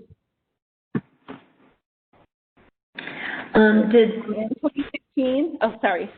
No, you go ahead. I interrupted.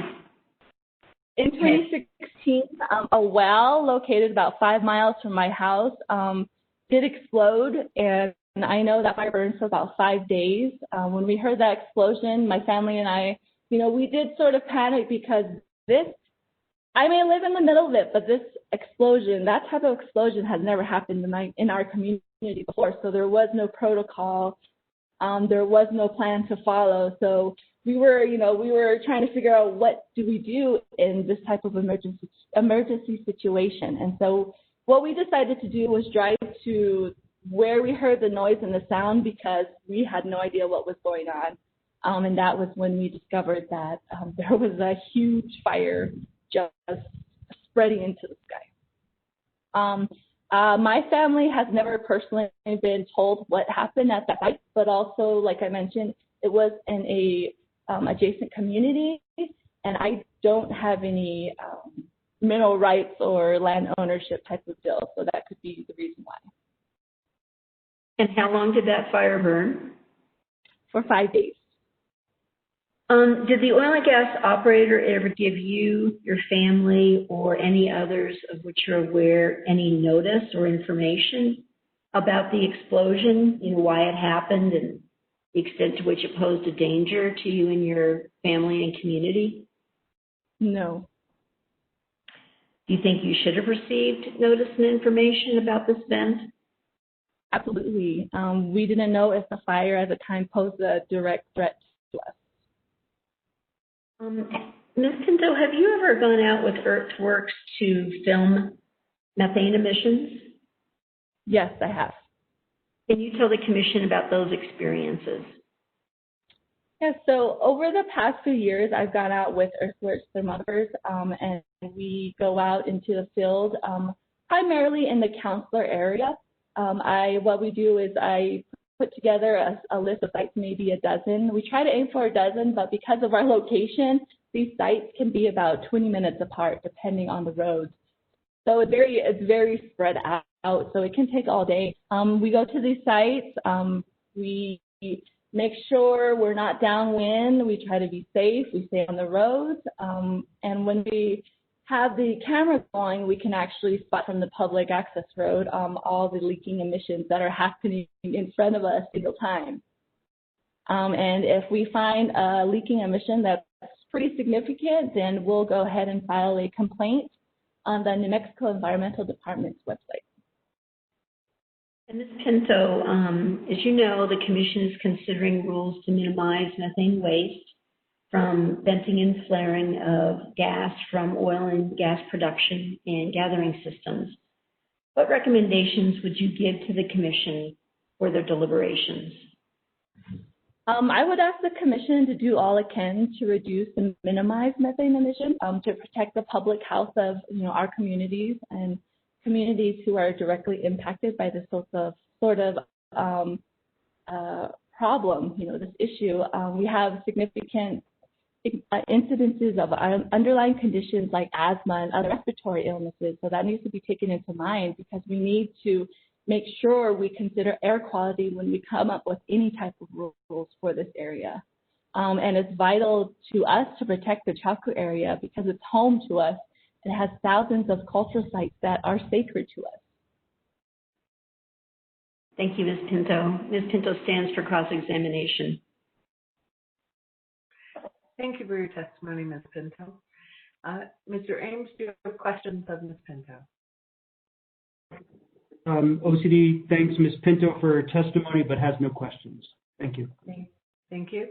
Mr. Rankin, do you have questions of Ms. Pinto? Good afternoon, Ms. Pinto. Madam Hearing Officer, no questions. Thank you. Thank you. Mr. Biernot? Ms. Pinto, in the course of your activism, have you had much contact with the New Mexico State Land Office? In the beginning, I did attend meetings, but because of my introduction into this type of environmental world, I may have been in the room with the land commissioners, but like I said, the meetings are kind of sporadic for me, so it is quite possible.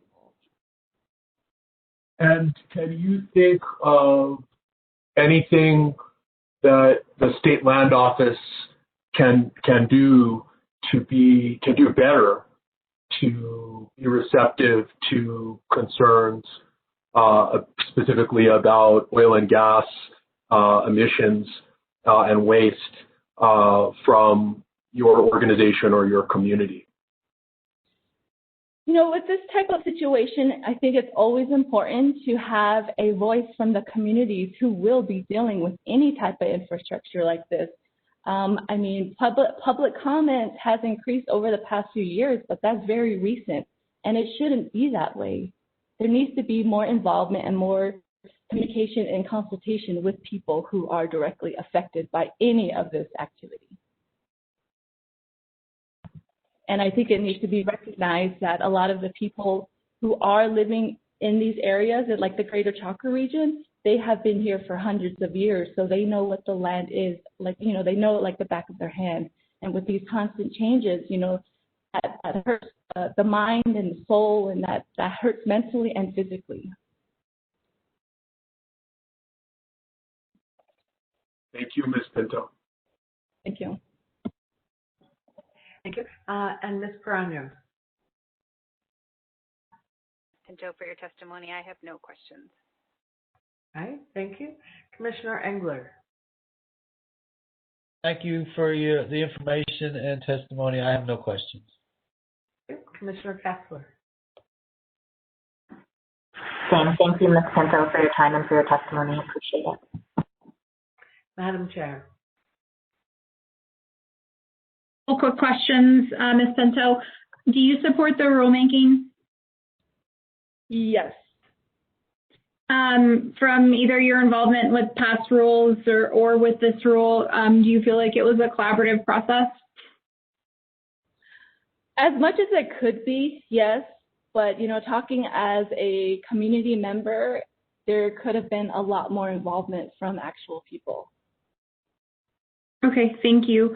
And this is not a question, but I'm not sure if that explosion if it was on tribal land. The state may not have information about it, but I'd be happy to get you in touch with somebody who could likely figure out what site that was, and if it was on federal or state land.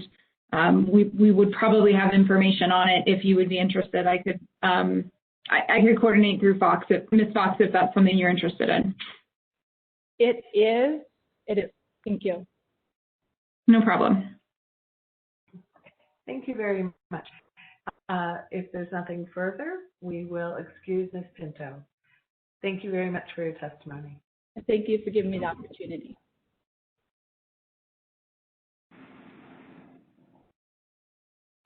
The next witness is Mr. Box.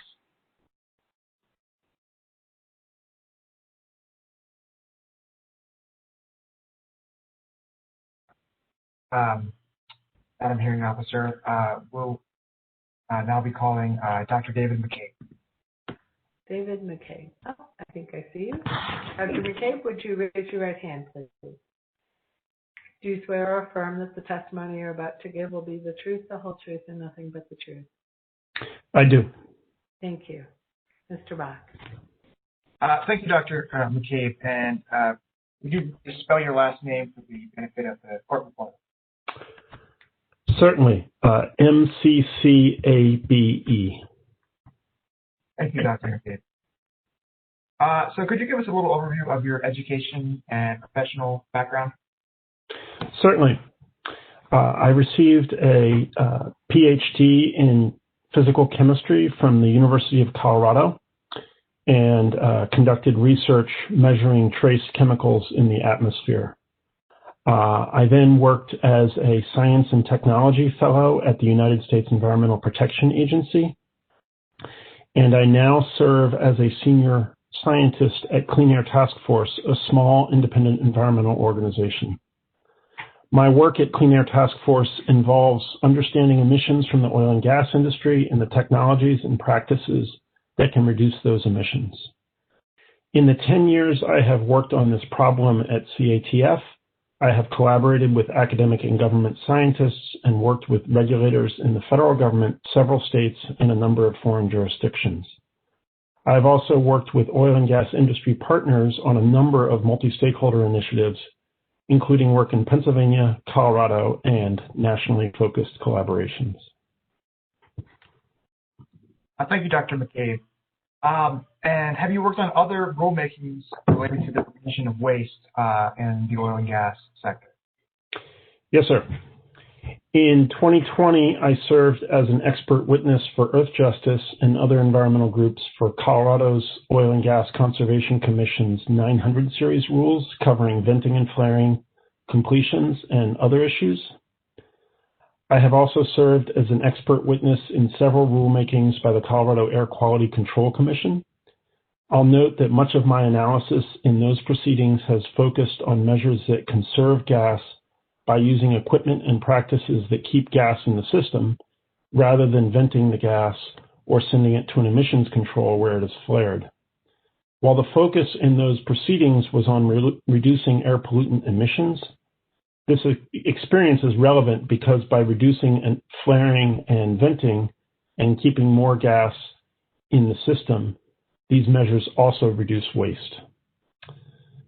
Similarly, I have worked with many other air quality regulators in other jurisdictions as they have developed standards to reduce venting from various types of equipment. In 2016 and earlier years, I worked with the U.S. Bureau of Land Management as that agency developed its venting and flaring standards. Thank you, Dr. McCabe. And have you testified in any of these rulemakings? Yes. I have testified before the Colorado Oil and Gas Conservation Commission and the Colorado Air Quality Control Commission. And could you describe your involvement in this rulemaking? Yes. I was involved, I was invited to give and did give 2 technical presentations to the methane advisory panel. One presentation was on compressor seal emissions, and the second presentation was on pneumatic equipment. I also contributed to the climate advocates' comments on the draft rule. Thank you, Dr. McCabe. We'd like to now deal with the issue of routine flaring. So first of all, what is routine flaring? Routine flaring occurs when oil operators flare associated gas in non-emergency situations for extended periods of time, rather than utilizing the gas on site, dispatching it to market, or reinjecting it. This occurs when there is not enough capacity in the natural gas gathering system, either on the well pad or downstream of the well pad, to handle the gas that is co-produced with the oil. In some cases, gas is flared when the pressure of the gas at the well pad is too low to inject the gas into gathering pipelines. In these cases, gas could be compressed to raise its pressure so that it could be injected into gathering pipelines, but if the needed compressor capacity is not present on the well pad, the gas tends to be flared instead. Okay, so just to clarify, there can be 2 causes of routine flaring. One is lack of takeaway capacity, and one is a lack of compression, correct? Correct. Both of those things are something the operator can control. Correct. Is routine flaring common in New Mexico? Yes, it is common in the Permian Basin. It is more common in the Permian than in many other oil-producing basins because development of wells targeting oil production has outpaced the development of pipelines and other infrastructure to gather and transport the associated gas that is produced along with the oil. And is routine flaring a form of waste? Absolutely. Routine flaring is waste because it is not necessary from an operational perspective. Operators flare because they wish to rapidly produce and monetize oil, and they are willing to simply burn off the gas produced alongside the oil rather than taking measures to ensure that gas production does not outpace the capacity of systems needed to handle the gas. Flaring is not necessary from an operational perspective. Even within the Permian, many oil producers flare very little gas, while others engage in substantial flaring. My colleague Leslie Fleischman will discuss this in more depth, but it bears emphasis. On one end of the spectrum, you have a company like Amerdev, which reported venting and flaring 78% of the gas it produced in 2019. On the other end of the spectrum, you have companies like EOG and Oxy that vent and flare about 1% of their gas. Thank you, Dr. McCabe. And is it your understanding that this proposed rule would prohibit routine flaring? Yes. The proposed Part 27, Subpart 8, Section D states that venting and flaring of natural gas is generally prohibited during production operations, subject to enumerated exceptions. Lack of adequate takeaway capacity is not one of the exceptions listed. Thank you, Dr. McCabe. Is this ban on routine flaring justified in your view? Yes, it is. The prohibition is appropriate and consistent with what other jurisdictions are doing to try to prevent waste. For example, in 2020, Colorado's Oil and Gas Conservation Commission put robust rules in place to rapidly phase out routine flaring. And so what can an oil company do with associated gas other than wasting it, other than making it flare? So I presume you mean in a situation where there isn't adequate pipeline capacity? Yeah, good clarification. Yeah. So assuming they can't send it to sales, what alternatives do they have? So yes, in response to flaring that was widespread in several production basins at the time, my organization, Clean Air Task Force, commissioned a study, which was released in 2015, of technologies that can be used to handle or utilize gas from well pads when it cannot be handled in pipelines. The study evaluated 9 candidate technologies beyond gathering pipelines for capturing and using associated gas. Of these technologies, the study authors found that 3 are proven and in use in tight oil formations. These 3 technologies are natural gas liquid recovery, which involves separating out heavier hydrocarbons, butane, pentane, etc., which can easily be transported as liquids from associated gas. Compressed natural gas trucking, which involves trucking associated gas to a gas processing plant or another point where it can be transported to market via pipeline. And generating electricity with associated gas, where the electricity can be used on the well pad and or sold into the grid. So these 3 technologies are mature, meaning they have been deployed commercially in tight oil production basins. They are right-sized and scalable, meaning they can scale up or down depending on the level of gas production at a site, and they're portable. The technologies are able to handle the conditions found in tight oil formations. In many installations, they actually make money for companies that use them. Even if they do impose net cost, that cost is small considering the large amount of waste and pollution that is prevented when these technologies are used. One technology that was not assessed in the 2015 study was gas reinjection. Reinjection has been used for many decades to enhance oil production by maintaining pressure in a formation, and also to store or dispose of stranded gas which is produced in an area without pipeline capacity to get that gas to a market. For example, the bulk of the gas produced on the Alaskan North Slope since oil production began there 50 years ago has been reinjected.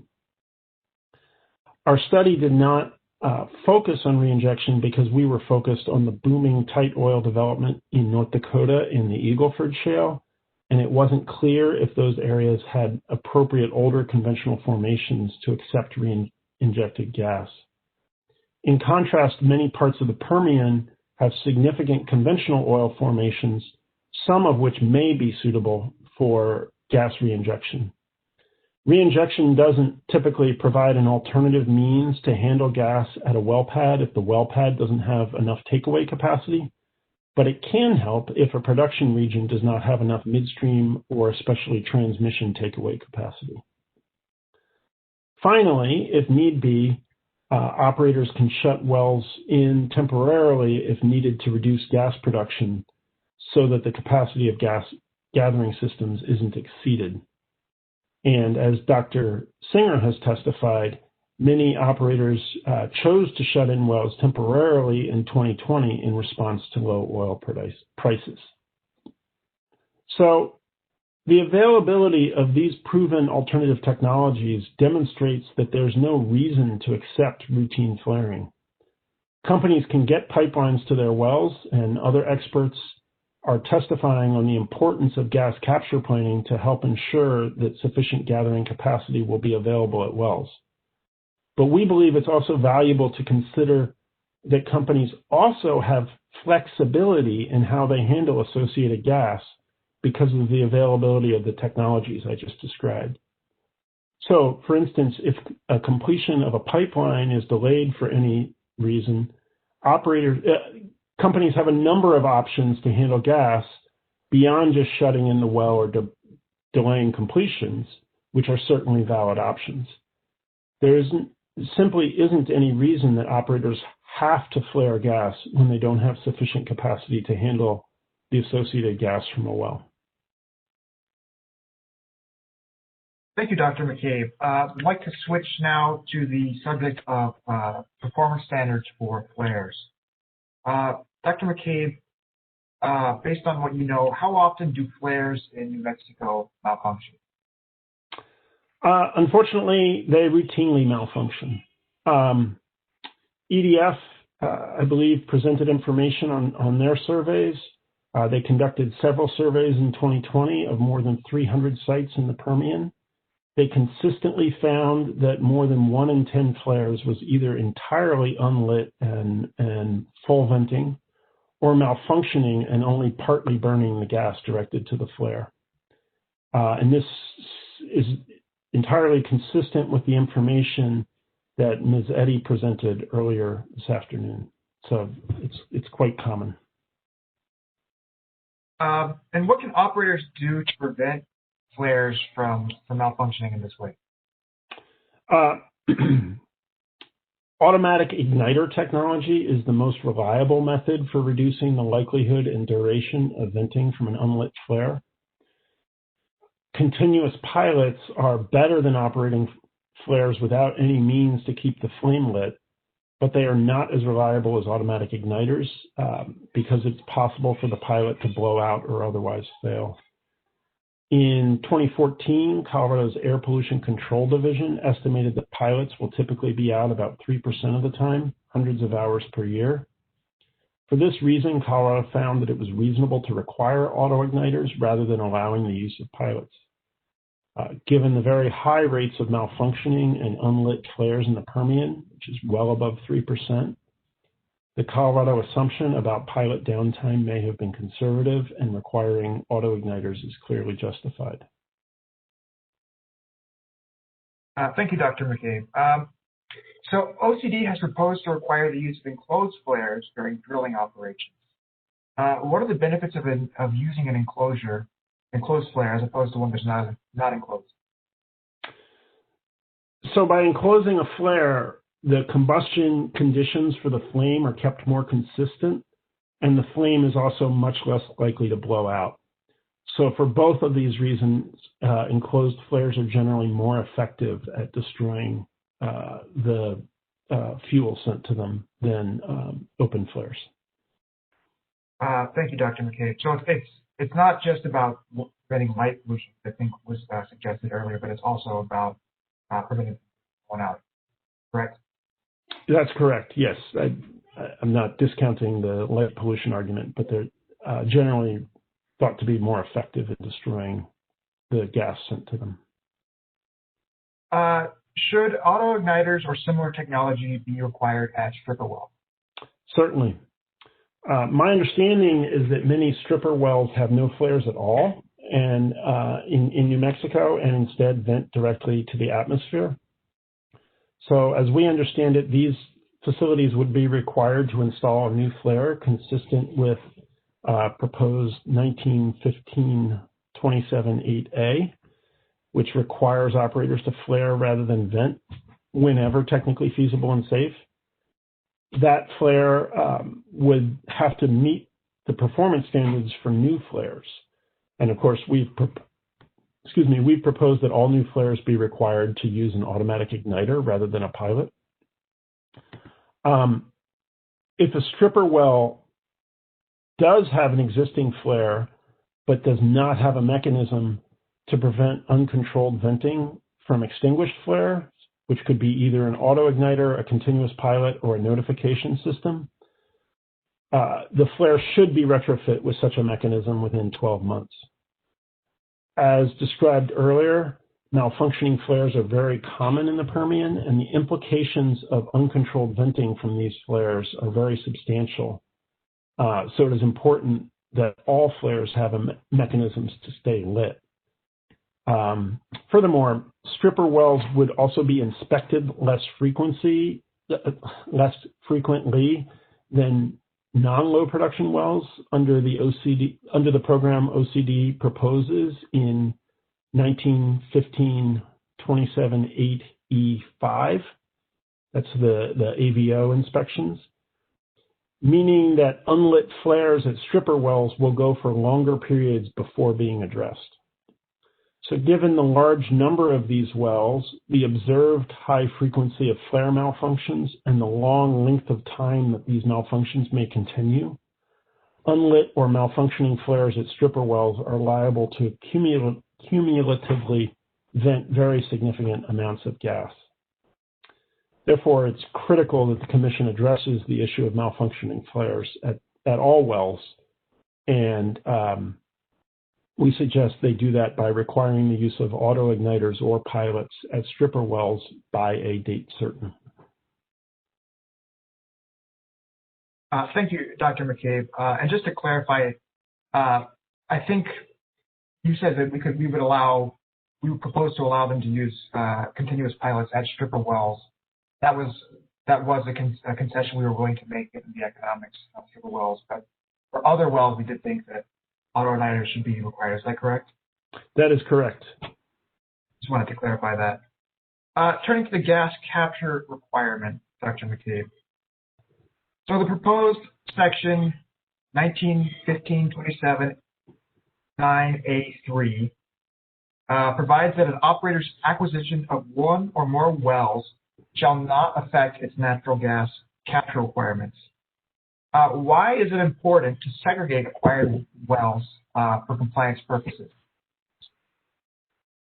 The Commission's goal is to reduce flaring, and of course, we agree that that's the right goal. Without the provisions you mentioned to govern the treatment of acquired wells, the structure of the proposed program could create unhelpful incentives. For example, if a small operator with a high flaring rate was purchased by a large operator with a low flaring rate, the combined assets of the two firms might achieve the 98% capture rate with no further reductions in the high flaring rate at the wells previously owned by the small operator.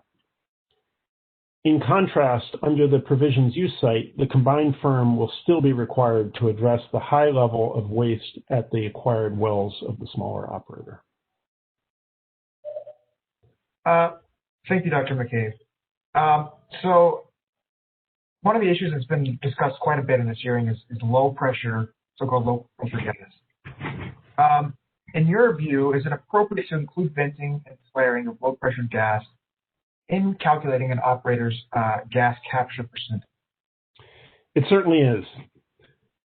Some operators in New Mexico continue to use equipment which vents or flares large amounts of gas unnecessarily. This is wasteful because these operators are choosing not to use equipment and practices which can dramatically reduce or eliminate this venting and flaring. One clear example of this is gas-driven pneumatic controllers. These are devices that use pressurized natural gas to control valves. For example, pneumatic controllers are often used on separators at well sites. When the liquid in the separator reaches a certain level, the pneumatic controller uses pressurized gas to open the dump valve on the separator so the liquid is moved into a tank. Since this approach uses pressurized gas to do work, the vast majority of controllers are designed to release the gas into the atmosphere as they operate. However, controllers do not all vent the same amount of natural gas. In 2008, Colorado put in place rules requiring operators in the Denver-Julesburg Basin to replace the highest emitting controllers, referred to as high bleed controllers, with lower emitting models. EPA estimates each of these high bleed controllers vents over 300 MCF of natural gas a year. When Colorado put this rule for the Denver-Julesburg Basin in place, they included a provision allowing operators to seek an exemption from the replacement mandate for high bleed controllers if replacing it was not feasible. No operator even requested such an exemption. They simply replaced all of the high bleed controllers. Later, US EPA put in place a national standard in 2012, which generally requires operators not to use new high bleed controllers. And then following that, subsequent to that, in a third action, Colorado followed up on its 2008 rule that only applied to the Denver-Julesburg Basin with a 2014 rule requiring operators to replace existing high bleed controllers statewide. When they did their analysis in 2014, they concluded that replacing these controllers with lower venting models actually pays for itself in about 14 months. So there's an enormous amount of clear evidence that replacing high bleed controllers is very feasible and actually pays for itself. Despite all this, and keep in mind that this was all done years ago in Colorado. Despite all this, operators in the Permian and San Juan Basin are still using thousands of these wasteful devices, as demonstrated in operator reports to EPA's greenhouse gas reporting program. I do note that this particular data, for this particular source, the operator reports do not allow us to identify how many of the high venting controllers are in the New Mexico portion of these basins. However, there's no reason to believe that operators are somehow using them only on the other side of the state border. Furthermore, recent developments make it very clear that it is not enough just to replace high bleed controllers. Operators should be moving away from all types of gas-driven controllers that vent gas to the atmosphere. This is already required for new equipment or new sites in 2 Canadian provinces, and Colorado will consider a measure to require this in February. Some Canadian sites are also now required to retrofit to eliminate venting controllers altogether, all types of venting controllers, and we are advocating for such a policy in Colorado too. These measures have been proven reasonable since alternative technologies are on the market that allow operators to stop using controllers that vent gas into the air entirely. In conclusion, it's clearly egregiously wasteful for operators to continue using high bleed controllers. Further, widespread indefinite general use of any venting gas-driven controller is also wasteful, since operators have good options to replace gas-driven pneumatics with non-venting equipment. Therefore, it is entirely appropriate that gas that is vented from pneumatic controllers be considered waste, irrespective of whether this stream of venting is classified as low-pressure venting or not. The Commission should restore the volume of gas vented from pneumatic controllers to the list of venting sources that must be reported to OCD under Part 27, Subpart 8, Section G2. And this source of venting should be included when an operator's compliance with the gas capture requirements in Subpart 9 is evaluated. It is also important that other venting streams classified as low-pressure venting be considered waste. Gas that is vented or flared from equipment such as controlled and uncontrolled tanks or during operations such as blowdowns can be conserved, and many operators are already doing so. The Commission should require these streams of venting and flaring to be reported and counted as waste when evaluating compliance with the operator's gas capture requirements. Finally, waste also results from improperly closed or maintained beef hatches and equipment leaks. Operators have the means to prevent these forms of waste as well. None of this waste is necessary to the functioning of an operation. It is simply an economic decision that operators make to waste this resource rather than investing in solutions. Thank you, Dr. McCabe. So I want to ask you a question about pneumatic controllers. Do you know if NMED is proposing to regulate these controllers? Yes, as I understand it, the draft NMED rule would require operators to phase out high bleed pneumatic controllers at sites covered by the rule. However, our understanding of the current draft of the rule exempts some 95% of production sites from the provisions of the rule that cover pneumatics. We submitted extensive comments to NMED arguing both that they should eliminate the proposed exemptions and that they should expand their focus to all venting pneumatic controllers, not just high bleed controllers. But obviously, we don't know what NMED will do. In any case, OCD can and should be regulating venting from these devices because it is clearly wasteful. This is gas that can and should be sold and is instead being vented because operators have chosen not to replace out-of-date technology. Thank you, Dr. McCabe. Why do you believe that controlled tank combustion could be included as waste in the gas capture percentage? So OCD has appropriately listed uncontrolled storage tanks as a source of waste, but controlled storage tanks which are controlled by routing flash gas from the tank into a flare are also a source of waste, because gas is flared instead of capturing it for sale, and it is very possible to do the latter. Controlling gas emissions from tanks through flaring is certainly vastly preferable to venting those emissions. But the gas lost through such flaring is still wasted, since operators can avoid venting or flaring the flash gas from tanks by capturing it and injecting it into a sales line. In fact, it is relatively common for operators to capture gas in this way. EPA data shows that almost 3,000 tanks in the New Mexico portion of the Permian Basin use vapor recovery units to capture gas that is directed to sales line. This approach has been used for many years, and technologies such as catalytic devices that remove any oxygen which leaks into tanks from the gas stream are available on the market to facilitate this approach. This approach entirely avoids the waste and pollution from incinerating flash gas.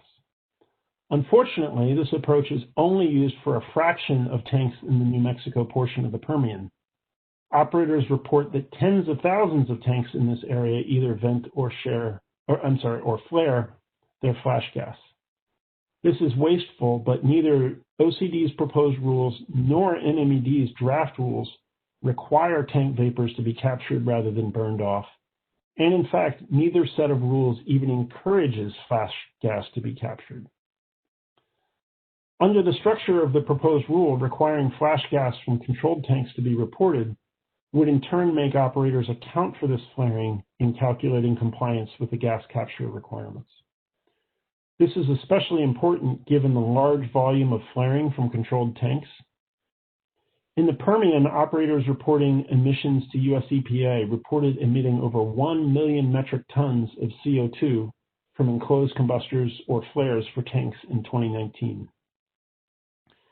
Just by way of comparison, reported emissions from flaring of associated gas from oil wells in the Permian for those same operators was about 5.5 million metric tons of CO2.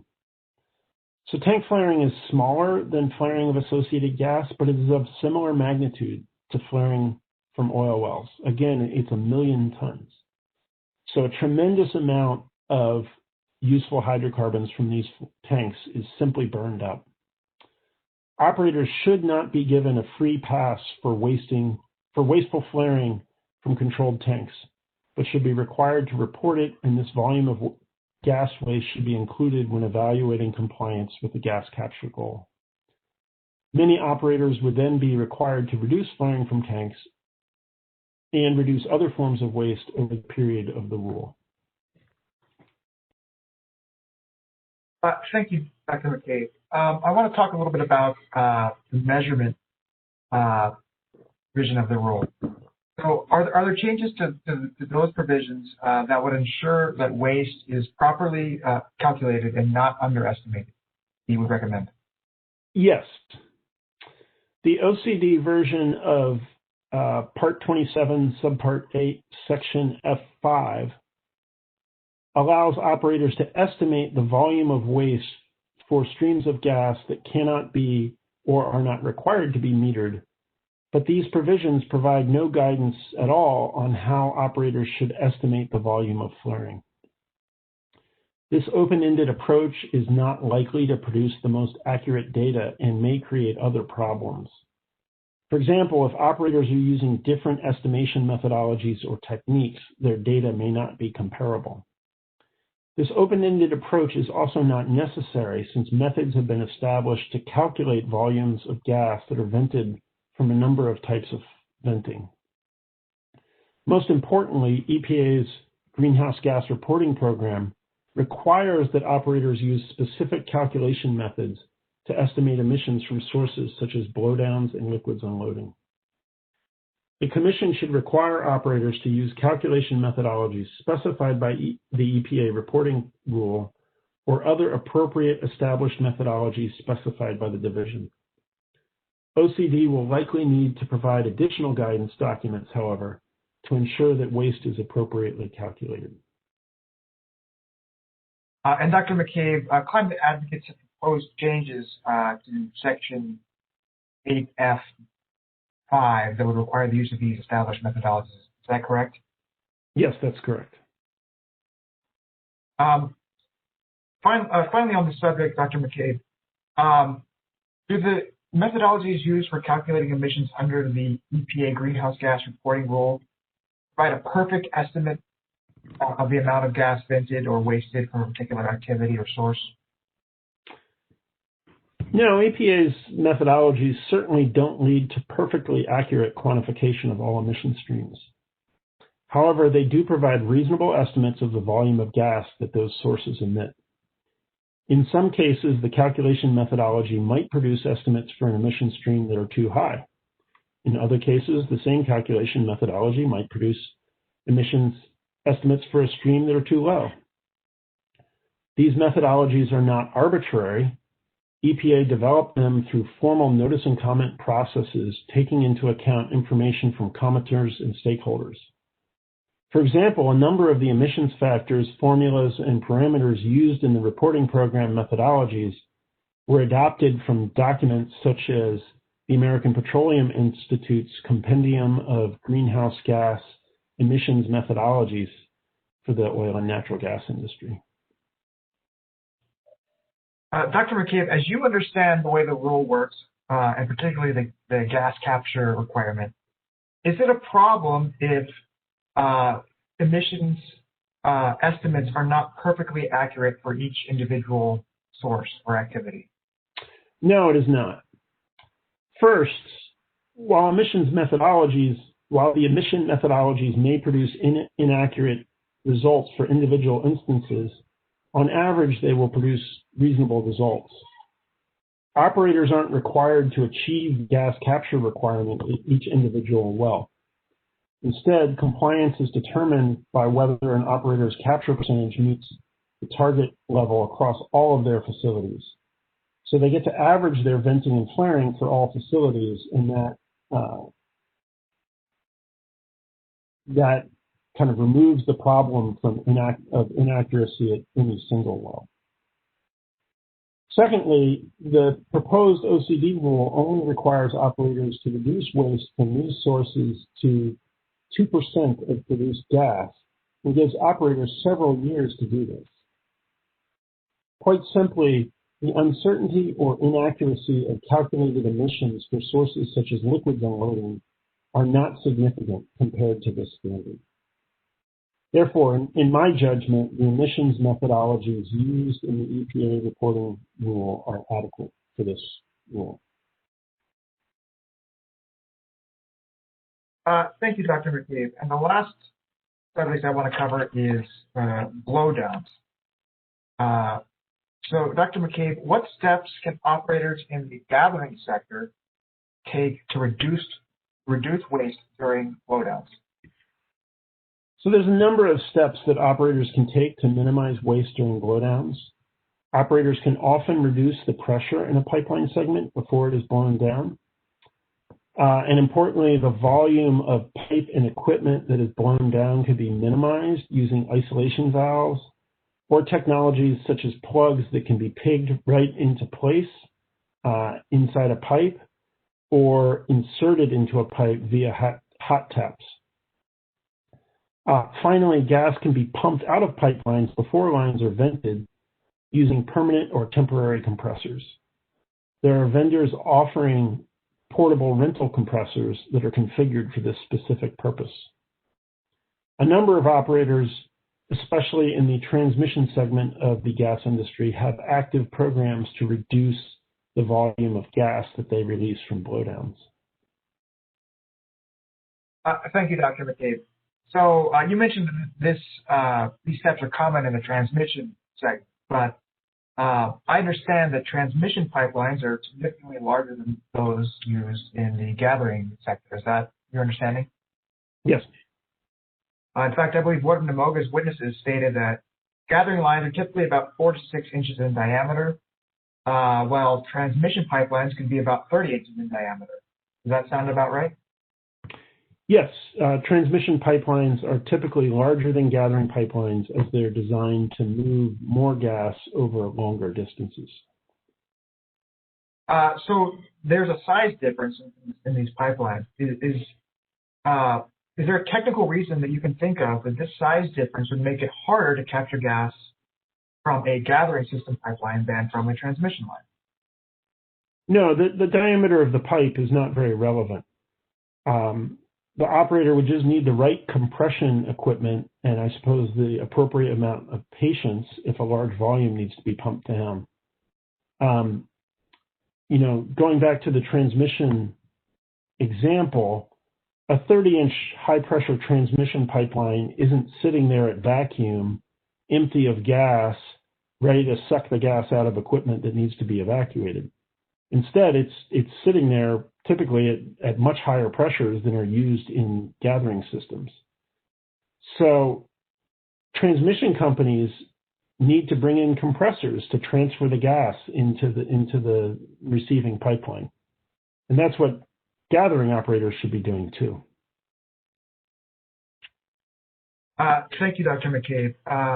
So in your view, if an operator chooses to vent gas during a blowdown, rather than utilizing the technologies you described to capture it and reroute it to a pipeline, should that be considered waste? Yes, it should. It is appropriate to require operators to report the volume of gas that they vent or flare during blowdowns, and blowdowns should be included when calculating an operator's gas capture percentage. Thank you, Dr. McCabe. And I believe your resume is included as Climate Advocates Exhibit 12. I'll represent to you that it is. And can we move to admit that, Madam Hearing Officer? Yes. Let me pause for a moment to see if there are any objections to Exhibit 12. Exhibit 12 is admitted. And with that, I think Dr. McCabe is ready to stand for cross-examination. Thank you very much, Mr. Bach. Mr. Ames, do you have questions of Dr. McCabe? Just a few. Good afternoon, Dr. McCabe. Good afternoon. Are you aware that Namoga believes that certain categories of vented and flared volumes of natural gas shouldn't be considered waste? Yes, I'm aware of that argument. And that those categories shouldn't be reported? Yes, I'm aware of that argument. Are those the categories: downhole operations, liquids unloading, uncontrolled storage tanks, pneumatics, and deep hatches? That is my understanding, yes, sir. So I'll just refer to those as low pressure categories from now on, but in general. But in terms of pneumatics, I heard you testify that there are many thousands of pneumatic devices in the oil fields? That's correct. They're ubiquitous. How about tanks? There are several thousand tanks. I believe it's actually tens of thousands, but there are certainly thousands of tanks in the Permian Basin, for example. Do you have any sense of how many are controlled versus uncontrolled? I think the way I would say it, since I don't have the numbers in front of me, sir, is that there are thousands of controlled tanks and thousands of uncontrolled tanks, so there's a significant portion of both, if that helps. Mm-hmm. So with respect to the activities, downhole operations, liquids unloading, are these fairly frequent activities at wells?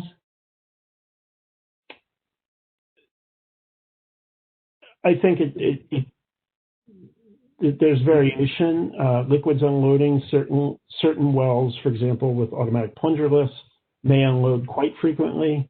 Downhole maintenance is certainly not happening several times a month for any typical well. So there's a spectrum of frequency, but they're not. None of them are rare or unusual. When you have 60,000 wells, is it reasonable to assume that these activities happen thousands of times over the course of a year? Yes, I suppose it is, sir. If you add up all these emissions, would you consider that potentially significant? The total volume of vented and flare volumes to be significant? Absolutely. If I may elaborate, emissions from pneumatic controllers are, broadly speaking, the second largest source of emissions for the entire U.S. natural gas industry, behind only leaks. And for certain basins, including the San Juan Basin, liquids unloading is a very significant source of emissions. Many of us often cite a paper from a different basin, and the whole point of that paper is from Arkansas. The whole point of the paper was that you really couldn't understand observations of emissions from the basin if you didn't understand precisely when liquids unloading emissions were occurring, because they're so significant that if you observe in the middle of the day, you get much higher emissions than if you observe over a 24-hour period, because the unloadings happen in the middle of the day. So it's a huge chunk of emissions. Sorry for the answer to a short question. That's fine. So you understand that the OCD is proposing a 98% capture requirement, right? Yes, sir. And that would allow operators up to 2% vented and flared volumes relative to their produced gas, correct? Yes, that's my understanding, sir. So, but you also said it's your understanding that NMOGA doesn't want to report or account for these vented and flared volumes from these low pressure categories. Is that right? That is my understanding. So if I understand correctly, NMOGA doesn't want to count the vented and flared volumes from these categories in the 2%. Is that how you would interpret it? Yes. So NMOGA is really asking for 2% plus X. Is that right? Correct. So let's talk about the X. You've already said that these volumes could be significant. How would we know what the X is for any particular operator if they don't meter, estimate, and report it?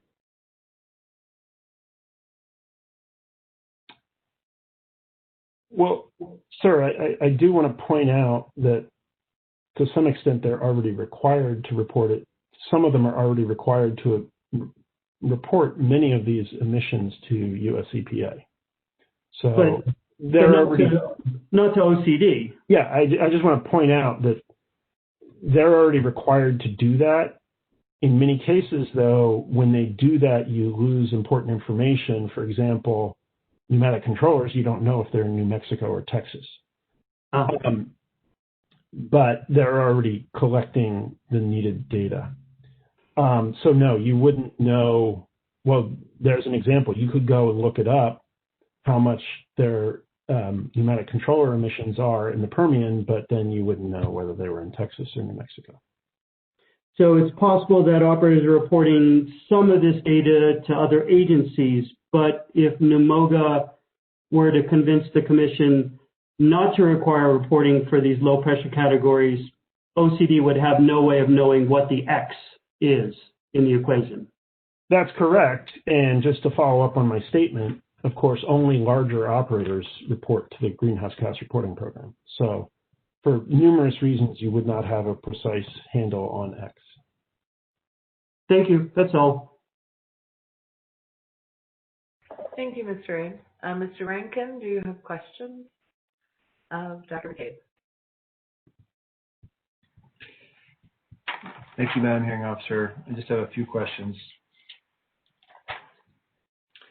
Mr. McCabe, you testified generally about that, as I recall, that there was a preference for autoigniter flares over continuous pilot flares. Is that correct?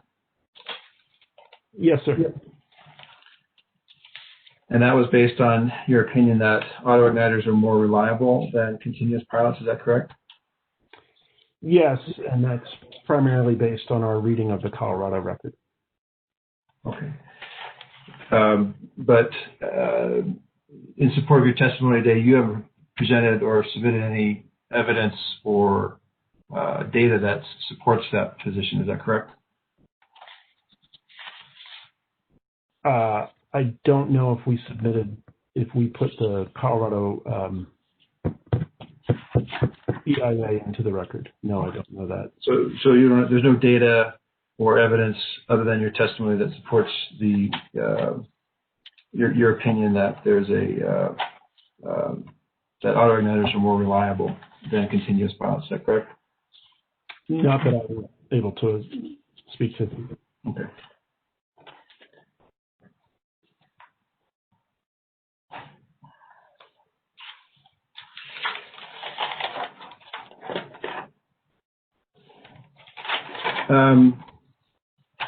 On the flare topic, I want to direct your attention to section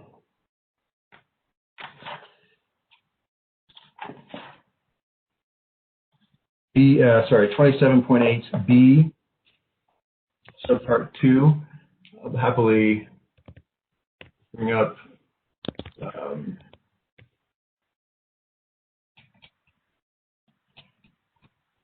that language so we can have it in front of us to discuss. If I may be able to permit to share, thank you very much.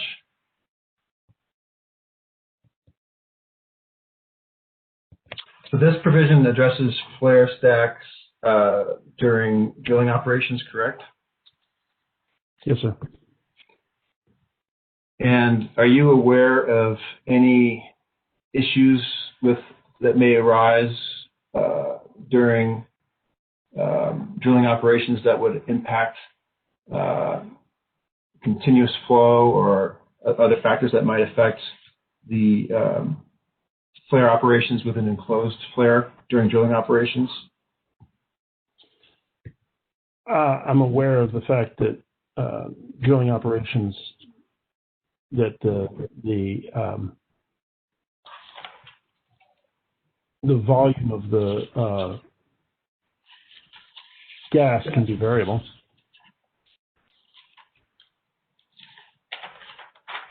Okay. And are you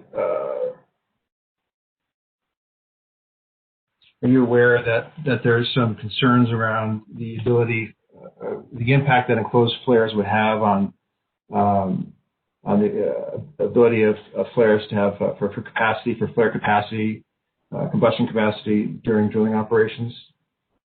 I'm aware of the concern, yes, sir. Okay. But it's your opinion that it's and are you also aware of safety concerns regarding having enclosed flares during drilling operations so that operators and drillers can actually see that the flare is functioning? I'm aware of that argument, yes. Okay.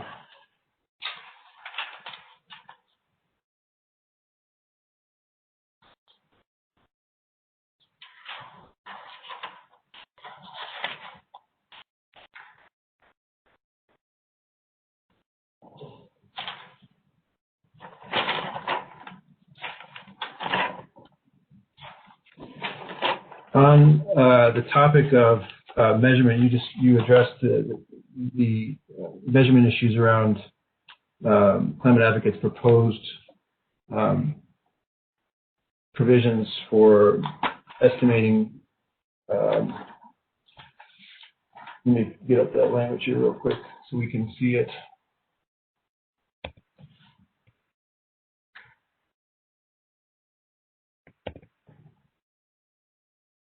Get to the right page real quick.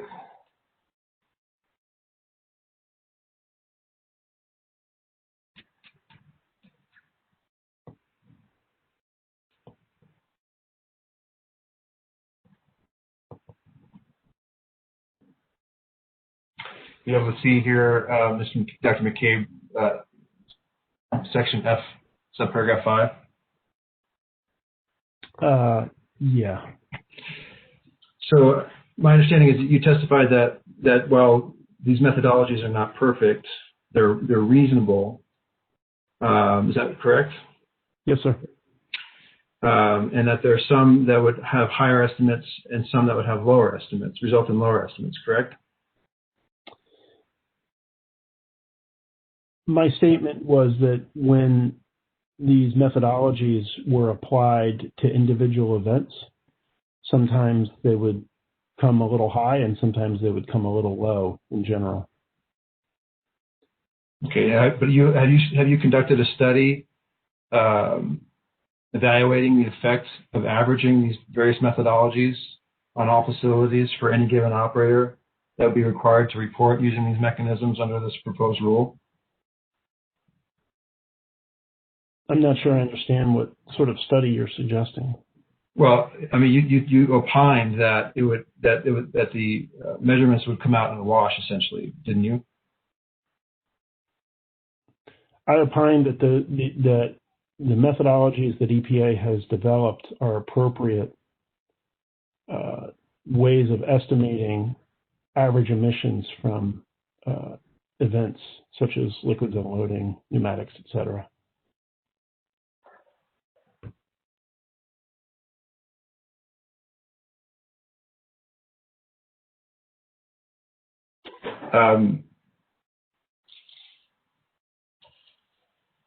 Including pneumatic controllers? Yes, sir. Mr. McCabe, I'm going to share with you a screen on my screen here. What I understand is, get to that right. Oh, I guess you can see it. Do you see this now? Where it says emissions per controller. I can see it. I'm sorry, I cannot read it. Okay. I'm going to scroll up to the top so you can see what the cover page is. I think this is a presentation that you made to the MAP session 6, right, in September 2019? Yep. Okay, so in this one table here, it says emissions per controller, and you have a comment here that I've highlighted that says real emissions cannot be calculated using manufacturer specs or emissions measured under ideal conditions. Do you see that? Yes, sir.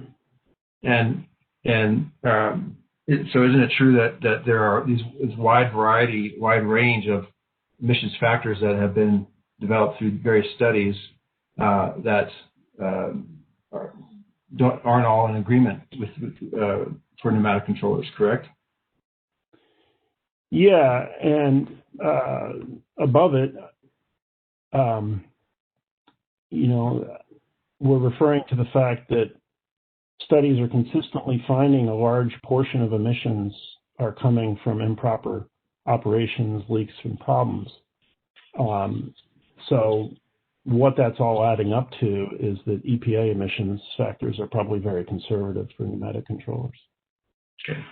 And I guess what I'm getting back to is my question is that, while there's a wide variety of emissions factors and rates that have been put forward in various studies, including EPA's own methodologies, you have not yourself conducted a study to determine what the effect would be on any given operator employing the EPA's methodologies across all of its facilities, correct? I suppose that's correct, yeah. So sitting here today, you don't know whether that would overestimate or underestimate their emissions, correct? In general, as I just mentioned, there's a pretty robust pattern that the EPA emissions factors for pneumatic controllers are probably lower than actual emissions in aggregate. Okay, that wasn't my question. You didn't answer it. I'm asking, sitting here today, you don't know what the ultimate effect would be on any given operator applying EPA's methodologies across all their facilities. And I'm not just talking about pneumatic controllers. I'm talking about all the methodologies that Climate Advocates proposes to include in the provision under this rule. Madam Hearing Officer, I believe Dr. McCabe gave a fair answer. She said it's very likely an underestimate, so I'm not sure why the question is being repeated. The answer, it was answered. Madam Hearing Officer, Mr. McCabe answered, Dr. McCabe answered about pneumatic controllers, and I'm asking about the aggregate results of all these application of all these methodologies. That's how I heard your question as well. Go ahead, Dr. McCabe. I acknowledge that there is uncertainty in what emissions from these devices, what emissions from pneumatic controllers and other emission streams are using these calculation methodologies.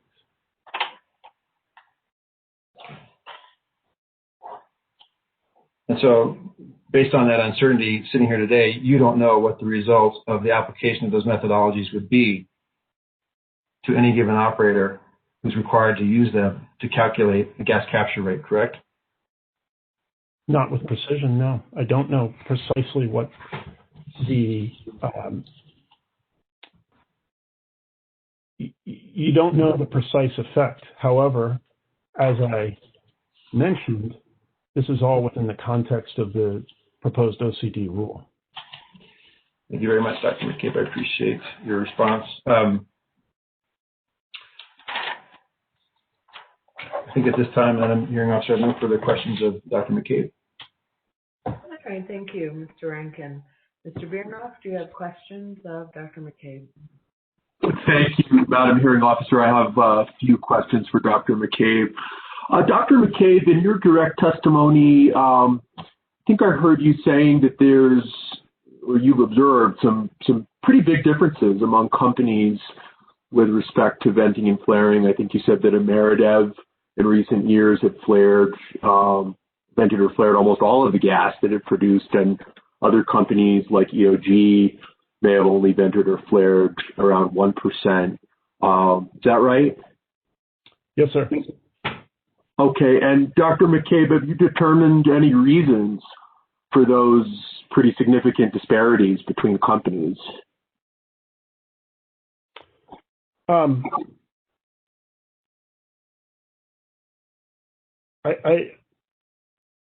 will say that I don't consider myself an expert on those reasons. I think they have different business models, but again, that's not my expertise. Okay. And where would you say most companies, if you know, most companies that operate in New Mexico are on that spectrum, between venting and flaring almost all of the gas they produce versus only venting and flaring 1%?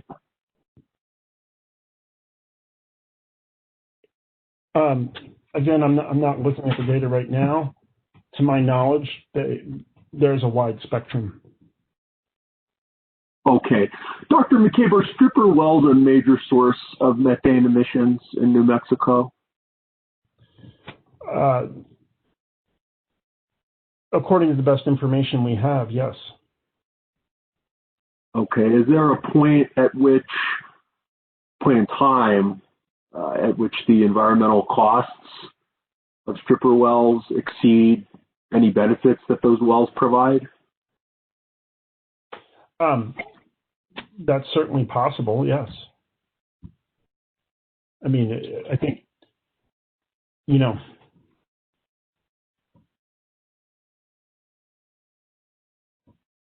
it depends on which costs you include and which benefits you include, obviously.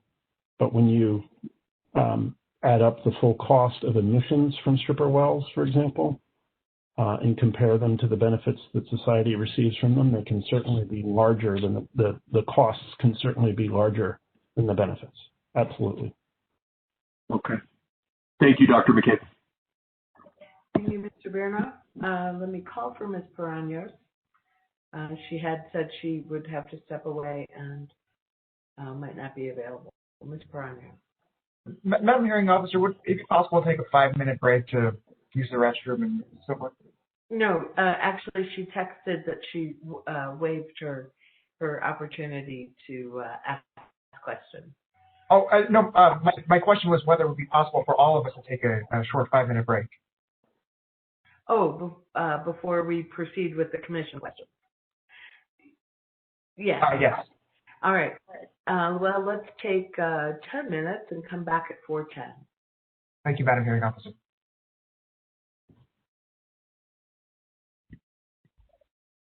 Irene, you doing okay?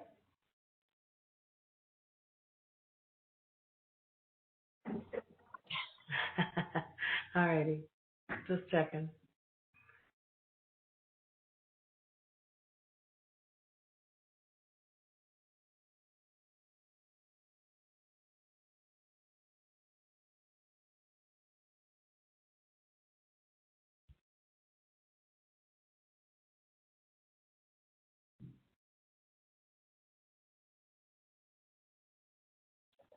Just need Mr. Bach. Madam Hearing Officer, sorry. Oh, all righty. And let me check, since we took a break, whether Ms. Paramuos has rejoined us. No. All right. Commissioner Engler, do you have questions of Dr. McCabe? One, good afternoon, evening, Dr. McCabe. Good evening. I want to do, it's a quick follow-up question to something Mr. Biernoff just said prior to break. He asked, in New Mexico, are stripper wells a high source of emissions? And I think you said yes. Is that correct? Yeah, in the aggregate, stripper wells are an extremely important source of emissions. And I guess, what are you basing that on? Multiple sources of information. For example, the information from many sources, including Mazzetti's testimony earlier, the EDF surveys that have been mentioned, data from EDF analysis of their the surveys that they've done of thousands and thousands of sites nationwide and hundreds of sites in the Permian, et cetera. Well, I'm aware. I know there's in the EDF work. I know they had a description and explanation of the number of wells that would be excluded for the NMED rulemaking. I wasn't aware of anywhere where anyone had a volume for New Mexico for stripper wells for methane emissions, and I guess that was more my question specifically. Do you have anything? Can you help me on that? Commissioner, my interpretation of the question was a qualitative question, and my answer as a qualitative answer is that in the aggregate, based on all of my experience with emissions patterns in many basins, but also in the Permian Basin, and because of problems like the super-emitter phenomena, aggregate emissions from stripper wells will be very significant. So, so what you're telling me is, based on emissions that we suspect that is happening due to, whether it's tank venting, whatever the source, that we have very limited knowledge how much the stripper wells actually are emitting. Is that correct? In New Mexico. I don't think I would agree with the statement that we have very limited knowledge of emissions from stripper wells. There are tens of thousands of them, and so it is very difficult to predict the emissions from any, well, it's not possible to predict actual emissions from any one stripper well. On the other hand, it is appropriate to assess this information and conclude that their emissions are quite significant, and if that makes sense.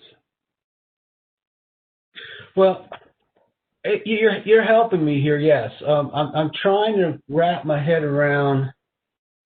I know there's lots of stripper wells, and I know that the stripper well production per well is very low, hence stripper well definition. What I guess I'm trying to get to is if we had any, I hate to say the word concrete evidence, but any information that would tell me that stripper wells emit an unusually higher percentage than non-stripper wells. And I'm not sure if I'm getting where I want to get to. So, but go ahead. Go ahead. I have to be honest with you and state that EDF's witness, Dr. David Lyon, has far more expertise than myself. And he's not here, so I can't even throw him under the bus because he isn't here. But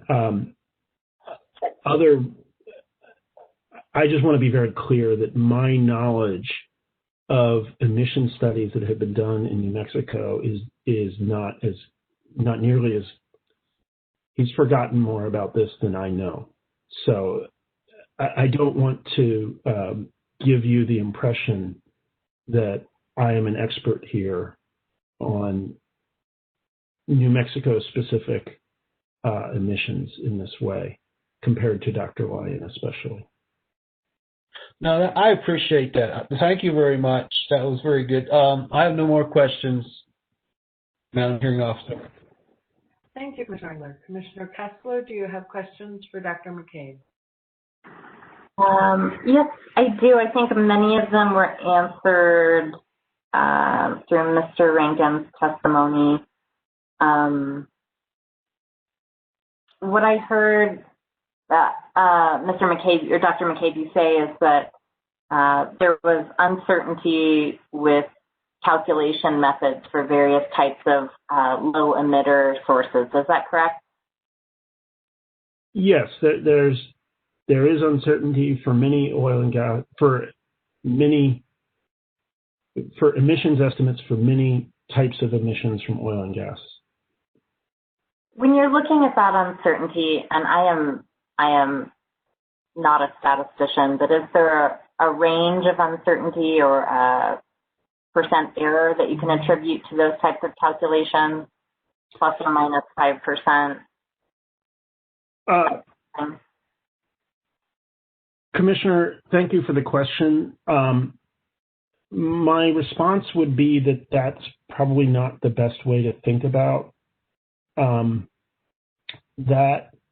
When you say statistically that, emissions from this source are 100 tons plus or minus 15%, or even if you say emissions from that source are 100 tons, and sometimes you'll see this if you look carefully, and they'll have what we call asymmetric error bars.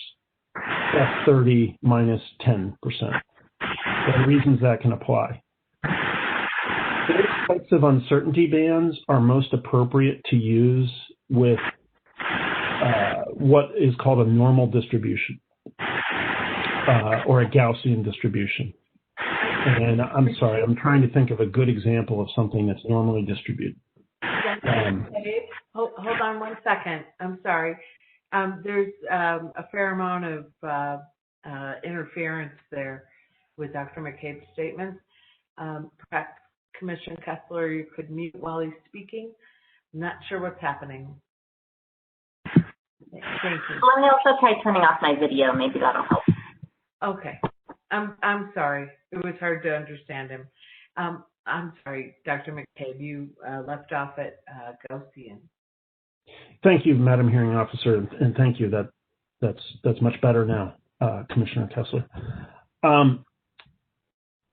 So the problem is that emissions from oil and gas sources are not typically normally distributed. They're what we refer to as a skewed distribution. And so, and that arises in principle, or it principally arises because of the super-emitter phenomena, where some sites emit far, far, far more than average site emissions. And so the error bars don't usually represent that distribution of emissions very well. I hope that was a useful answer, Commissioner.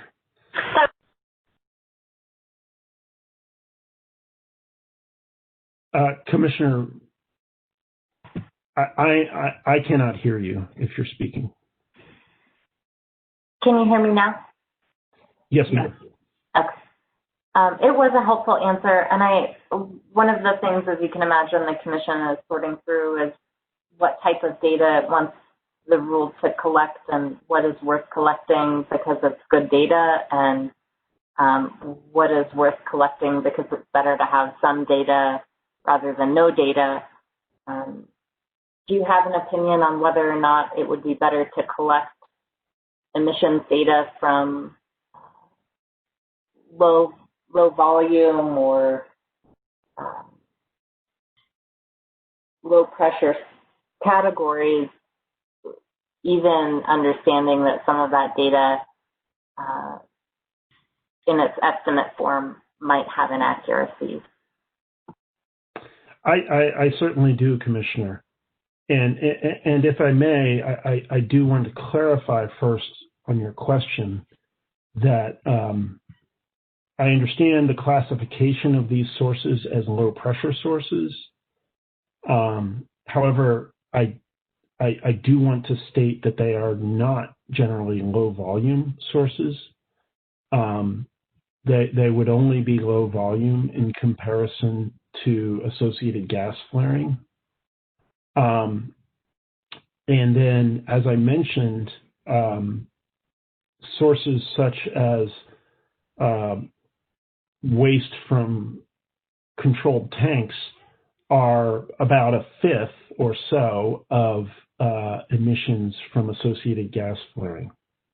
So I don't want to quibble at all with your question, but I do want to note that these are not, in my view, low volume sources. Having said that, this information is vital.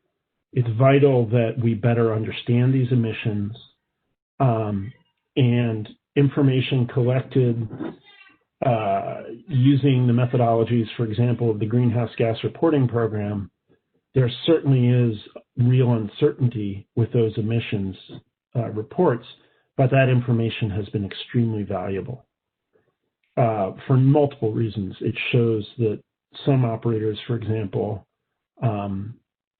well, just to take an example historically, in the San Juan Basin, some operators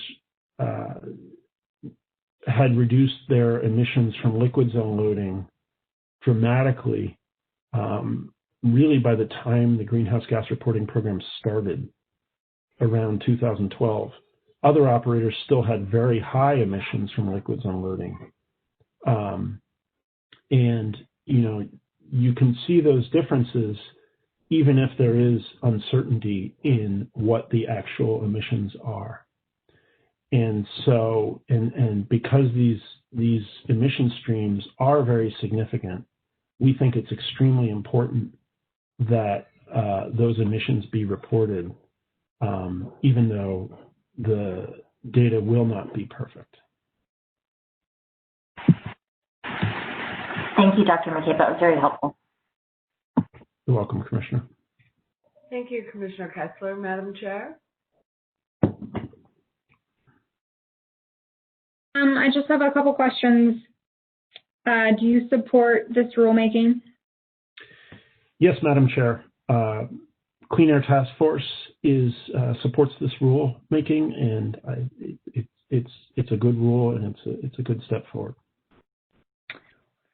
And then do you, from your experience in previous rulemakings, and this one, believe it was a collaborative process?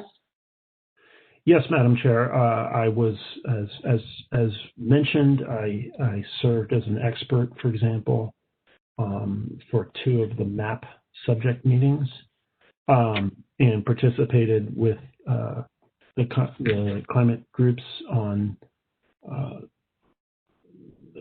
comment process and some of the outreach from the division.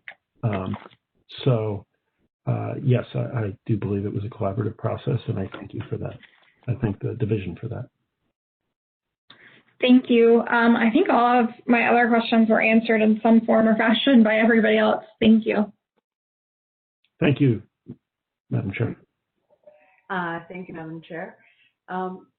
So is there any reason not to excuse Dr. McCabe at this time? Sure, I do have a few redirects. I'm sorry. Yes, thank you. Go ahead. Thank you, Dr. McCabe. And I do want to say we appreciate Dr. McCabe is on the East Coast, and so quite late there. Appreciate you joining us and your contribution. Dr. McCabe, I believe there was a question about the 2014 Colorado Air Pollution Control Division rulemaking, and a finding in that rulemaking that continuous pilots will be out of on way at about 3% of the time. Do you remember that question?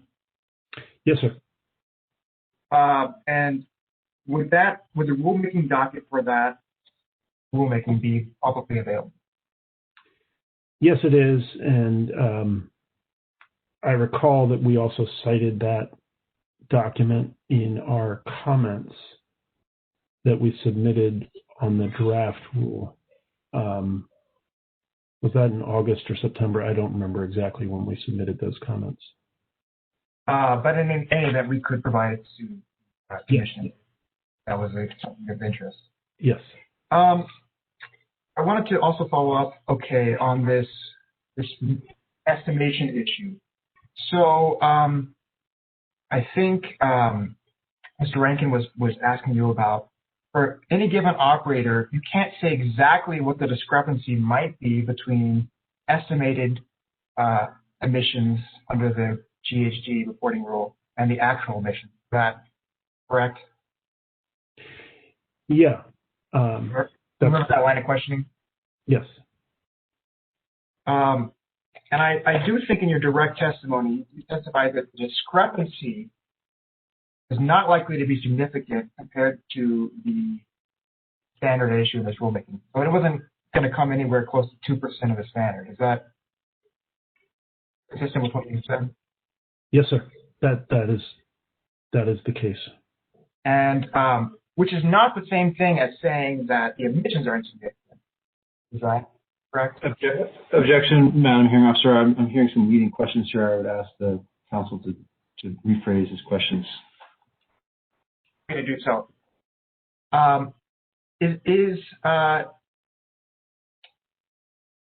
Is the discrepancy that might be caused by the estimation,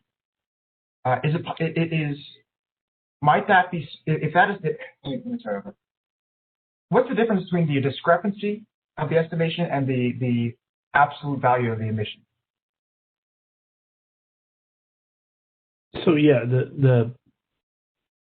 these are significant sources of emissions. As I mentioned, it's 1 million tons of CO2 from controlled tanks in the Permian. And, pneumatic controllers are a very significant emission source too.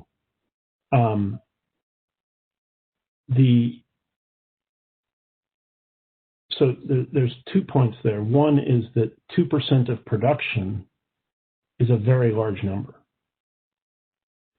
And so when you compare the uncertainty on those emission sources compared to 2% of production, that's where the conclusion comes that the uncertainty in emissions is not very significant compared to 2% of production. And of course, 2% of production is only in, I can't remember what year, 2026. So that's the ultimate standard, is 2%. Okay, thank you, Dr. McCabe. And you testified that the greenhouse gas reporting rule provides a reasonable estimate of the volume of gas from these low pressure sources, I recall. If you can reasonably estimate the volume of waste from a particular stream, would it be reasonable, in your opinion, to ignore that waste simply because you can't measure it with precision at each particular facility? No, that would not be reasonable. One final question, Dr. McCabe. You presented to the map. I wanted to refer you, and let's see, do I have, oh yeah, it's there in here.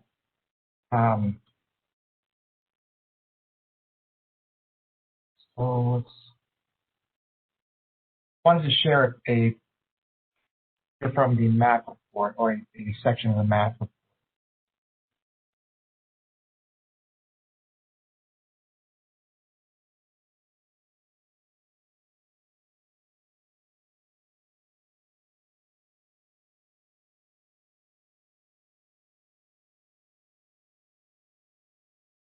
Is that coming through here?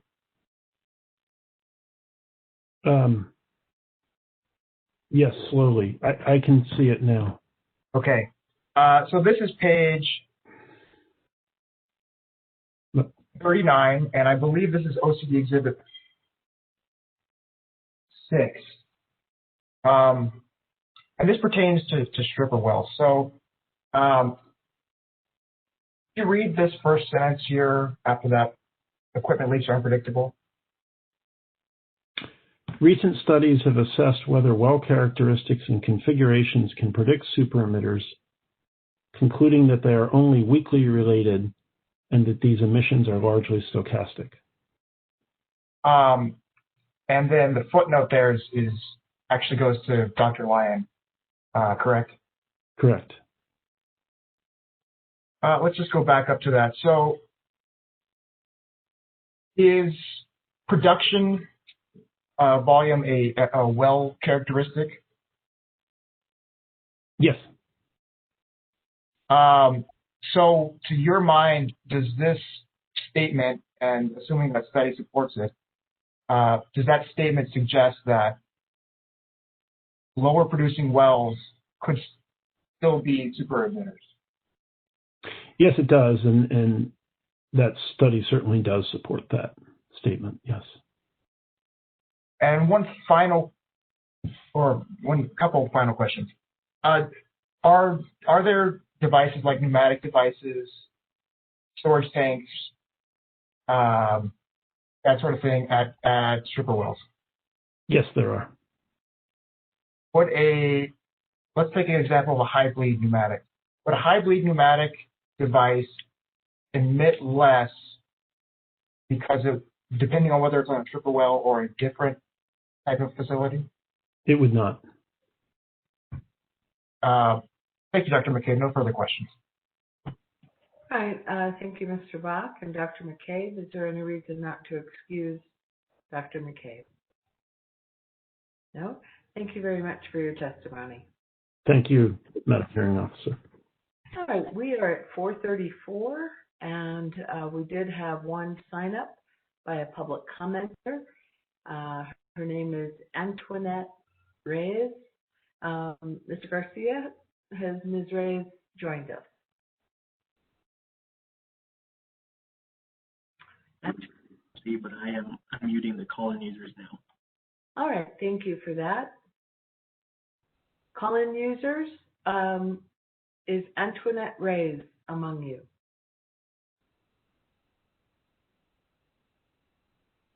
All right. Well, in the event Ms. Reyes joins us for another public comment session, I'd be happy to accept your comment at that time.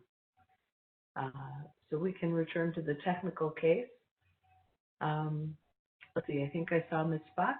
Dr. McCabe, you're excused. Ms. Fox. Officer, climate advocates would now like to call Leslie Fleischman. Thank you. Do we have you, Ms. Fleischman? Would you raise your right hand, please? Do you swear or affirm that the testimony you're about to give will be the truth, the whole truth, and nothing but the truth? I can't hear you. You're muted.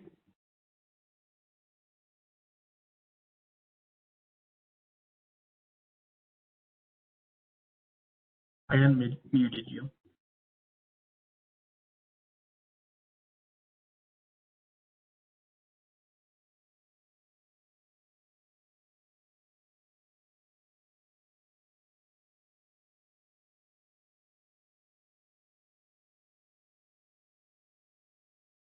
Can you please state your name? Uh-oh. Is your mic on? Should we, Madam Hearing Officer, take a few minutes to try to resolve this technical problem? I think that's a good idea. Thank you. Let's take 5 minutes. Thank you, Madam Hearing Officer. She'll call in. It might work if she called in. Right. Did someone ask for me? I did, Madam Hearing Officer. I just got a text message about the public comment. I'm not sure if Teresa Pascal is on, but I think she had signed up. Not. Okay, I don't have Teresa Pascal. I have Antoinette Reyes. But if Ms. Pascal is on, I'm happy to take her comment. And then we can see if we can work out Ms. Fleischman or Ms. Pascal, are you on? Madam Hearing Officer, can you hear me? Yes, quite clearly. Thank you. If you would please just keep your comment to a few minutes. Thank you. Good afternoon, members of the Commission, and again, Madam Hearing Officer. My name is Teresa Pascual, and I live in and am a member of the Pueblo of Acoma. I want to thank the Oil Conservation Commission for the opportunity to provide a brief comment at your hearing today. My pueblo sits roughly 70 miles west of the city of Albuquerque, and over 5,000 tribal members call Acoma home. I'm the daughter of a miner and a sheep herder and an archaeologist by training. My experience has taught me to read the health of the land as well as to know the history of it. To the northwest of my village lies the sacred ancestral migration place of Chaco, or as we call it, Wa'ashpashaka. The site is situated in an area referred to as the San Juan Basin. It is rich in cultural resources and remains a place central to Pueblo beliefs and integral to maintaining our cultural practices. This landscape is also a place that has come under immense pressure from past and current extractive industries. And in my routine drive to Chaco on a monthly basis, I can pass numerous industries from uranium to coal to oil and gas in a 1-hour drive. And in that same drive, I can pass children playing as they wait in the early dawn for school buses, or sheep herders tending to sheep and goats, and farmers working in fields, and families moving on the land as they go about their day. The impacts from oil and gas methane pollution continues to burden communities who are the most vulnerable. Tribal communities are fragile, with segments of their populations, elders and the very young, most susceptible to health impacts from methane emissions. 70% of oil and gas methane pollution in the state of New Mexico occurs through leaks. It is critical that the New Mexico Environment Department adopt a rule that holds companies accountable and cuts these emissions across the board. The New Mexico Environment Department's draft rule fails to protect the health of our indigenous communities and the health of all New Mexicans who have a right to clean air. Methane gas pollution continues to be the primary source of greenhouse gas emissions in the state, and this needs to change. As a farmer, I know the impacts of climate change well, and growing up in the village of Acoma, I've been able to witness the changes in seasonal temperatures, the growing drought, the changes to insects and wildlife habit. Anyone who has farmed or tended a garden knows it's getting harder to do and the yields are becoming more unpredictable. Methane is a powerful greenhouse gas that contributes to 25% of the climate change that we're experiencing today. And it means if I'm at risk, it means New Mexico farmers and their economic livelihoods are at risk too. They too bear the burden of unchecked methane emissions, but the Commission has an ability to change that. The final methane waste rule must include the following. It should ban routine venting and flaring and only allow such activities when necessary for health and safety, but also require flaring over venting except when necessary for health and safety. It should require oil and gas companies to capture 98% of all methane emissions and strengthen state reporting and public notice requirements, especially to those communities of color, those communities, tribal communities as well, that are most susceptible to improve transparency and ensure accountability of oil and gas operations. In closing, New Mexico has a methane waste and pollution problem. It costs our schools millions in revenue, much of which we could use now, but it also ruins our air and harms our climate, the very things that make New Mexico special, even sacred. Unlike other top-producing oil and gas states, New Mexico has no requirements prohibiting methane waste and associated pollution from escaping. The Commission has the ability to change that and to make the rule stronger so that public communities like mine and our ancestral lands continue to be healthy and vibrant for future generations. This is our collective responsibility. Thank you for allowing me to make public comment today. Thank you. Thank you very much, Ms. Pasquale. Ms. Fleischman, did you swear or affirm? Thank you. I can hear you clearly. Ms. Fox. Thank you, Madam Hearing Officer. Good afternoon, Ms. Fleischman. Good afternoon. Would you please state your name? Leslie Fleischman. How do you spell your last name? That's F as in Frank, L-E-I-S-C-H-M-A-N. And what is your educational background? I have a bachelor's degree from Haverford College, with a major in history and a minor in economics. I also studied at the Harvard University John F. Kennedy School of Government, where I earned a master's in public policy. While at the Kennedy School, I focused on energy and environmental policy, and I did coursework in economics, econometrics, quantitative analysis, and analytical frameworks for policy making. And can you tell? Sorry, Ms. Fox, Ms. Fleischman is a little soft. If you would keep your voice up, Ms. Fleischman. Thank you. Can you tell us about your professional work experience? Yes.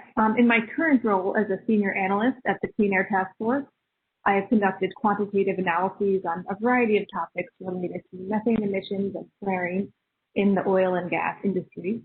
I have experience working with and analyzing publicly available oil and gas emissions and emissions data sets. These analyses have been published in reports and included in technical comments for proposed rules, including EPA's Quad OA, the BLM waste rule, for state rules in Colorado, California, and Pennsylvania, and international rules in Canada and Mexico. In my previous role at MSCI, I worked in the Socially Responsible Investment Division, where I researched the environmental, social, and government performance of oil, gas, and mining companies.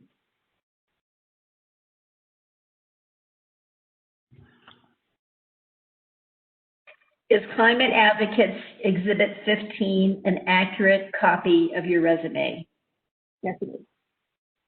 And Ms. Fleischman, for your testimony today, you analyzed various publicly accessible data and reports from the OECD website, correct? Correct.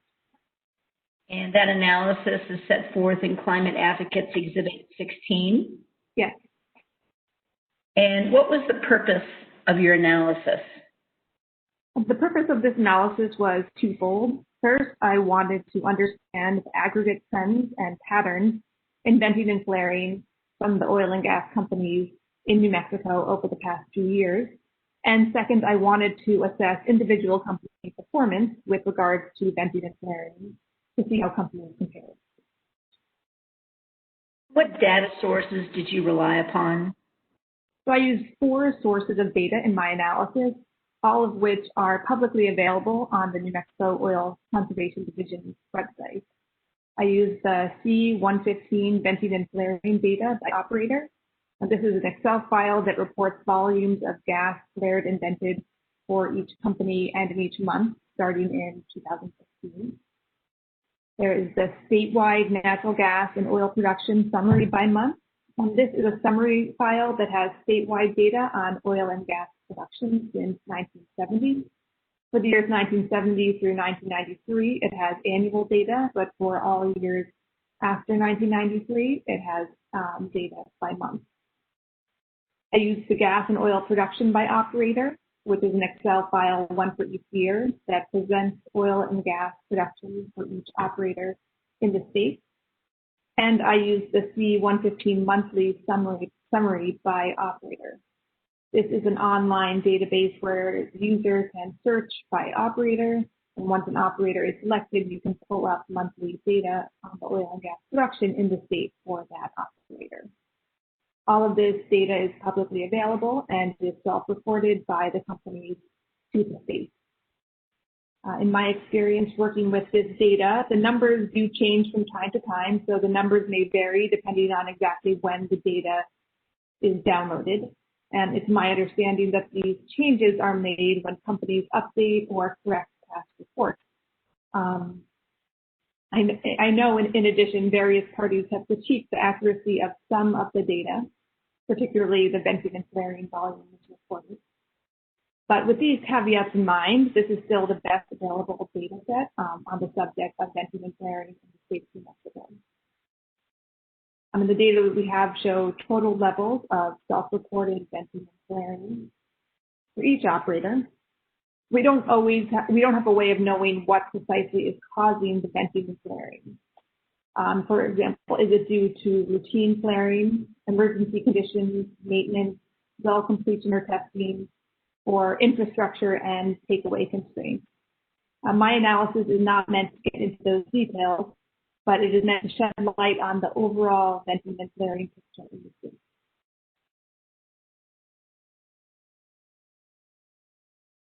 You're muted again. Ms. Fleischman, in some instances, you combined related companies in your data, which is identified in Exhibit 16. Are these sets of, and there are 5 of them, 5 sets of companies, the only related companies that you combined for your analysis? Yes, I only combined data for these 5 sets. And that's on page 1 of your Exhibit 16, correct? Correct. And why did you combine these companies' data? So while these companies are separate operators for the purpose of reporting to the state of New Mexico, I combined them in cases where they share a common parent company. And the purpose of this was just to make the analysis understandable to a non-industry audience. What are the major findings from your analyses? So first, the overall levels of venting and flaring in the state of New Mexico are high. Second, there are many operators flaring large percentages of their produced gas, well above the 2% threshold. However, there are many other operators that report that they are capturing and using 98% or more of their produced gas. And finally, the bulk of the venting and flaring problem in terms of absolute volume of gas vented and flared is concentrated in just a few operators. As far as you know, has anyone else conducted these same type of analyses? I am aware that the OCD presented a slide during their presentation showing aggregate levels of venting and flaring in the state from 2011 through 2019. And this is similar to my table 1. But I am not aware of company by company analysis similar to my other tables. Ms. Fleischman has prepared a PowerPoint of the tables that appear in her summary of testimony, which is our Exhibit 16. And the tables in the PowerPoint are the same as those that appear in the exhibit. They're formatted differently for PowerPoint, but substantively they're the same. We'll be moving to admit Exhibit 16, and the PowerPoint will be used as a demonstrative aid. So Ms. Fleischman, let's walk through your analysis for the commission, again set forth in Exhibit 16, starting with Table 1, which is entitled Total Reporting Venting and Flaring 2017 to 2019, which is on page 1 of the exhibit. What data did you rely upon to develop this table? And the host needs to give her sharing ability. I should have asked for that at the beginning. I'm not sure. I might have to restart WebEx to do that. Are you able to share it? I don't have sharing ability right now, but I don't know if I have your PowerPoint, although I can check and see. But which would you prefer? We can get you sharing ability, or I can. Sorry about this. I will have to restart WebEx in order to share. He can't. The host can't give you sharing ability. He can, but it's something on my computer that is making me restart. Okay. Let me check for. Which exhibit is it? It's not an exhibit, it's her PowerPoint, so I'm just going to check and see if I have that, and if I do, I will share it.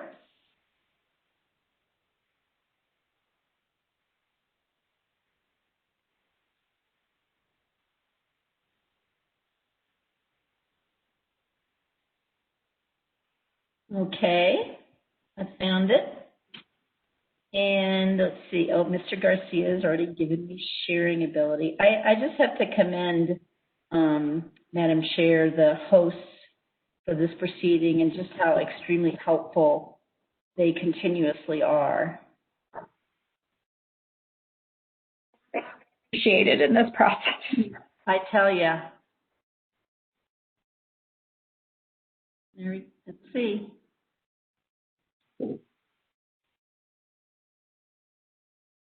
So should I continue? Yes. The question was, what data did you rely upon to develop this table? So for this table, I aggregated the venting and flaring data from the C115 venting and flaring report for each year.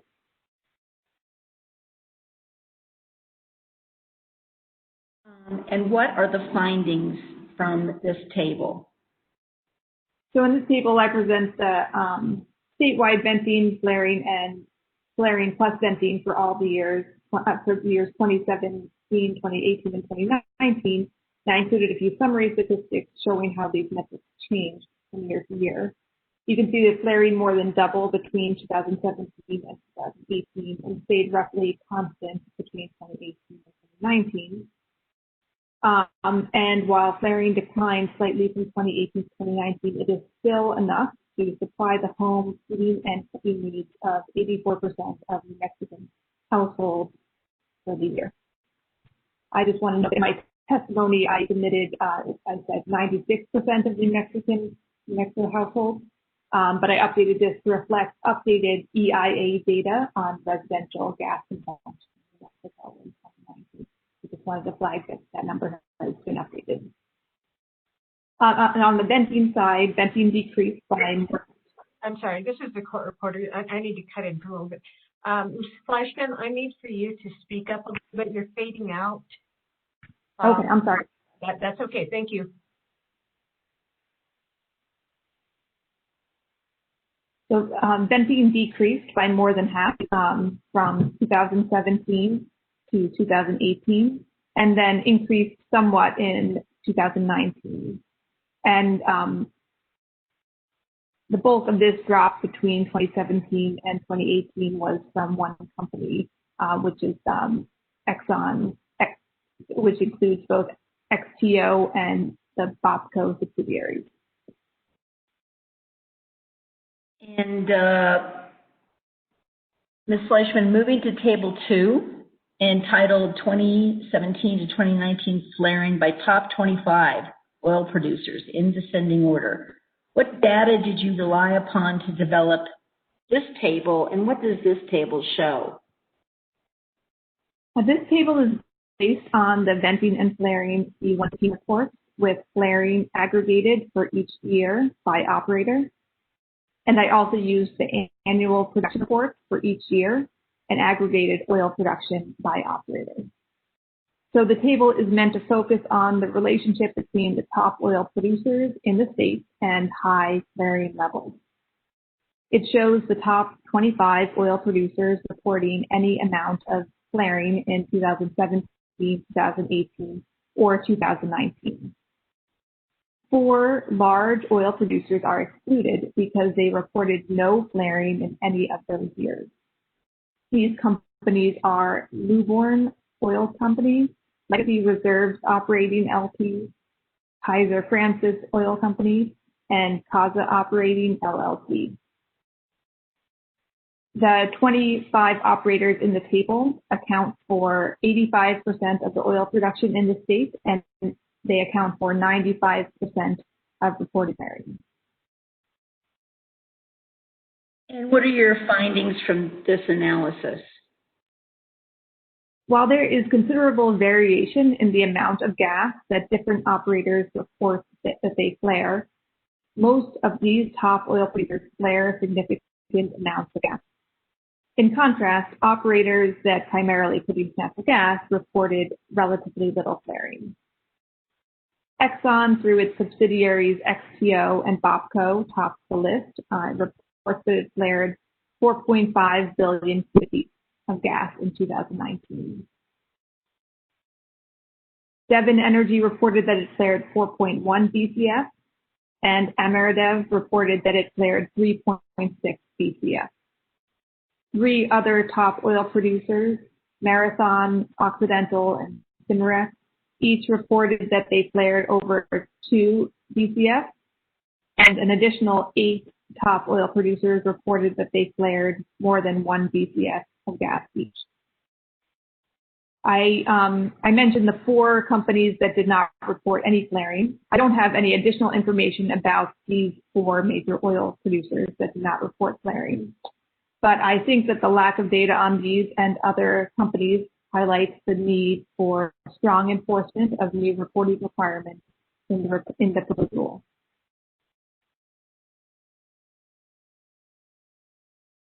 And I'm trying to flip to, there we go. Ms. Fleischman, what is Table 3? So the purpose of Table 3 is to show the top 25 operators with the highest amount of venting and flaring in 2019. It has data on gas production, flaring, and venting for each operator, in addition to the percent of gas vented or flared for each operator. And what data did you rely upon for this table? And this table is based on the venting and flaring C115 report, with flaring and venting aggregated for each year by operator. And I also used the annual production report with aggregated gas production. What are your findings from this analysis? Among these 25 companies, there is considerable variation in the percent of operator gas production that venting and flaring represents. Some are flaring a very large portion of their gas, while others are flaring under 2%. Some major producers like Oxy, COG, and EOG report that they flared a relatively small share of their overall gas production, while other major producers report that they flared significantly more gas. Exxon, XTO, Devon, Marathon, and WPX flared between 4 and 13% of total production. And still other major producers reported that they flared extremely large shares of their gas production, led by Emeridev at 78%, Spur at 38%, Energen at 32%, Steward at 32%, and Petro 30%, and you can see down the list. Table 4 is entitled 2019 Flaring by Top 20 Operators Reporting Flaring as a percent of total state flaring. How did you develop this table and what does it show? This table is based on the Venting and Flaring C-115 reports with flaring aggregated by operator. And I use total statewide data to calculate the percent of statewide flaring reported by each operator. I also use the annual production reports to calculate total gas production for each operator. Now, the purpose of this table is to show how flaring is concentrated in just a few operators.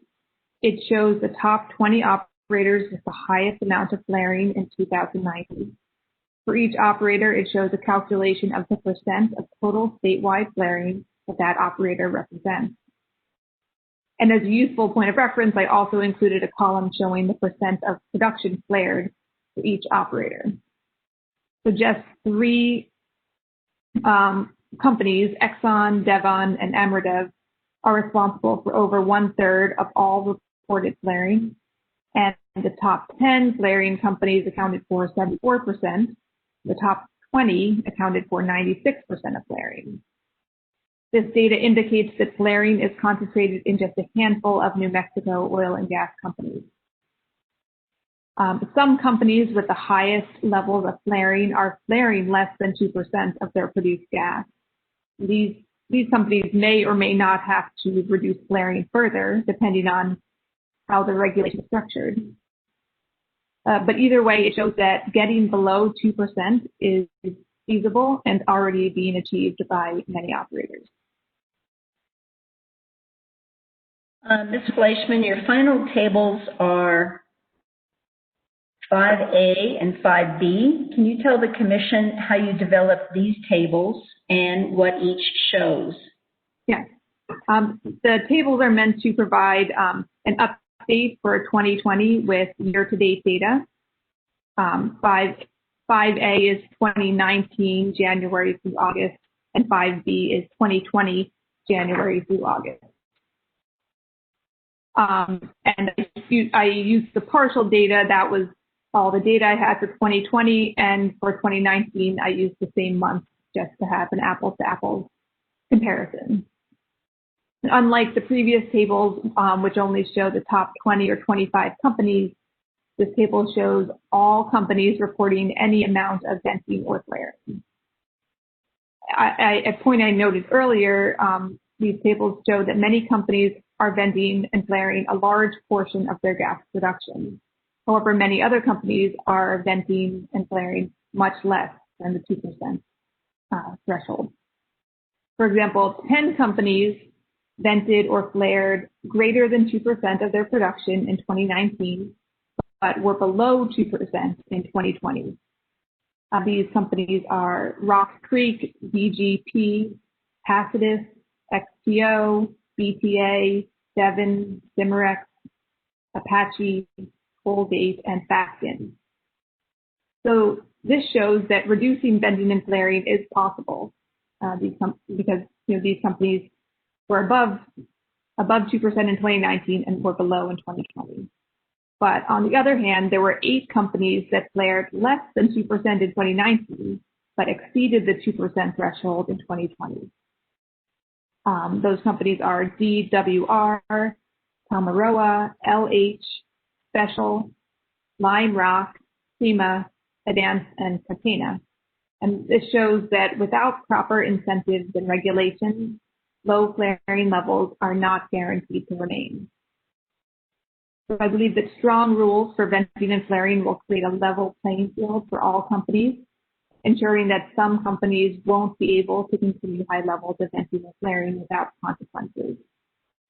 While each company's circumstances are unique, and the companies themselves are the best ones to determine exactly how they will reduce venting and flaring, but a threshold that all companies must meet is the best way to give flexibility while still making significant reductions in venting and flaring.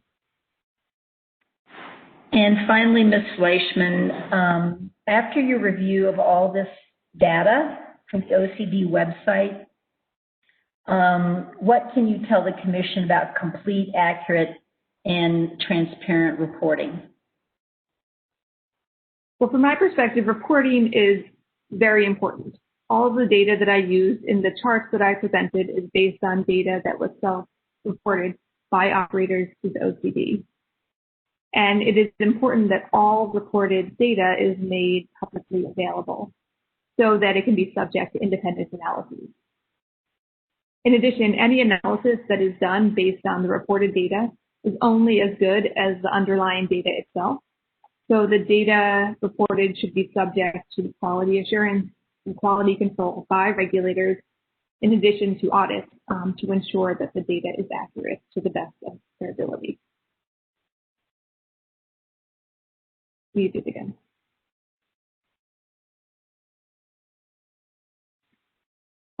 Ms. Fox, you're muted.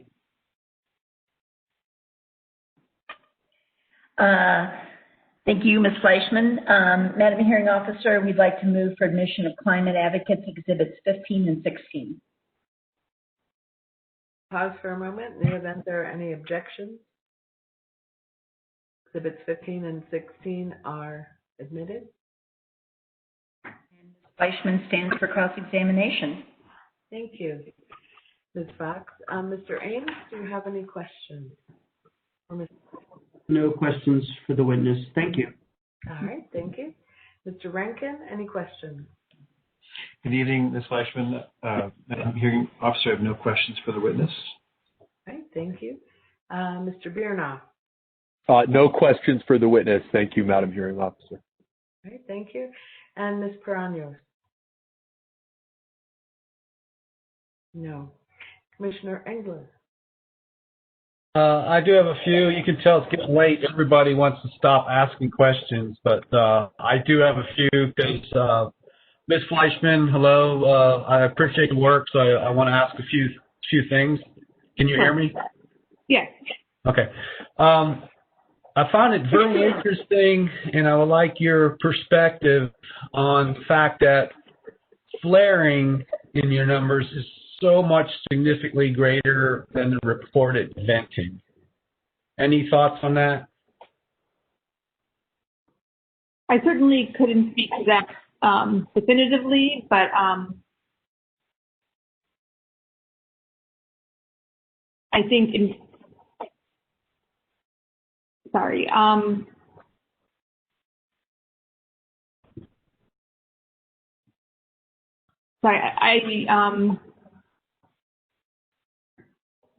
not sure I could speak to the reasons for that, except to say that, it's from a safety perspective, as I believe has been testified in this hearing, flaring is preferable to venting in most cases. Yeah, that's true.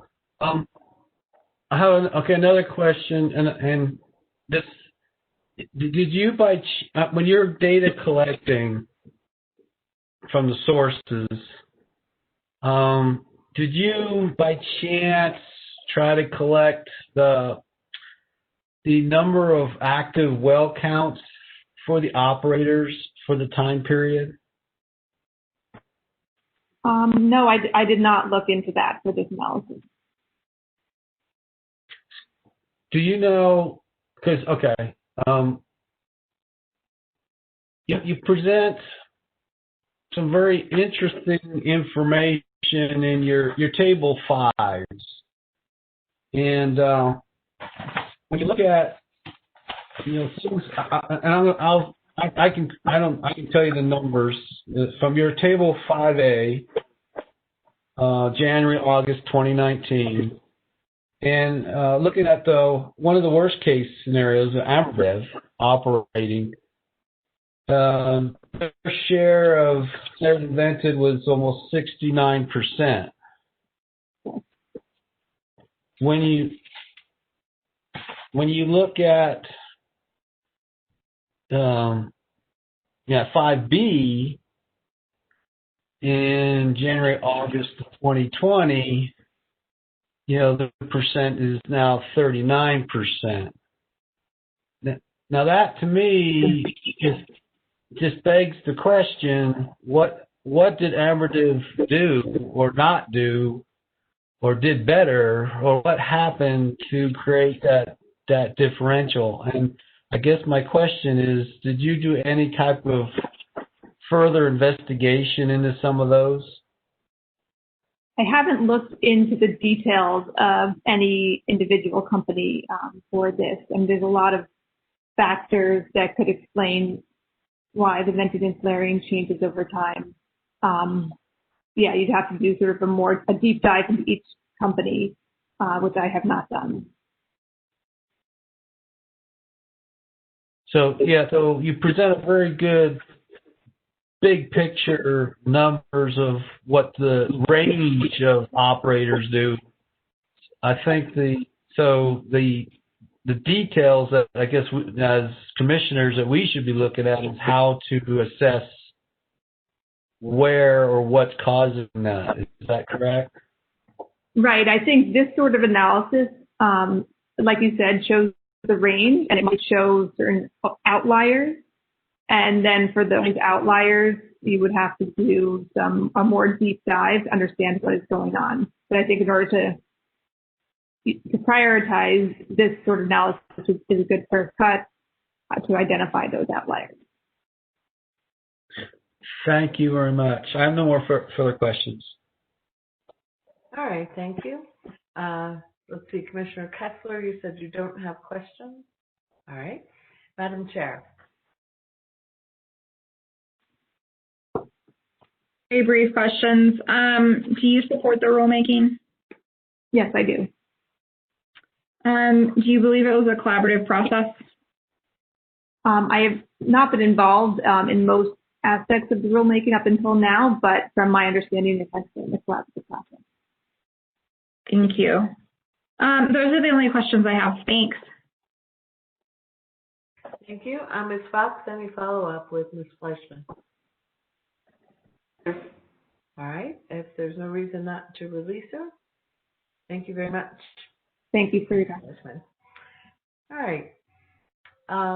Have we come then to the end of Climate Advocate direct presentation? We wrote our direct case.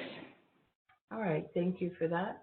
Let me put on the record my understanding of a conversation we had at the end of the lunch break with the commissioners, which is that we will have sometime before tomorrow morning a document from the Oil Conservation Division with their rebuttal presentation in it. That is to say, it will be clear from the document which of the proposed rule changes made by other parties are incorporated by the division and which are not, and the reason why they would not be. And that Division Counsel, Mr. Ames, will be putting on witnesses in support of that rebuttal document to answer questions about it. We then, as I understand it, Madam Chair, at that point we would have a conversation around whether other parties would be allowed to present rebuttal, or do you want to have that conversation tonight? You want to have it in the morning? I mean, would it be helpful to have that conversation tonight so that other parties? have an idea as to whether or not they need to be prepared. Yeah, well, I let me just say, as I understand the conflict, until they see what the division has incorporated, they probably couldn't reasonably say what their rebuttal might be. Oh, yeah. But let me just ask Mr. Felderword, I see him on the screen. What comment would you have, Mr. Felderword? Well, I think, as I understand the procedural order, the division certainly was authorized to present its rebuttal case as the applicant, which is totally understandable. And the parties, you're correct, aren't going to know exactly what issues remain to be addressed that have not already been addressed in a sufficient fashion until they see that tomorrow. Secondly, as I understand it, for those that want to present rebuttal, they need to explain what it is they want to rebut and why, and what they intend to present so that the commission can ascertain whether it's appropriate or not. Otherwise, we're just going to be going around and around in circles to try to get to an end. So it seems to me that the process has to be that if you want to present rebuttal, you need to explain what it's going to be on, why it's necessary and why it has not already been covered, and what you intend to present.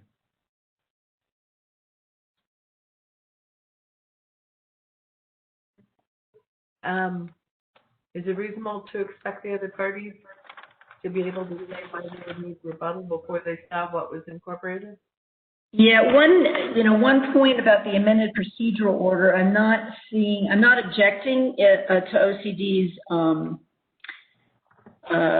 what OCD is going to do, but there's nothing in the procedural order that gives OCD some preference for rebuttal over the other parties. It says that pursuant to the applicable rule, technical rebuttal testimony may be permitted upon a finding by the commission that the proffered testimony is offered solely for purposes of rebuttal. So that applies to all parties. So that said, I think that Climate Advocates needs a little bit of an opportunity to review, given everybody else's direct case, what, if any, rebuttal we'd like to propose, and then we'd also like to see what Mr. Ames gives us this evening. So, Madam Chair, what if we were to hear from the division in the morning, give the parties an opportunity to look at the division's filing, and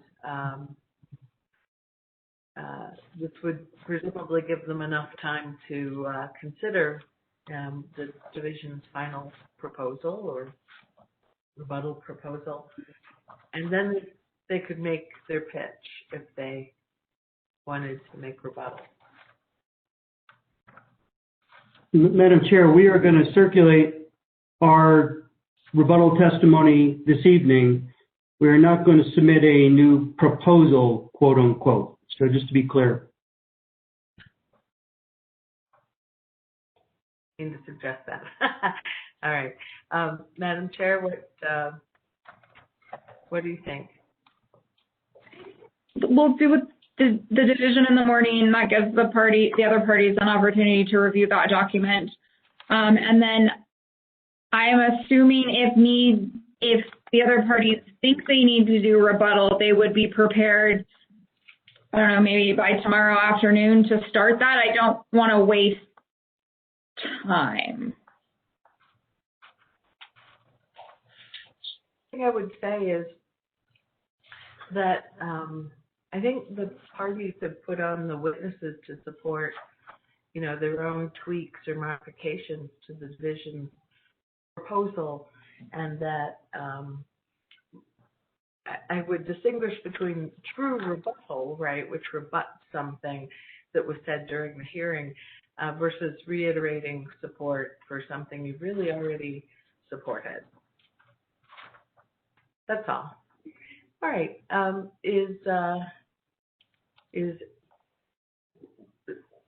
did not see an 8:30 public commenter. I don't believe it was.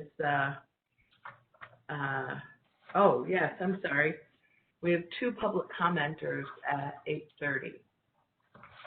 So I'm wondering if perhaps we should get on at 8:30 instead of 8, take these 2 public commenters, and then begin with the department rebuttal, division's rebuttal. That seems like a gift. Okay, it's a luxurious morning. It sounds very luxurious.